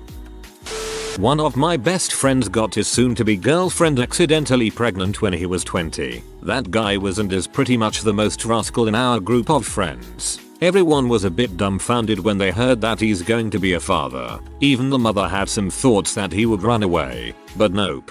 He took it incredibly well and started prioritizing his life. Now the kiddo is 1 year old and my friend is working to get money for the family, and the mother is just finishing her school as a physical education instructor. My friend pretty much had to delay his plans to go to school, so he can provide food and money for the family. Even though they are almost always together and with the kid, my friend has more than enough free time to hang with his friends. Their parents even takes care of the kiddo once in a few weeks, so they can have some together time. I haven't seen a father so dedicated to his child like my friend is. Even though we all had our doubts, everything ended up being more than well, and I really hope I can be such a dedicated father when I get kids. When my mom and dad dug out their 401k to send me to college, and now I have a good job and I'm living on my own. My life ain't perfect, but I have a great set of folks. I feel the same. My parents are currently funding an education that would destroy almost anyone's bank account, and I can't seem to thank them enough. I hope to pay them back someday. This is probably going to get buried, but here it is. After the fall of Saigon, my dad, who volunteered to stay behind to evacuate civilians, was thrown in a re-education camp for 7 years. My mom was thrown in one for the better part of a year. After she got out, she visited my dad and brought him food even though he had to travel for days to get to him. After he got out, my dad piloted a boat through pirate-infested waters with several hundred people to get to a refugee camp in the US with no money to his name. He and my mom worked multiple jobs and paid my sister's way through to an Ivy League college and to financial success. I have quite the parents to look up to and a legacy to fulfill. Yes, you do. I had my daughter at 15 and my son at 16. My husband was 18. He tried to commit suicide 3 or 4 times, unsuccessfully. The last attempt was fairly gruesome. He moved back in with his mother, leaving me alone with 2 babies at 17. I was on public assistance while I finished high school and did 2 years of college. I got a job doing CAD, bought my first home at 21. I'm now 36 years old. I'm a firefighter paramedic and my children are intelligent, happy adults. My birth mom was 15 when she had me, and she put me up for adoption. This might be controversial, but I think that's 100% the best thing she could do in her position at her age. I think that is what gave me the best life possible. I once saw a man get the crap kicked out of him when the PS3 first came out. It was outside of a Walmart at about 1 AM or so, and he never let go of that system. I ran over after the beating to ask if I needed to call an ambulance for him and he told me no. I just need to get this home to my son. Freaking awesome dad right there. I'm a 35-year-old male and I raise my children, 7, 8, on my own with no participation from their mother. It's a lot more common than people notice. Threads like this aren't as successful because Reddit likes to stand in judgment of people. I was a health teacher, gave realistic sex ed, that is, not abstinence only. The vast majority of my students who got pregnant in high school ended up being good parents. It's not what I would have wished for them. High school pregnancy puts dreams and development on hold, but most managed it very well. Threads like this aren't as successful because Reddit likes to stand in judgment of people. I do find the amazing amount of judgment cast on Reddit with very little information to be astounding at times, but this particular thread is climbing fast. I'd like to hope that mixed into the some 2 million users, there are few people who enjoy celebrating feel-good stories. I don't know if this is as good as any of your stories, but my mom and I have never had a great relationship. When I was younger and my parents were divorced, she was very selfish and forgot about us a lot. As soon as I was leaving for college, it's like everything changed. Let me clarify, we never talked. We were awkward around each other most of the time, and usually were at each other's throats when I lived at home. After my first week of college, I was insanely stressed out, couldn't afford a book loan, no payback method, and I was already behind in a few of my classes because of this. I call my mom, cry on the phone for about 30 minutes with her silent on the other end, just listening, and she tells me not to worry about a dang thing and that she'll call me back in a few minutes. When she called me back, she told me that she called my dad. They hardly speak since the divorce, so that was amazing that they actually worked together on something. She told him what was going on. He offered to throw down $300 for books, and my mom matched that. I started crying again and told her it was too much money for just books, and she told me how proud of me she was, that I was the first one to go to college and all that, and how this was just a little reward for being such a great daughter. Also, when my very new HP laptop broke, don't ever buy that crap. Ever. My mom just straight up gave me her laptop and said, "You need this way more than I do." Seriously, some selfless crap. I love her so dang much. Ever since that, we've been extremely close. My dad also busted his butt for us 3 girls. He was a truck driver and we only got to see him once every 1-2 months. But whenever he was in town, he came straight to us, made sure we had school supplies, bought us clothes, groceries, anything we needed. He always got us the most expensive Christmas gifts, even though we knew he couldn't afford it. And he frequently told us that he wasn't a good enough father, but that he tried very hard. I freaking love my parents. Oh, and just a side note, they got back together this year. TLDR. My parents are awesome providers and are very selfless people. They decided to combine powers once again this year and are now back together. I love my family. My mother is amazing. She's also an alcoholic. She had my sister at 19 and me at 20. Even so, when I was little, she worked 3 jobs to keep her head above water. She would drink, and that would suck. But even when she'd stay home drinking, she made sure we had a babysitter in the house with us. Sometimes she'd go out, but we still had a sitter. Birthdays and holidays were always made really special with homemade and lavishly decorated cakes, and she still spent time with us almost every day. Rainy days were the best, because we'd do arts and crafts from the Richard Scarry book. I never once went hungry. I never once got left in the car, and I never once was in any danger from neglect. Not even close. If you know someone that is an alcoholic, you probably know there's not really a choice on whether or not to drink. I know friends with alcoholic parents who grew up in awful and safe conditions and are still reeling from it now in their 30s. My mother is an alcoholic, but she was still an amazing mother despite the disease. That amazes me every day. She didn't have the personal strength to quit at the time, but she'd be damned before anything ill befell her kids. She's an alcoholic, but she's 6.5 years sober now. I could not possibly be any more proud to be her daughter, considering all the bulls she's gone through in life, and still come out well on the other side. It makes me feel like a badass to introduce people to my mother. My not so smart dad tries really hard to understand when I explain things I'm currently studying, despite deep down not knowing what the heck I'm talking about. What are some really endearing things your parents do? I'm living at home because I went back to grad school. Anyway, my dad just retired and now he makes me lunch every day. It's so cute. He even makes my morning tea.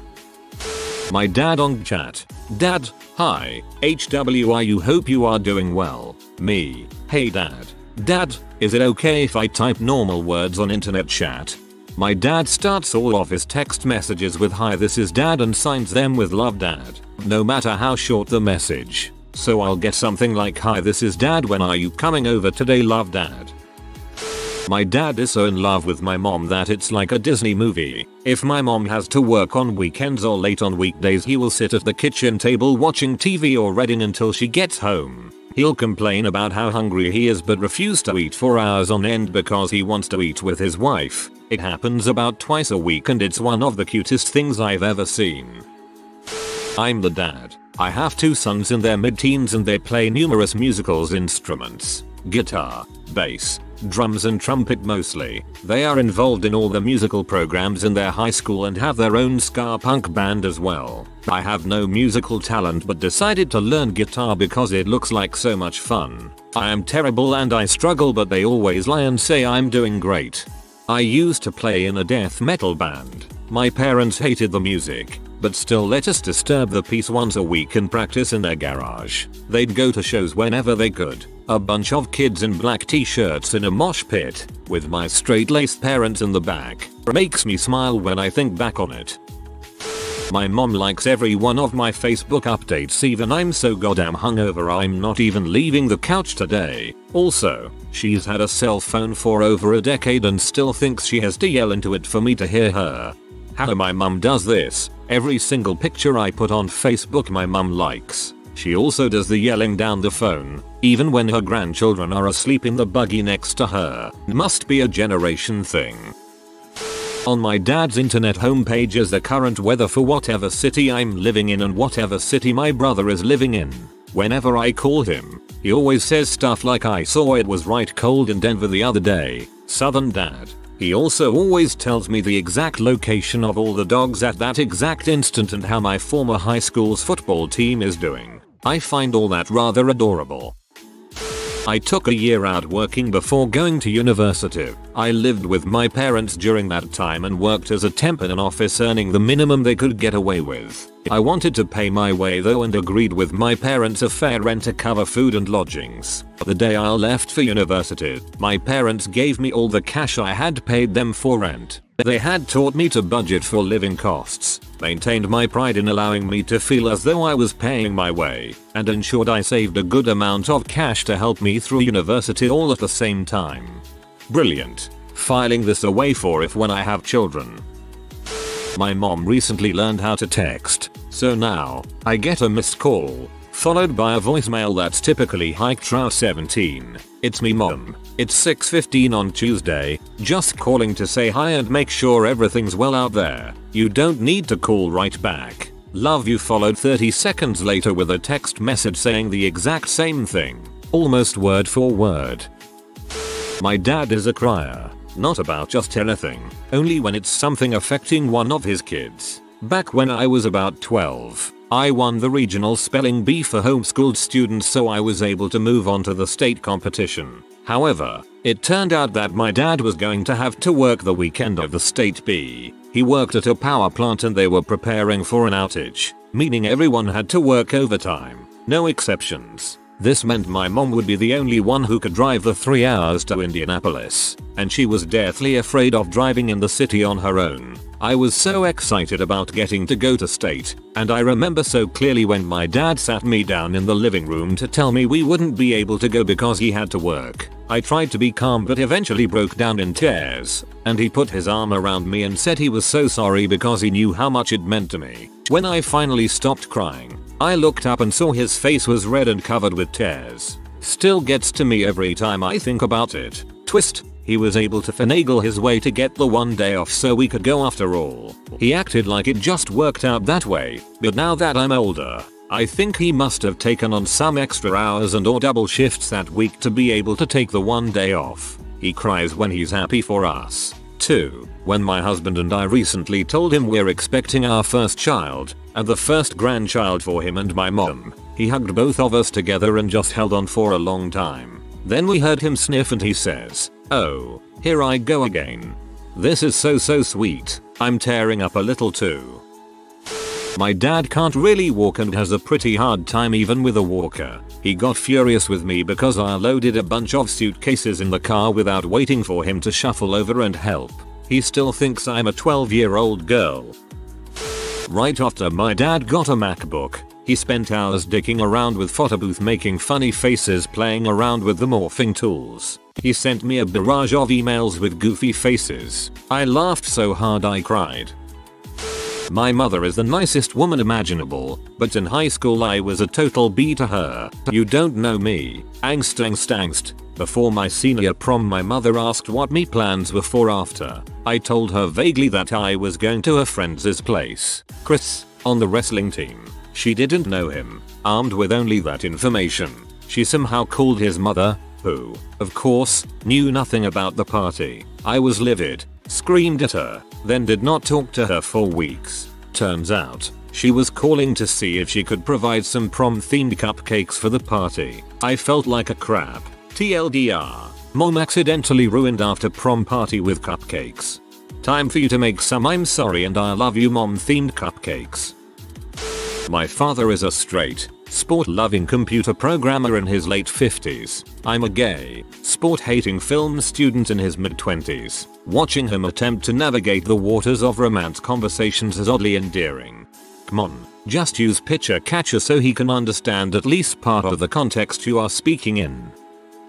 I grew up pretty poor and lived in Section 8 housing until 5th grade. My mom didn't want us to head down a path that most my family chose because of where we lived. She got a second job and we got off welfare entirely by 6th grade and we moved down to the suburbs. We were still poor but in a lot better neighborhood. I was also able to feel a lot more safer doing after school activities, particularly sports, and by high school I was involved in 3 sports. Well, my endearing story isn't just about my mom working to get us out of the ghetto. It's all the other sacrifices she did on top of that. Every year those sports cost close $500 to be involved with. I remember telling my mom and she told me not to worry, she'd get the money. Or I had to take the SAT and needed money for the test. Again she said she'd find a way. Somehow she always managed to find funds just in time. I didn't know until I was nearly done with college that on those weeks I needed money for school, she would not eat at work for a week or two. Or she would take a bus in the freezing cold to save on gas. Or she would wait to buy a much needed pair of new work shoes. She said she never wanted me to feel I couldn't do something education related because we didn't have money. She wanted me to get educated and stay focused so I would never have to work as hard as she does. I am now a mechanical engineer and it makes me pretty happy that I am able to send money home to my mom so she no longer has to work 2 jobs. And I hope in the near future to be able to send her enough so she never has to work again.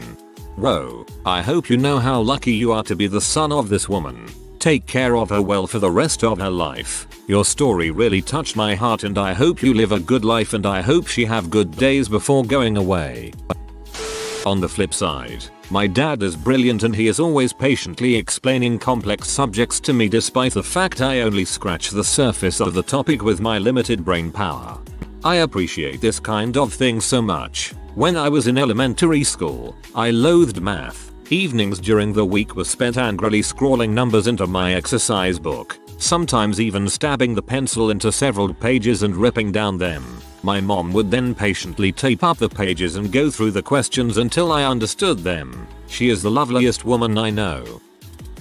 My mom still refuses to let me pack my lunch for work and school. I'm 18. She works 2 jobs and is extremely busy, and yet every single morning she is up before I am making sandwiches for her children. I have told her multiple times that I can do it but she insists. Even though it seems like a small gesture, it gives me an extra 15 minutes to sleep in and I appreciate that so much during my final year of school. I'm going to go give her a hug now. Mothers seem to have this thing about feeding their kids and being needed and useful to them. My mother put up with me being a bratty little crap and never once tried to kill me or have me institutionalized. Not quite as sweet as the other stories, but it certainly endears her to me. I'm quite amazed, now, about a decade later, that my mother did not murder me as a teenager. My dad, for a long time, had problems accepting his emotions. He grew up being taught that emotions are silly, and that knowledge and logic are most important. By the time I was in middle school, relations between him and the rest of my family were really strained. When I was in 8th grade, my mom made him move out to get his act together. They came really close to divorcing, and I'm so glad they were willing to put in the time and energy to work through the years of resentment and hurt feelings. This is all to say, he doesn't quite know how to treat his kids sometimes, but he loves us all, and really treasures his daughters. Every year for Valentine's Day and our birthdays, he buys us flowers. I'll wake up and he's gone to work, but there are flowers left for me. It's the sweetest thing. My dad was the same way, no emotions, until I got married and had kids. Now he's a mushy teddy bear, a total 180 from the hardest military father I grew up with. Every sport my brother and I tried, he did his best to be the coach of the team. Every sport, even throughout high school, he became our HS cross-country track coach. This led to him creating a track team when we moved to Florida, well before high school, when my brother showed an interest and talent in running. This led to him getting the funding for a real track at our local park, which is now used every day by walkers, runners and cyclers. It transformed a very large unused field into a very nice social and fitness oriented area. I believe the rest of the park followed suit to become really nice. This is the really endearing part of this story. I wasn't a competitive runner like my brother, so I decided to explore my options and came upon the pole vaulting event. I did this because absolutely no one did it and it looked fun as heck. This was my freshman year of high school and I still thought my dad just knew everything. He bought me a pole and got me started on exercises, getting used to it, putting up a rope and training me to go through the motions. During this time I realized he had bought books about pole vaulting and started learning how to do it right. He then turned right around and told me what he just read. It worked wonders. I was bending the pole and vaulting with perfect form. Lots of people wanted to do it when they saw me. He then used his knowledge and kicked off our pole vaulting team at high school. That was the day I learned, before you do anything, don't try to figure it out on your own. Educate yourself on how others have done it right. Then put your personal touch it. You'll learn faster and be better in the end. I've applied this ever since. Everything is more enjoyable that way, including work. TLDR. Dad coaches every sport. I thought he knew everything. Turns out he'd read coaching books to teach us the right way each time. Ends up benefiting the community. Different one about my dad. My siblings have chosen not to have my dad in their life, so I'm his only kid that is still around really. I think this has made him really insecure sometimes about how much I love him. He was never one of those rough and tough dads. He was my best friend. He taught me to swim and ride a bike, was nice to boys I dated, gave me clothing advice in the mornings before school and is still who I call when I need someone to talk to. Whenever I go home he makes all my favorite foods and brings out his guitar because he knows how I loved hearing him play as a kid. When he figured out how to text I was the first one he messaged. We text a lot and talk at least once a week. And I always remind him how much I love him and appreciate everything he's ever done for me. He's a big softie and gets so happy and mushy. My mum just learned how to use smiley faces in texts. These are the last 3 texts I've had from her. :D: :B 3 D O. It's just cute that she's trying. My mom frequently texts me a pink heart followed by a purple heart and another pink heart. Her favorite color is pink and mine is purple. She says her hearts are hugging mine. So cute. My father is a serious guy when it comes to work. However, anytime he gets to use heavy machinery, family owns an electrical contracting company. He looks like an 8-year-old playing with a Tonka truck. He'll just be driving around with this childlike grin on his face. Parents who satisfy their inner child equals awesome. Growing up, I didn't go to church because neither of my parents believed in organized religion or were fairly agnostic. We lived in a tiny town where everyone went to church together on Sundays and I felt so left out. I started going to church with a group of friends and suddenly my mom started attending every week with me. She'd even go an hour early and wait in the car while I went to Sunday school. Years later I grew out of my interest in religion and am now an atheist. My mom and I talk about religion all the time and I asked her why in the world she would go to church when she so strongly opposed it. Matter of factly she replied, "I'd never let you feel alone or unsupported no matter what choices you made." TLDR, my agnostic mom sat through years of church services so I won't feel alone. I'm an atheist now so it's all good. Church is great for socializing.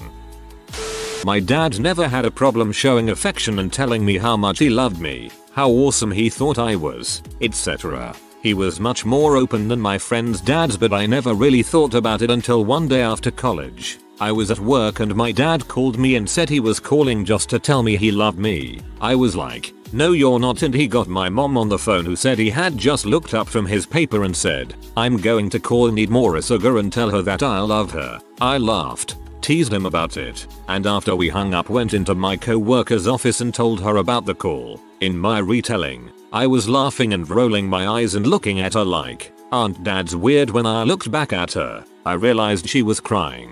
Right then, it hit me that not everyone had a dad that was loving and incredibly supportive, and she would have given everything to have one phone call like that from her dad. It was really a moment when it all came into perspective, like why my friends were always at my house, why my boyfriends could spend hours talking to my dad, and made me realize just how incredibly lucky I was.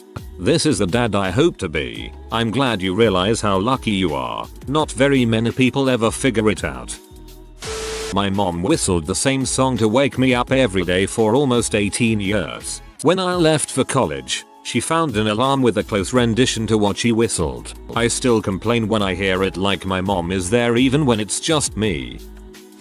My dad is a computer science professor. He has almost no knowledge of government, the law, or anything related. Seriously, the man doesn't know his rights. He's so straight and narrow that he's maybe gotten one traffic ticket and I can't remember it, I was so young. He doesn't know a lot of it and he really couldn't give a crap. This fall I started law school and he's dug up some old legal textbooks as well as some of my old undergrad political science textbooks and calls me to tell me what he's learning. I know he doesn't care. It's just his reaction to me moving 300 miles away. I know he doesn't care. Trust me, he cares. My Grammy is a chubby little Italian lady. She was everyone's Grammy and always very stubborn. I went to her house one night to spend the night and she lived in a dead-end, nice street in a good suburban town.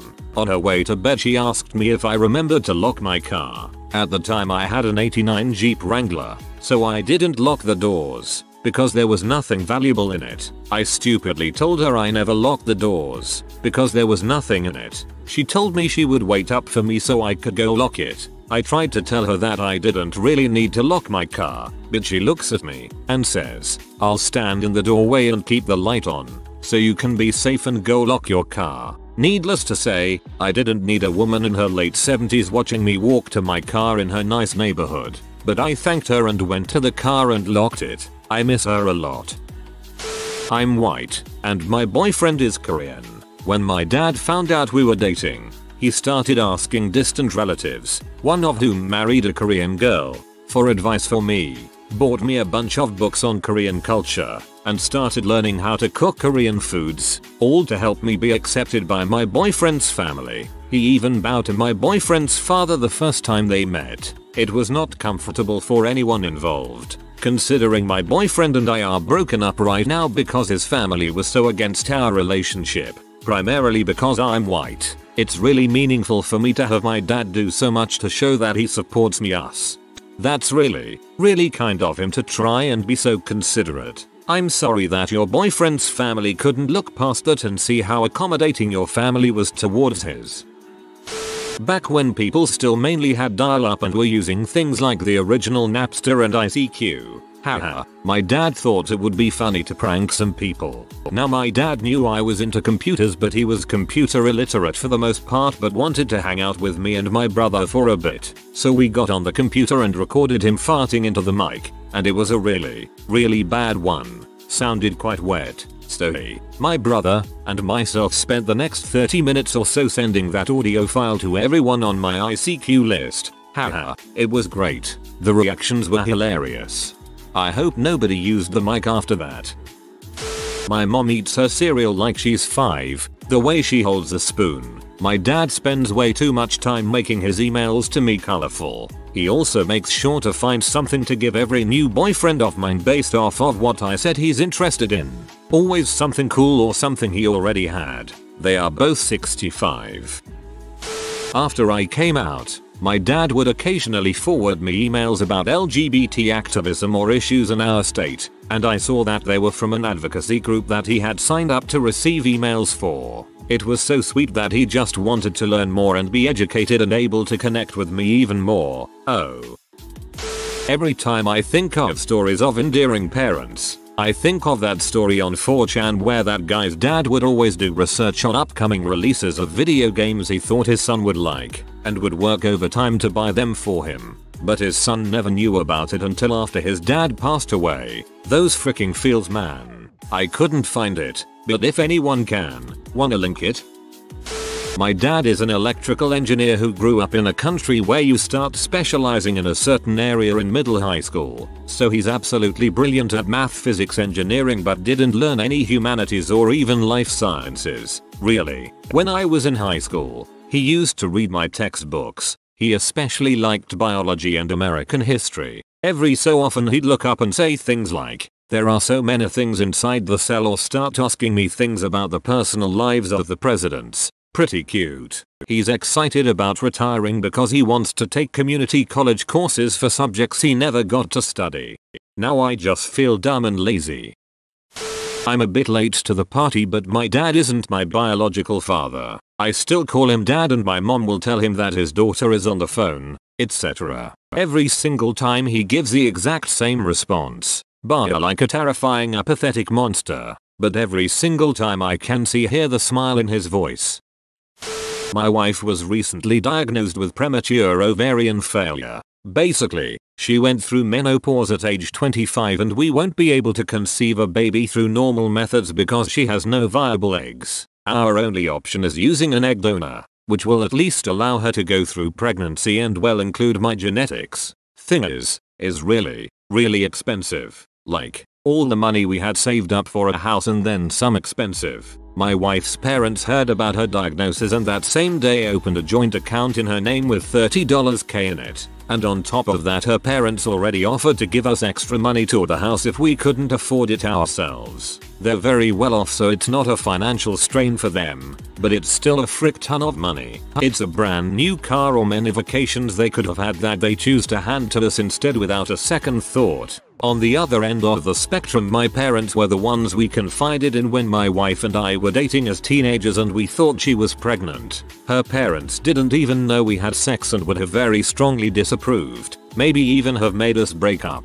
My parents helped set up appointments with Planned Parenthood, listened and comforted when we broke down about seeing our lives suddenly changed. And my mom even went so far as carrying a cup of pee to the doctors with her to get a lab pregnancy test because my wife's girlfriend couldn't go without her parents finding out. False alarm, which made us so relieved at the time. Funny how that works.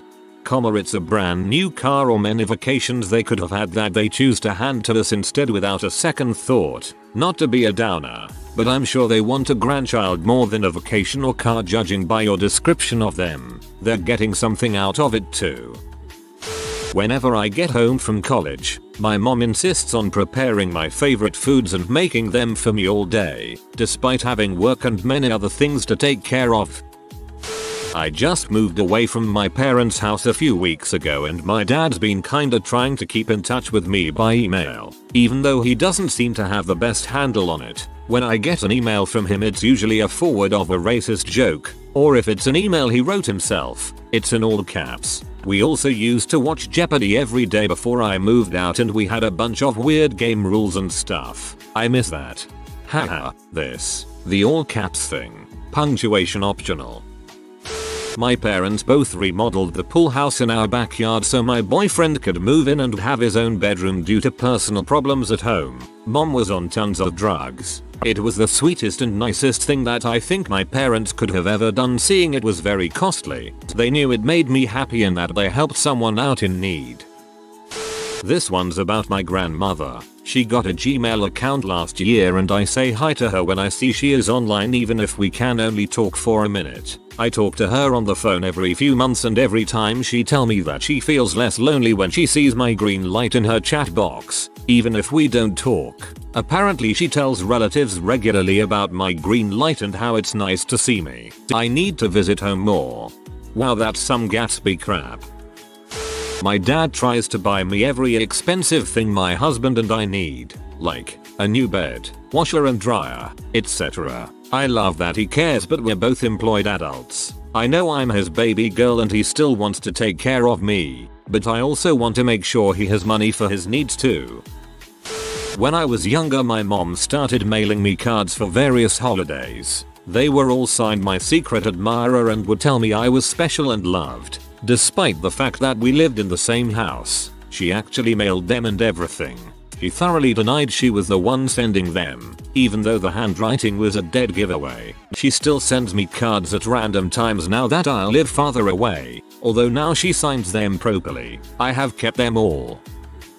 My parents were the type of people that were strict, but in the sense of, we know everyone else has this kind of thing, but we know you and we know you won't like it, and most of the time they were right. They also would never buy me games except for the gift giving times, but would push me to work towards earning the game myself. Anyway, the endearing thing, or my mother. I am a big fan of gaming. Shocker, I know, and I would get excited about games, especially when I got them. Well, usually when I could get the most popular game, its fad had passed. I get something Pokemon, they like Digimon. I get a Nintendo 64 game. PlayStation has become cooler, stuff like that. I didn't care too much, but it stung a little. But sometimes, when I was playing a game, my mom would come into the room. She wasn't a fan of playing, but sometimes she would sit and watch while I explained what was going on. No, I know it's not like what some of the other responses are,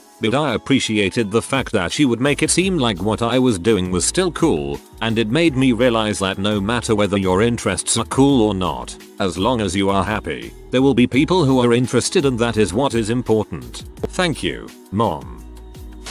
If you are new to the channel, you can subscribe. I publish new videos every day.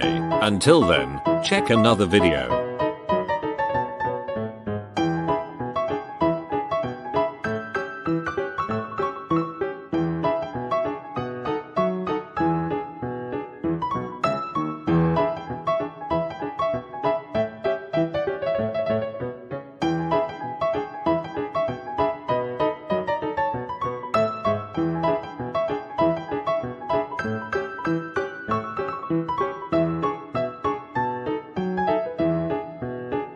Bye for now.